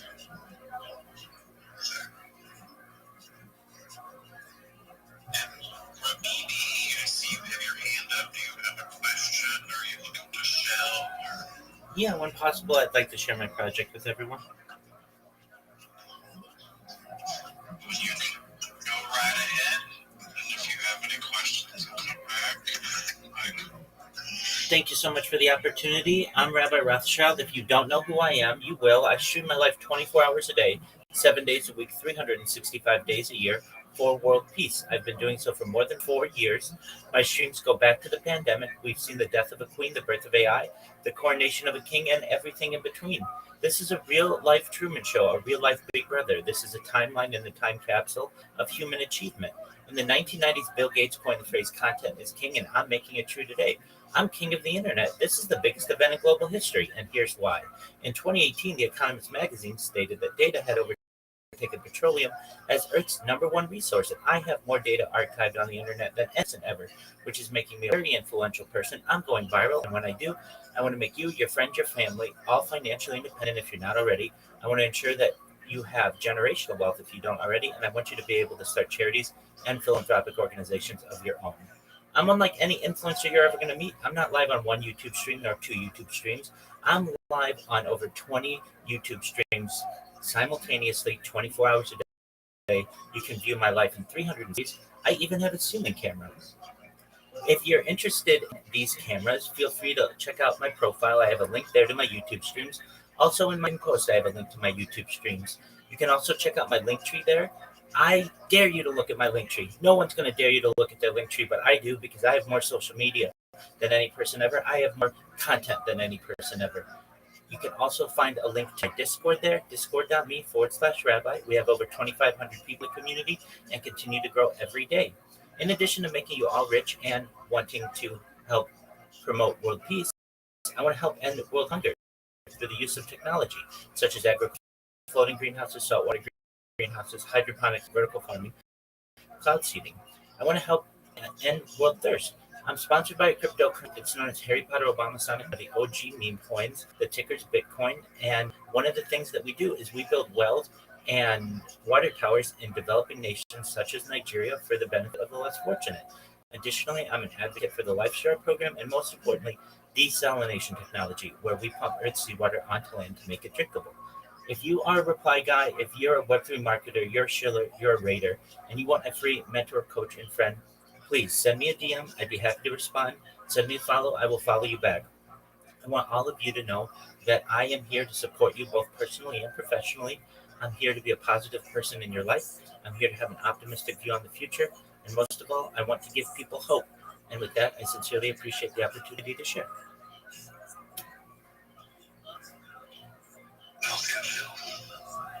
So are you on 24/7 even while you sleep? Oh, absolutely. I think there's a lot of excellent data that I'm archiving while I sleep.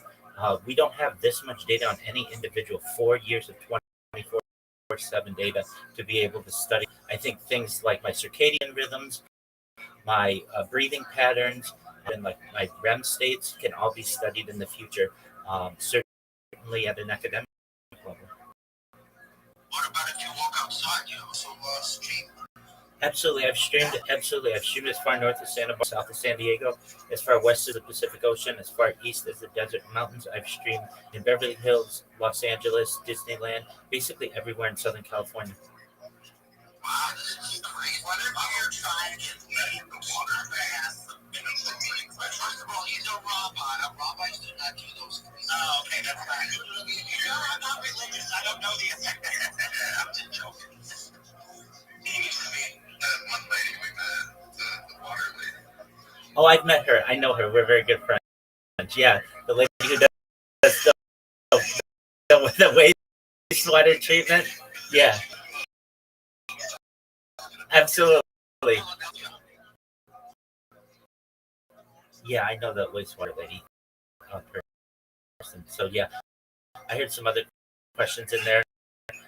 But if I'm trying to get laid, I have essentially delayed all of those types of activities until perhaps I meet my wife of the future and that live stream goes viral. I will have a much wider late choose. Maybe one of the most eligible bachelors in the future. If that happens, I'm someone who generally recognizes that this is a very important part of the world, and that's why I've dedicated my life to it for the last 4 years. And perhaps maybe in the next year or two, I may go viral. And what happens, the sky's the limit. How many subscribers do you have? Well, over 10,000 on TikTok. I have over 10,000 different because I use my YouTube as my primary location to be able to archive my data.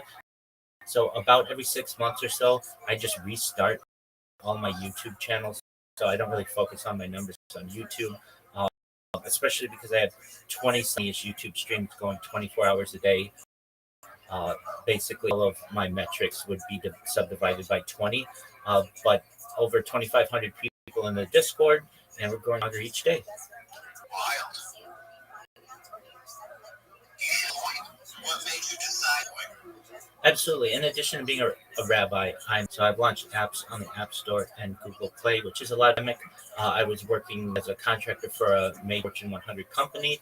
My position went remote. I went from being someone who was never on camera to being on camera about a day. So I got very being on camera and learning about different ways to communicate with others virtually. And then after work, I would go hit golf at Tiger Woods' golf course in Anaheim, California, and I've improved my golf swing. So I started to record myself and some funny things on camera if I hit the ball or top the ball, whatever it may be.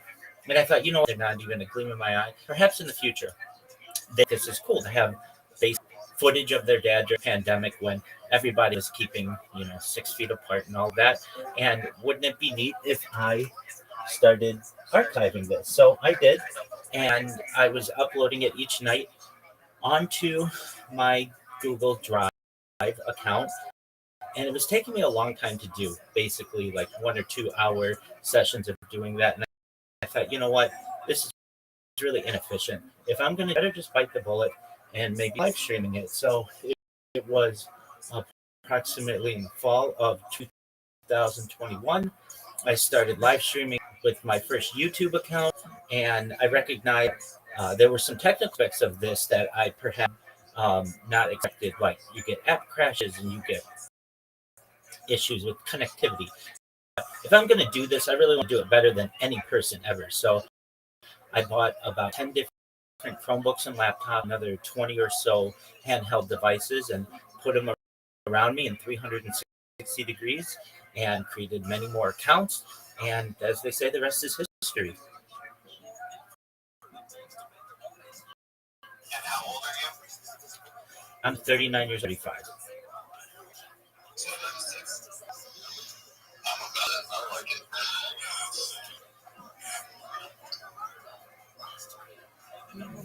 Well, thank you. Dedication. Not too many people can do that. So that's for sure.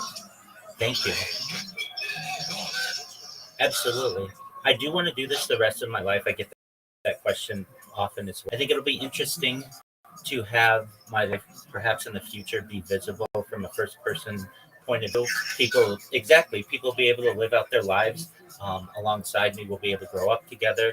I think it's really an interesting aspect too. Any other influencer that you may see, you eventually get through all of their content, but not with my content. It would take you lifetimes to be able to go through all of the data that I've created, even at this point, let alone given if I do this for decades in the future. And I think it's really special. Not only was I able to capture the historical that certainly occurred during the pandemic, but also perhaps more importantly, the launch of large language models into our society. So I'm streaming, of course, prior to the launch of ChatGPT.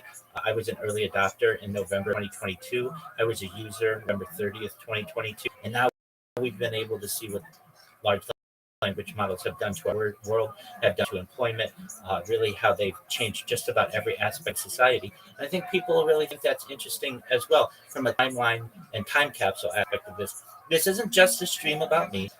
Certainly, I would probably be considered the main character, but in the background of all of my streams, I keep a radio going 24 hours a day to the news so that you can literally go back the last 4 years to essentially any moment of any day and not just know what was going on in my life, but what was going on in world history. I think that will be an interesting aspect for people to be able to study in the future as well. Well, I don't buy it. It's on Pump Fun, and the only reason why I launched it was because I wanted the ability to be able to stream on it. It's Rabbi. That's why I asked. We could stream on Pump Fun so you can 24/7. Exactly. So I do that, but I don't promote it. If you're going to buy a token, buy Harry Potter Sonic 10. You need the ticker's Bitcoin.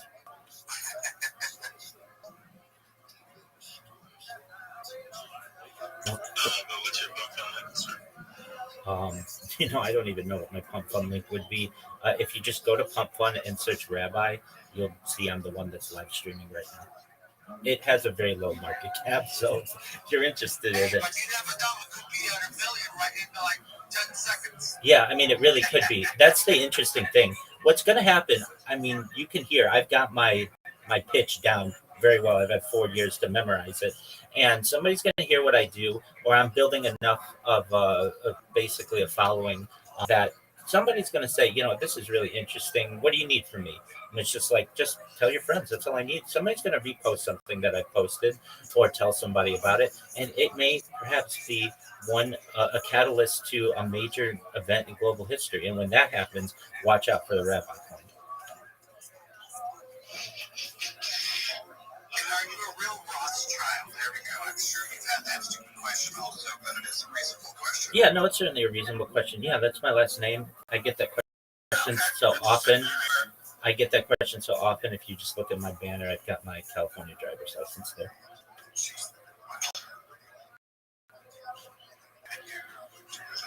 Holy crap.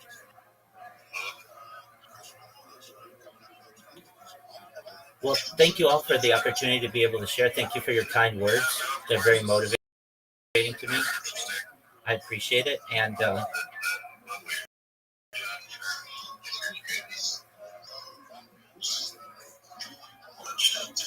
Thank you. I appreciate it. And I'll go back down to. I'm gonna make help me with you. In case you make it, I will know. Okay. $25 for you. Sounds like a plan. If you ever take off, we'll know for sure.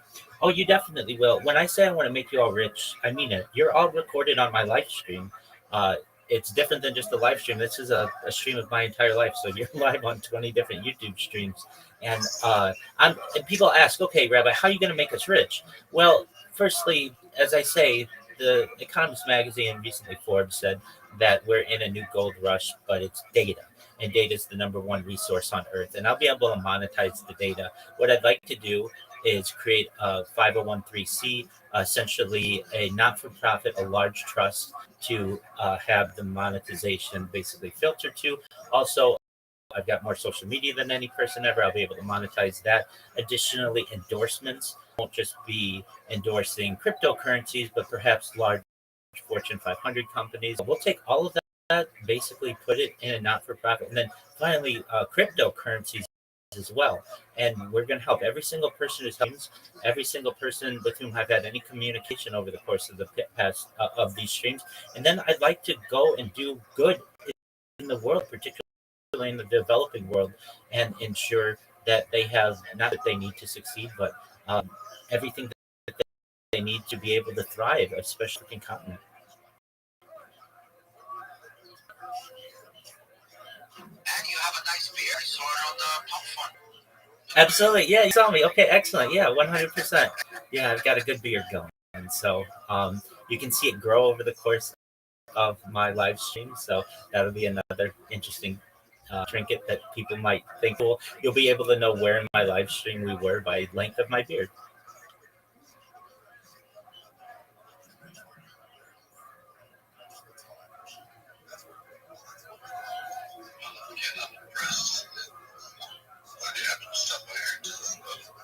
Thank you so much for the opportunity. Yeah,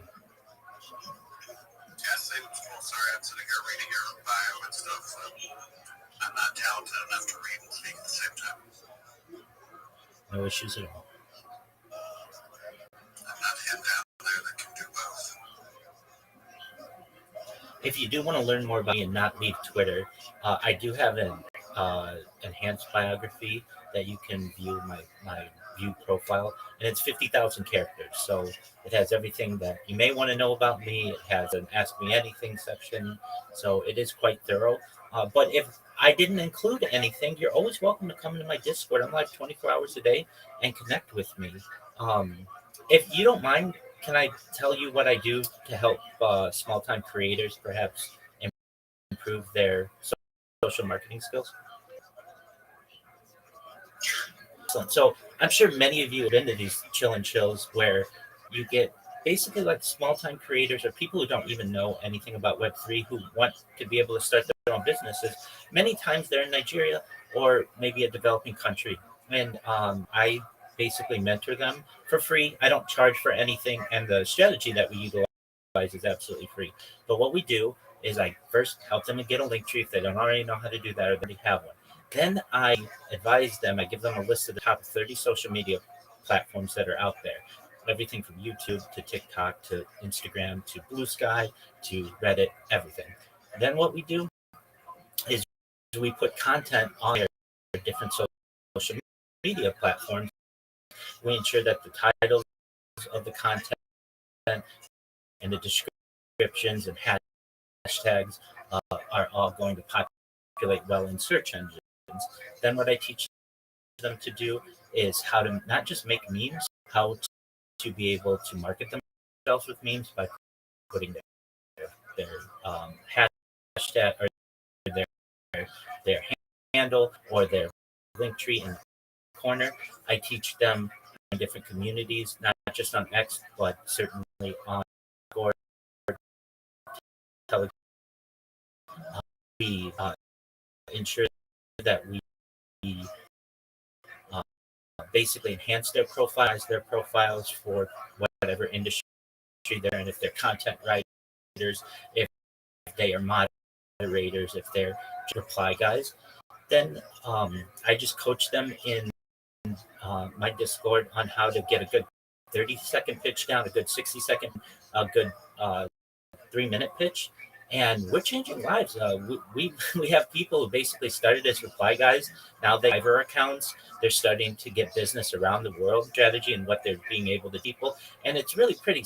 When you have this much data, you will populate on all of one entry on Google. You'll dominate that top 10, and that's what I want people to be able to do. And then they promote different products on their social media, and then searches that project dominates the top 10, not just but on YouTube, on Instagram, on TikTok, everywhere, every major platform. Not only that, it's helped to give AI some to be able to understand what their project is and to basically look at project. So with just a little, I usually love the different social media.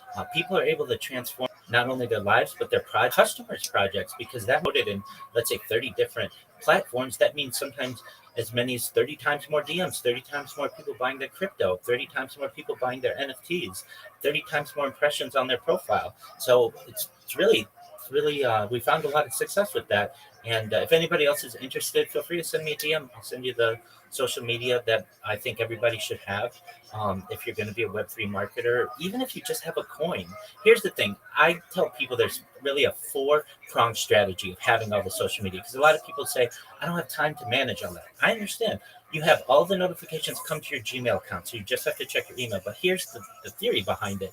It gives you 30 places, 30 times more places to be able to promote your content, 30 times more places to promote your customers' content, 30 times more places for you to be communication channels that you can open up to potential investors or other clients. And then additionally, it makes it more difficult for people to be able to impersonate you. So if you have a project out there and you want more business, you want more buyers, you want more awareness about it, the first thing that I would suggest is making sure that you have all of the media that's available to you. Thank you for letting me contribute that. Thank you. That's very important for sure. Think about how that stuff. We're just trying to figure out how to do Reddit and not get banned. Larry, welcome to the club. Absolutely. Yeah, Reddit's a very difficult one, especially if you get in with the wrong moderator or perhaps even administrator. And then they have an excellent system to be able to stop basically repeat offenders. There are ways, but I certainly understand if you're trying to get your post seen in one of the major like Wall Street Bets subreddits or perhaps the crypto subreddits. It's best to age your account. It's best to get some karma on it before posting, and certainly not to artificially boost it. If it takes off, it takes off. If it doesn't, then just let it be, because Reddit is extremely finicky. So don't feel like you're alone. Reddit's one of the most difficult platforms to master, and I certainly am not a master of it. But I can tell you, of any of the social media platforms that I use, Reddit is perhaps the top one, even more than Twitter. I absolutely love Reddit. As they used to say, it's the front page of the internet.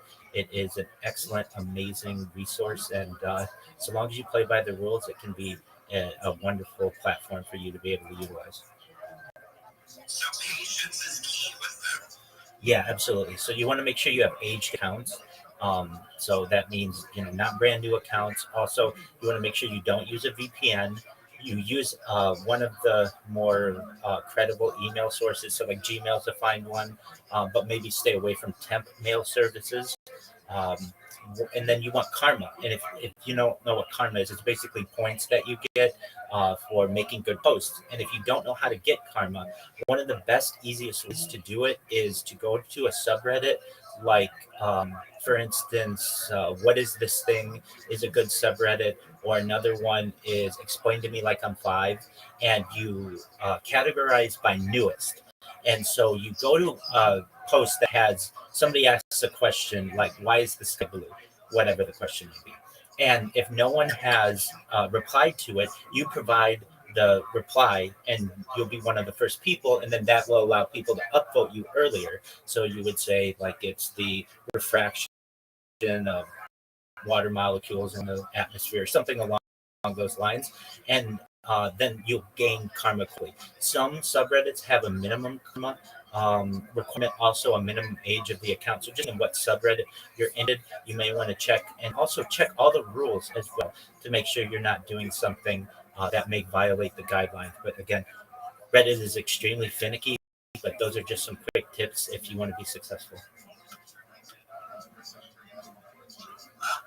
Very good information.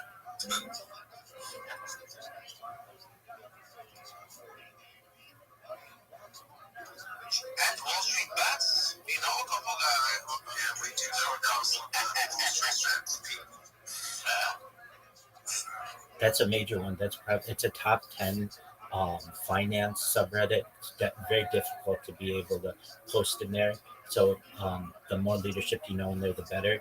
If you can get a trending post in Wall Street Bets, it can absolutely change your project. So um, one thing, at least with Wall Street Bets, they're not too keen on crypto. So you want to be careful. At least in the past, I've seen that you may want to veer away from there to some extent. But they're crypto-friendly subreddits and you should join them. Also, if you have a project, you should have a subreddit. It's just this like it was basically 40% built on Reddit. Many of the questions that are out there, AI has just taken the top comments on Reddit and basically made that into a database. And if you if you want to be able to promote your project to, I would say, many high net worth individuals, also people who are very tech savvy, um, get into some of the Web3 subreddits, the crypto subreddits, some of those NFT, certainly um, Bitcoin.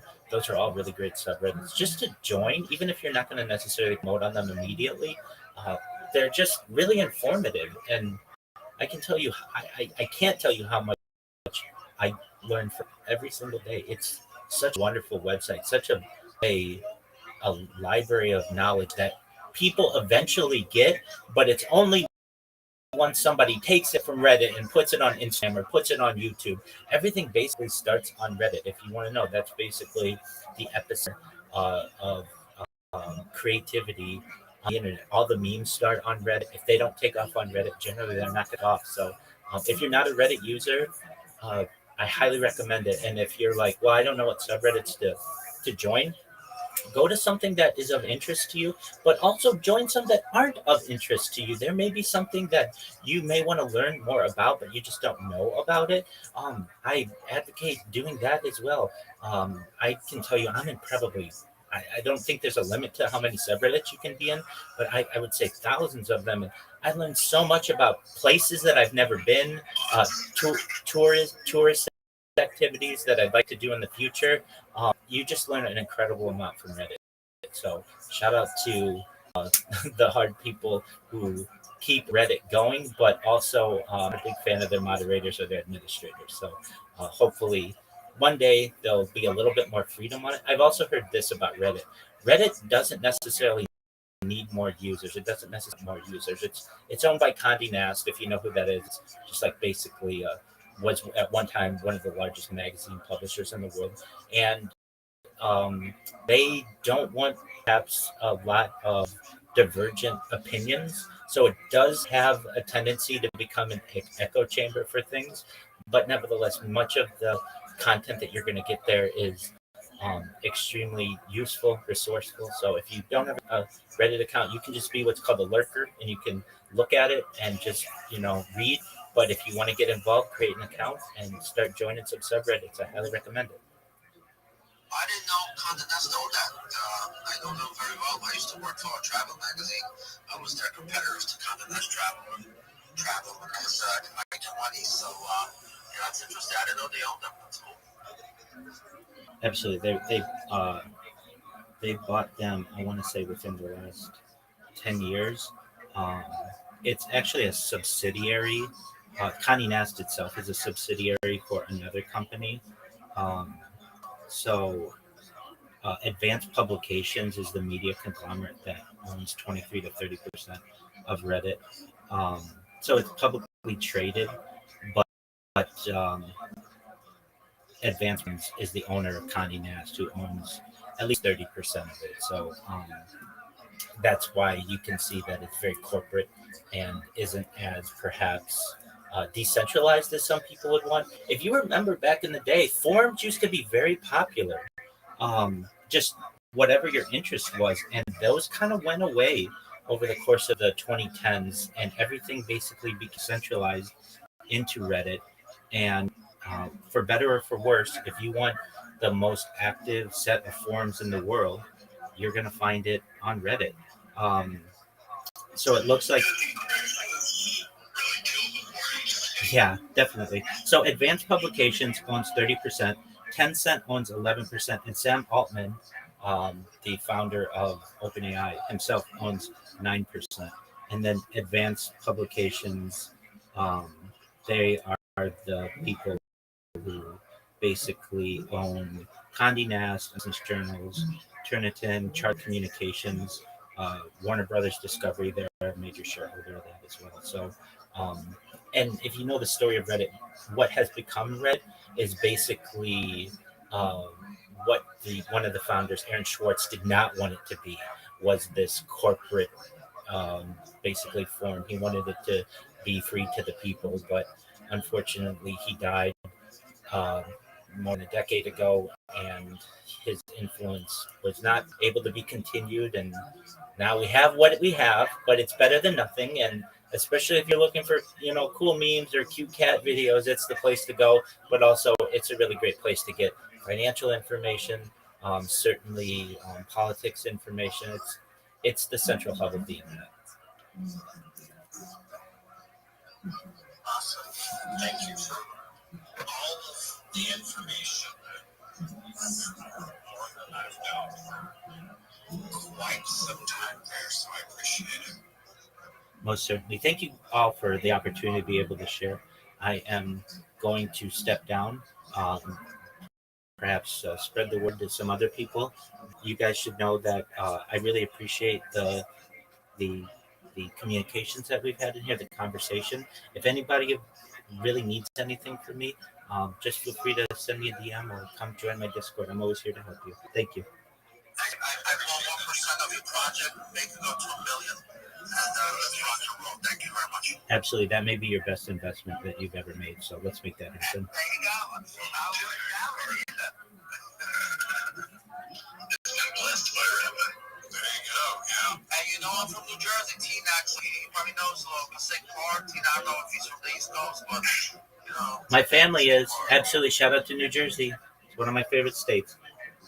Not many people say that. That's correct.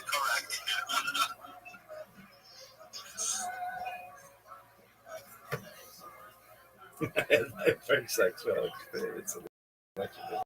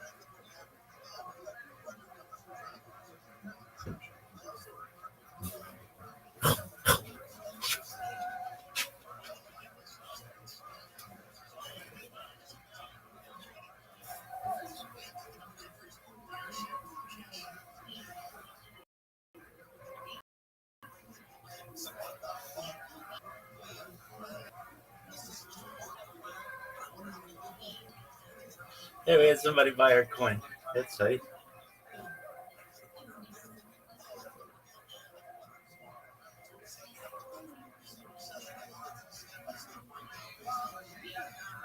Who else owns our coin? I don't know. I certainly don't.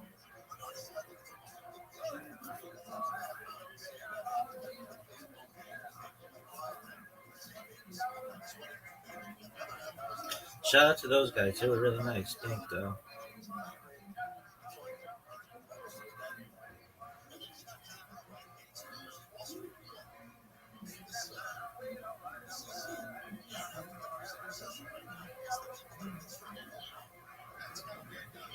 Dude, I lost a ton.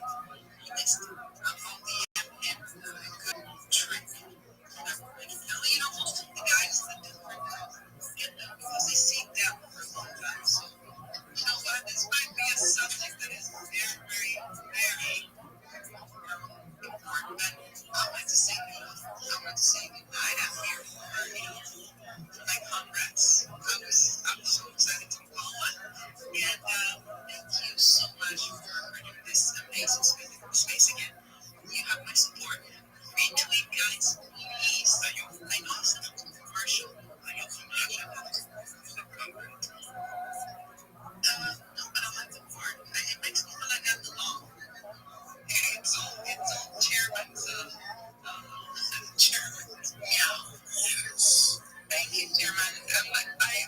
I accept it with honor. I am so happy. That was cool. Something. That's an important.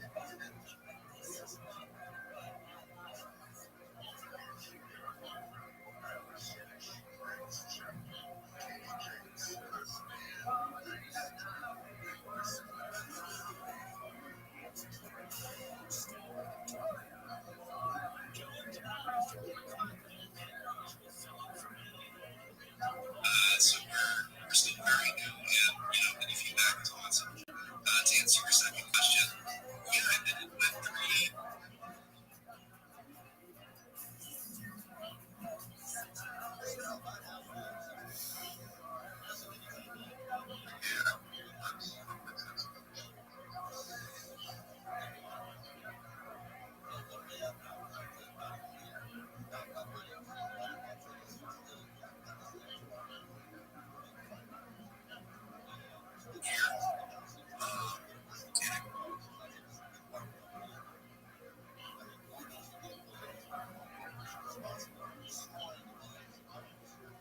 All right.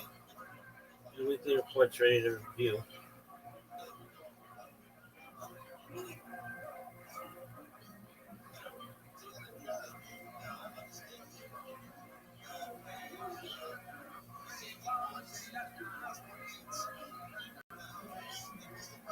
Max points.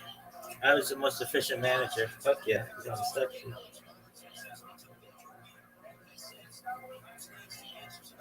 I had the lowest points in the win. Shoot.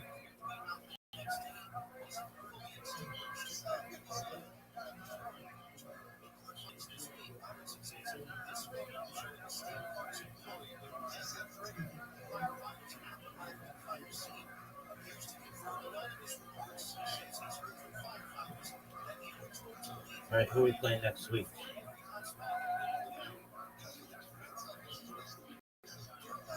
Tickets.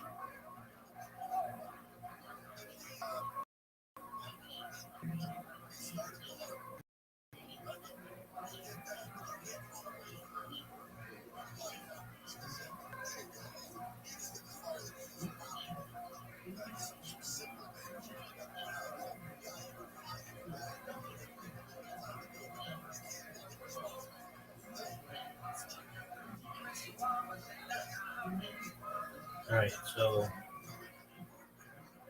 league.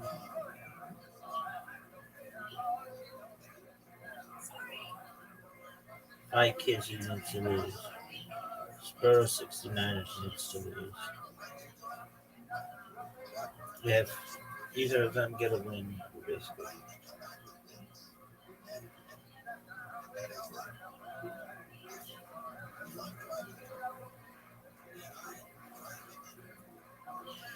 Three guys have clinched the playoffs.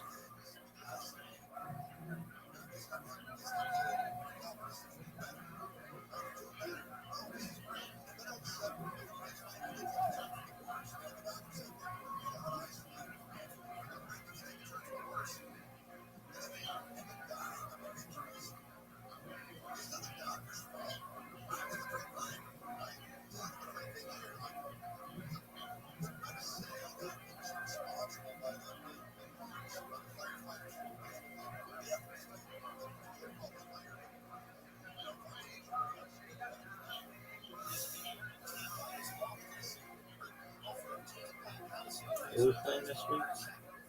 The tickets, the number 14 in the league.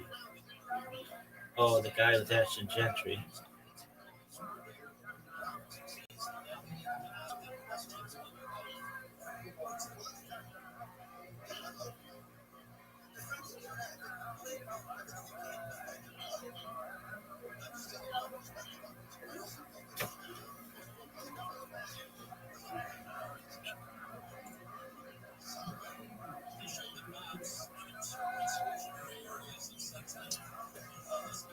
This is the worst podcast. I am more excited than this. Happy to help in emergencies, but a lot of y'all are internet panhandle. Really feeling That's tough. different levels of Is the made movie another on the appearance on a ultimate podcast called yeah. Misery Loves Not Company. us, but I He know said that that. the whole thing was just a joke. That was actually the last definition of Gemara. So Gemara picks up in the Gemara says the Lavi Suri Handel. I'm sorry, the Lavi Suri None. So the Gemara says one second. But our Mishnah also talks about cases of animals that got mixed in that are not Suri Handel. Once again, if that's the case, then why did we put it in the Mishnah on the second at all?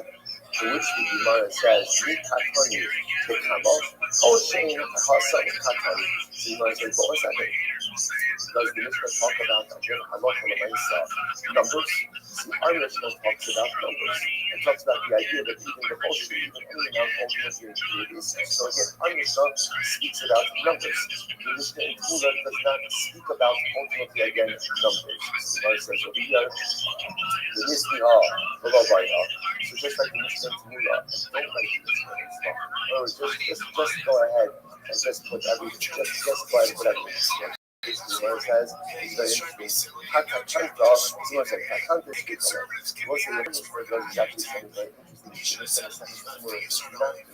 which discusses the remedy. Remember again, I will say, you notice in every case of mixture, our Mishnah speaks about the first and then tells you how to remedy the issue. Remember again, there are different remedies for different cases. Even several remedies. So it could be that in certain cases, for example, let's say let everything wait until you develop a home, sell it off, and then you value it more percent about the purchase.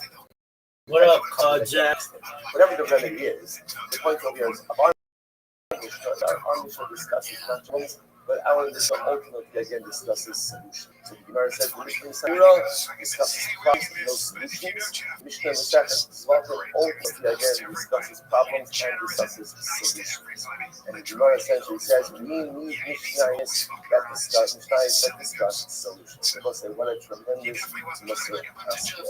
There are two different kinds of people, and there are many more different kinds of people. So far, there's two different kinds of people in life. People who are incredibly adept at identifying problems. They can tell you the problem with every single thing in the world. And they can tell you problems in alphabetical order, chronological order, most severe to less severe. Your problem, someone else's problem, not their problem. Right? All the problems in the world. Right? And I always say, but the one thing they never have are solutions. And there are people like that. And again, it's a skill, not just like a sense, an ability detect and to identify problems. And then there are other people who, Baruch Hashem, yes, also can identify problems, but also have the God-given talent to find solutions. There is a solution, or at least an approach to every